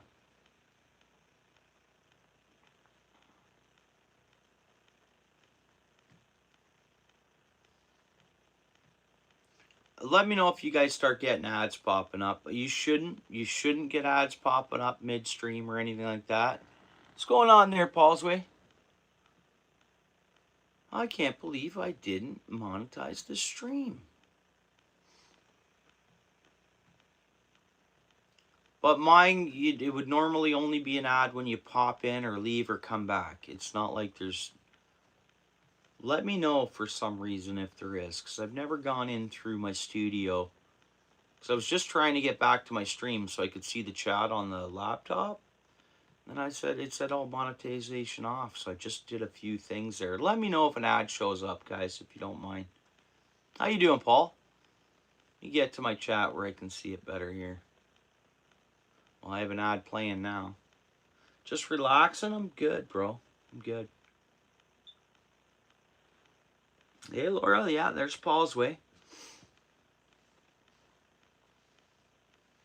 Pretty much a lot of the same folks in the channel. Now let's try to think of folks we don't see anymore. Or, you know, so many folks seem to... Yeah, that's good. Laura was always in on pretty much almost every stream. She'd pop in and hang out when we were fishing last spring, I think it was. And throughout more, Laura, don't get me wrong. It's been a while since we've seen you. I know you were in the last stream.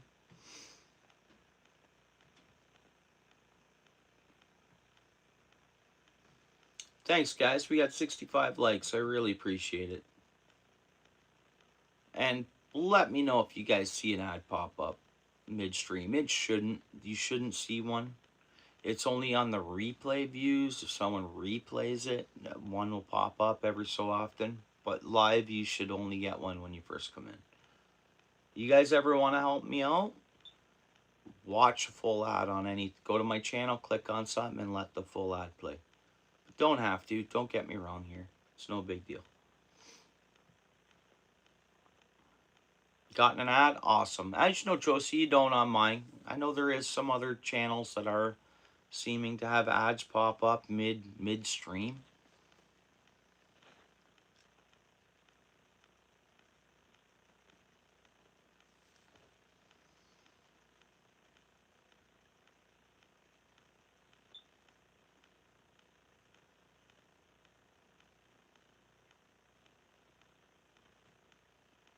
Well, we tied a couple jigs tonight, guys. We had great conversation. Very good. Gotten an ad. Awesome, Laura. Thanks. Appreciate that.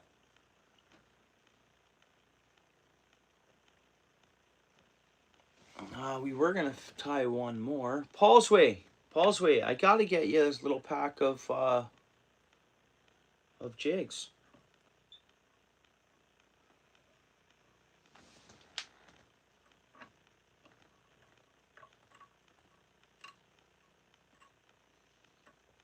And spinners and stuff. I got a little package for you, dude.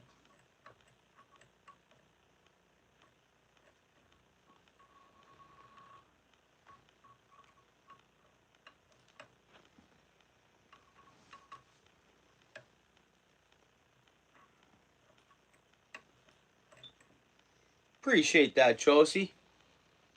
I so appreciate you, Josie.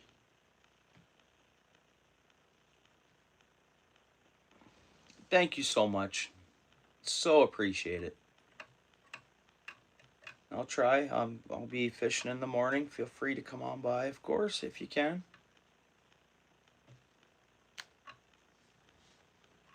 I think everyone in here is connected to Josie. We do have 14 folks in here, so great channel. Catches lots of fish and stuff. Just go check it out on the mushroom hunting. You'll see what I mean if you head over and check out Josie's channel.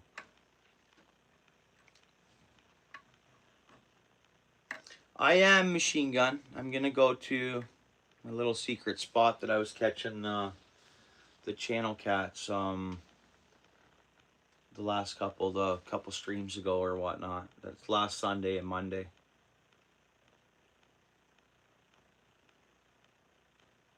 That's okay. You're going fishing? Well, good. Awesome. Yeah, for sure. If you're alive, I'll definitely stop by, Josie. I'm only fishing until like noon, so in and around there. No, I'm gonna fish. No, I'm gonna fish the Machine Gun. I'm gonna fish the Grand, bro. I gotta get on them. I want to see if we can see something else, maybe too. I'm itching to see a bowfin. I'm itching to see a bowfin, and there should be bowfin in and around there.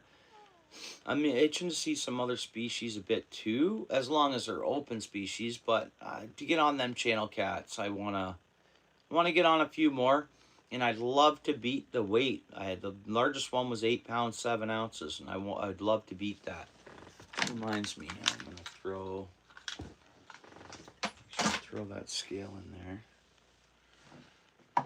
I want to catch a 10-pound channel cat tomorrow if I can. And if not, that's fine. I just want to enjoy the outdoors. I hope it warms up. Attempts to jump tomorrow. Thanks again, Josie. So awesome.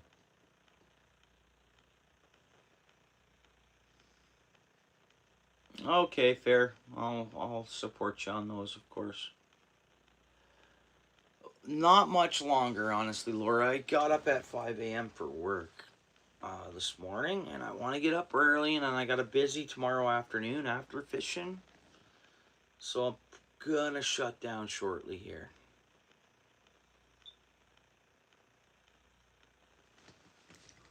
Just because I gotta get some sleep.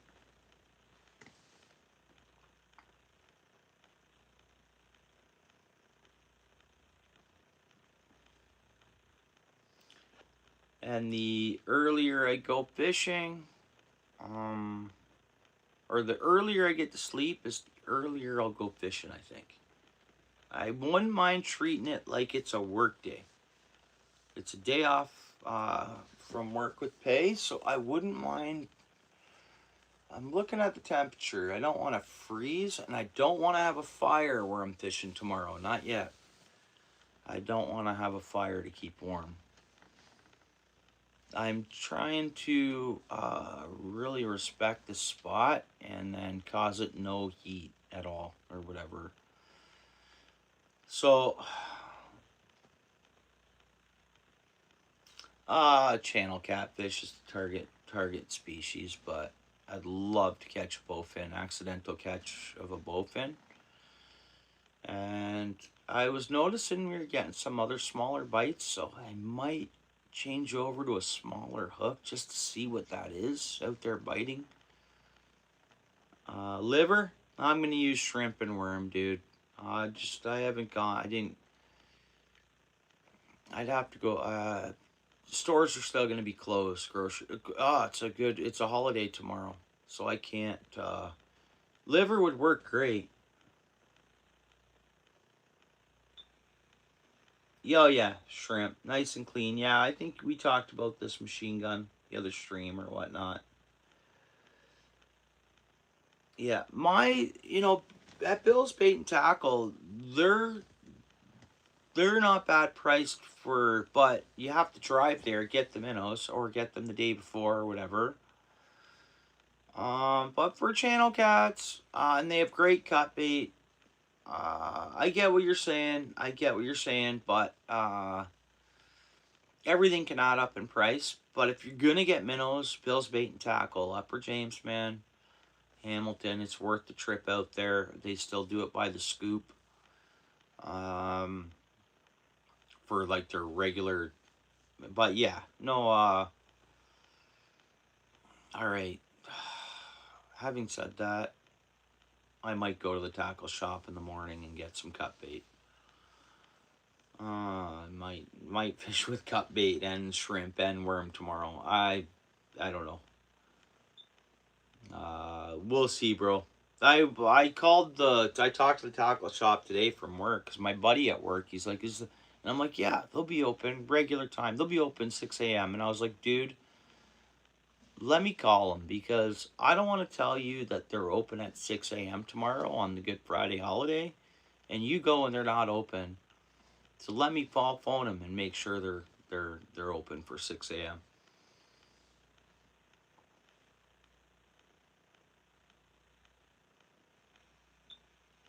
Yeah, I love using the shrimp, and I think it's great early in the year too. I don't know, but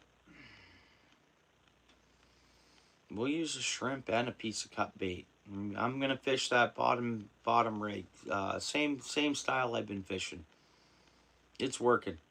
It's working. We're not rolling down the river in that method, and we can have two baits out there on one line. It's working. But yeah, I'm gonna stop by and see the tackle shop, say what's up, and get some cut bait. And see if my buddy from work's there right at 6. That's saying if I get there right at 6. If I get at 6:30 latest to the tackle shop, maybe. I don't know. We'll see. But I should get some cut bait. We want to break that 10-pounder. We want a 10-pound catfish. So let's make sure we try anything we can do to entice that big old channel cat there, river channel cat. And maybe 10 pounds isn't a big catfish. You got people in the States. It is for Ontario though. If you get a 10-pound catfish, that's a good catfish for Ontario. That's my opinion. 10 pounds. I mean, our record is only 29 pounds.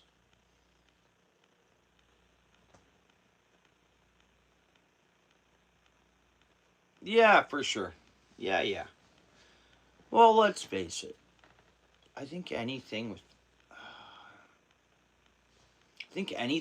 that has protein in it or some type of meat based or anything protein, channel cats will find and eat. I think there's protein in a hot dog, meat. It's I've heard of a lot of people using hot dog for catching channel cats.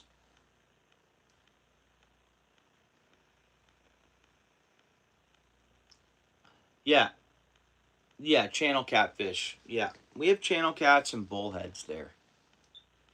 No, we don't get the blue. We're supposed to, if you look up blue catfish, those blue cats, they're apparently in the lower Great Lakes Basin, but I've had my heart set on catching one out of that river I fish, and it connects to Lake Erie. I've even caught some blue looking ones that their belly was puncturing out, like, to almost give it a shape of a blue, but it's not. It's a channel cat. When you look at the dorsal fin, it's a dorsal fin, right? Or the anal fin for as many rays. I guess a blue catfish will have 38 or something like that, and a channel cat will have like 28. Good way to tell them apart, but you can tell they have a different shape, like a body shape to them. But you get the odd channel cat that has a bluish, purplish look to it. But I'm dying to catch a blue catfish. Or more into cut bait? Yeah, you got it. You know it there, Josie. That's right. And a lot of times with the catfish, bigger the bait, bigger the fish. Right?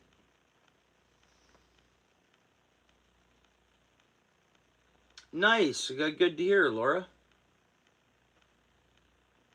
Nice.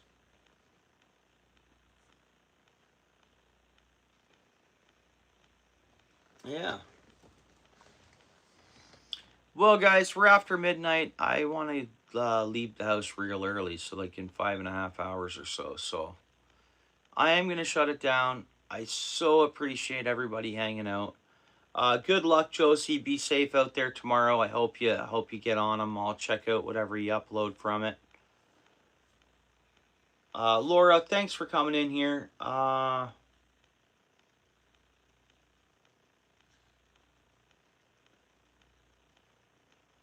Game fish, like bluegill, drives you nuts that I can't catch a bluegill and whip it out there and fish with it. Paul's way, like a bluegill. You mean being able to just throw a bluegill out there? No, I know. Or whatever. Yeah, for sure.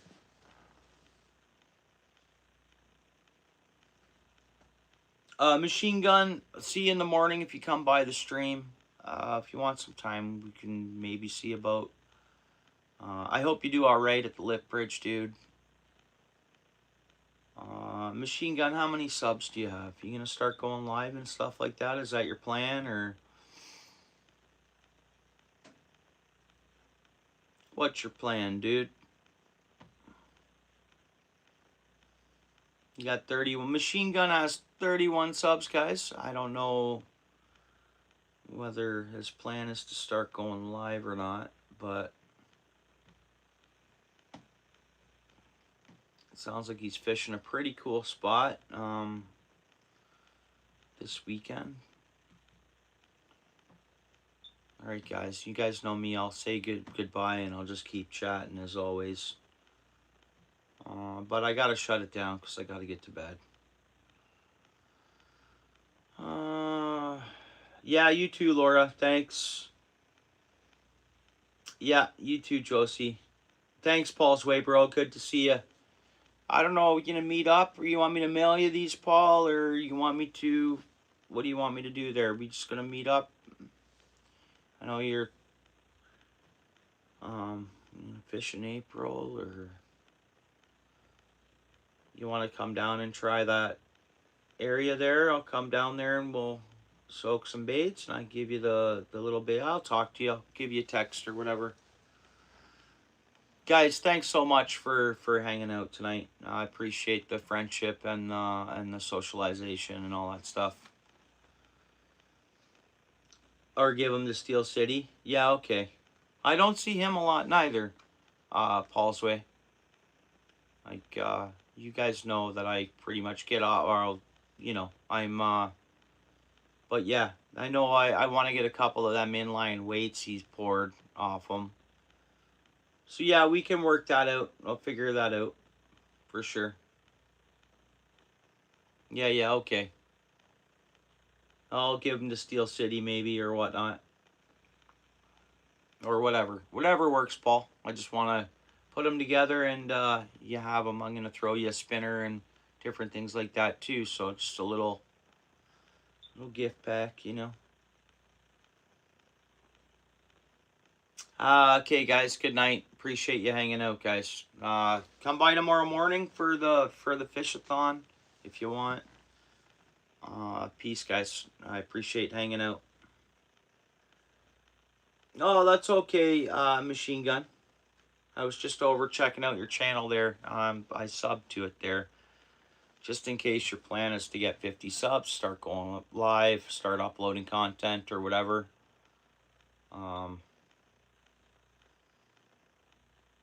Whatever. Good luck there, Machine Gun.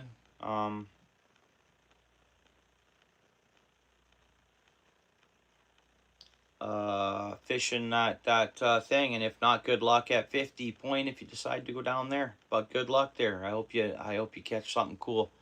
Please post a short if you do, at least so we can see it. Yeah, that's cool. Bigfoot and music, that's cool. Yeah. Throw some fishing in with that. Right on. Whatever works for you. But if you don't mind, if you catch a nice one off that pier there, throw a little short up for everyone. That'd be cool. Or whatever.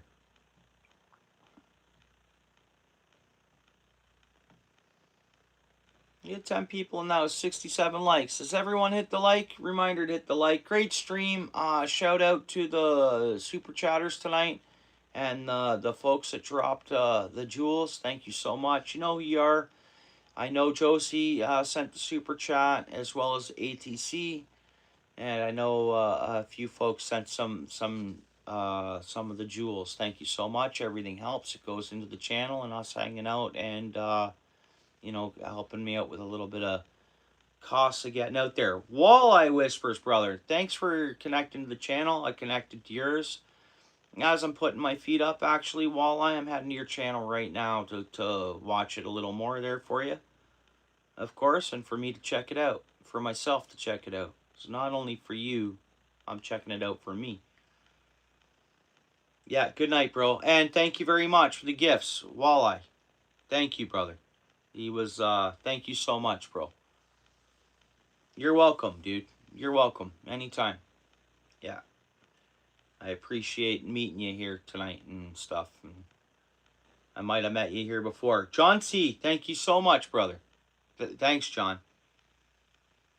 John C., huge, big supporter, knowledgeable guy, does a lot of research, gets to the bottom of a lot of things. Thank you very much, John. Big part of the community everywhere. Awesome. Thank you, John C., thanks. Paul's Way, we'll talk to you soon, brother. Thank you as always. Again, good to see Laura in here again tonight. She was a big part of the channel a lot, you know, at almost every stream last spring and so on. Josie, again, thank you so much. I don't want to forget anybody. I know we've been going for 274 minutes, guys. So we had pretty much the whole crew come through tonight. Pretty much, I'd say. Yeah. Oh, thanks, John. And it's not only me that makes it like this. It's everybody in the chat and all of the socialization and the good group of folks is what makes it all. And the stars align for us to hang out, guys. So it is what it is meant to be. All right. Appreciate you so much, guys. I'm going to get some sleep and get out fishing in the morning. Hopefully we nail them. That would be awesome to break my 10-pound channel cat. Not sure if it'll happen. Maybe we'll get a surprise catch or something like that. Thanks again. Yeah, always, Paul's Way. Yeah, for sure. Yeah, thanks, John C. Good night, everyone. I hope I didn't miss anybody. I don't mean to. I appreciate, again, everything we're doing around here, guys. See you tomorrow, maybe. If not, of course, I'll see you around the internet or something, or around the community. Guys, thanks. Make friends with one another, stuff like that. A lot of like-minded folks are in the chat. Good, solid group. Thanks again, guys. We'll see you tomorrow.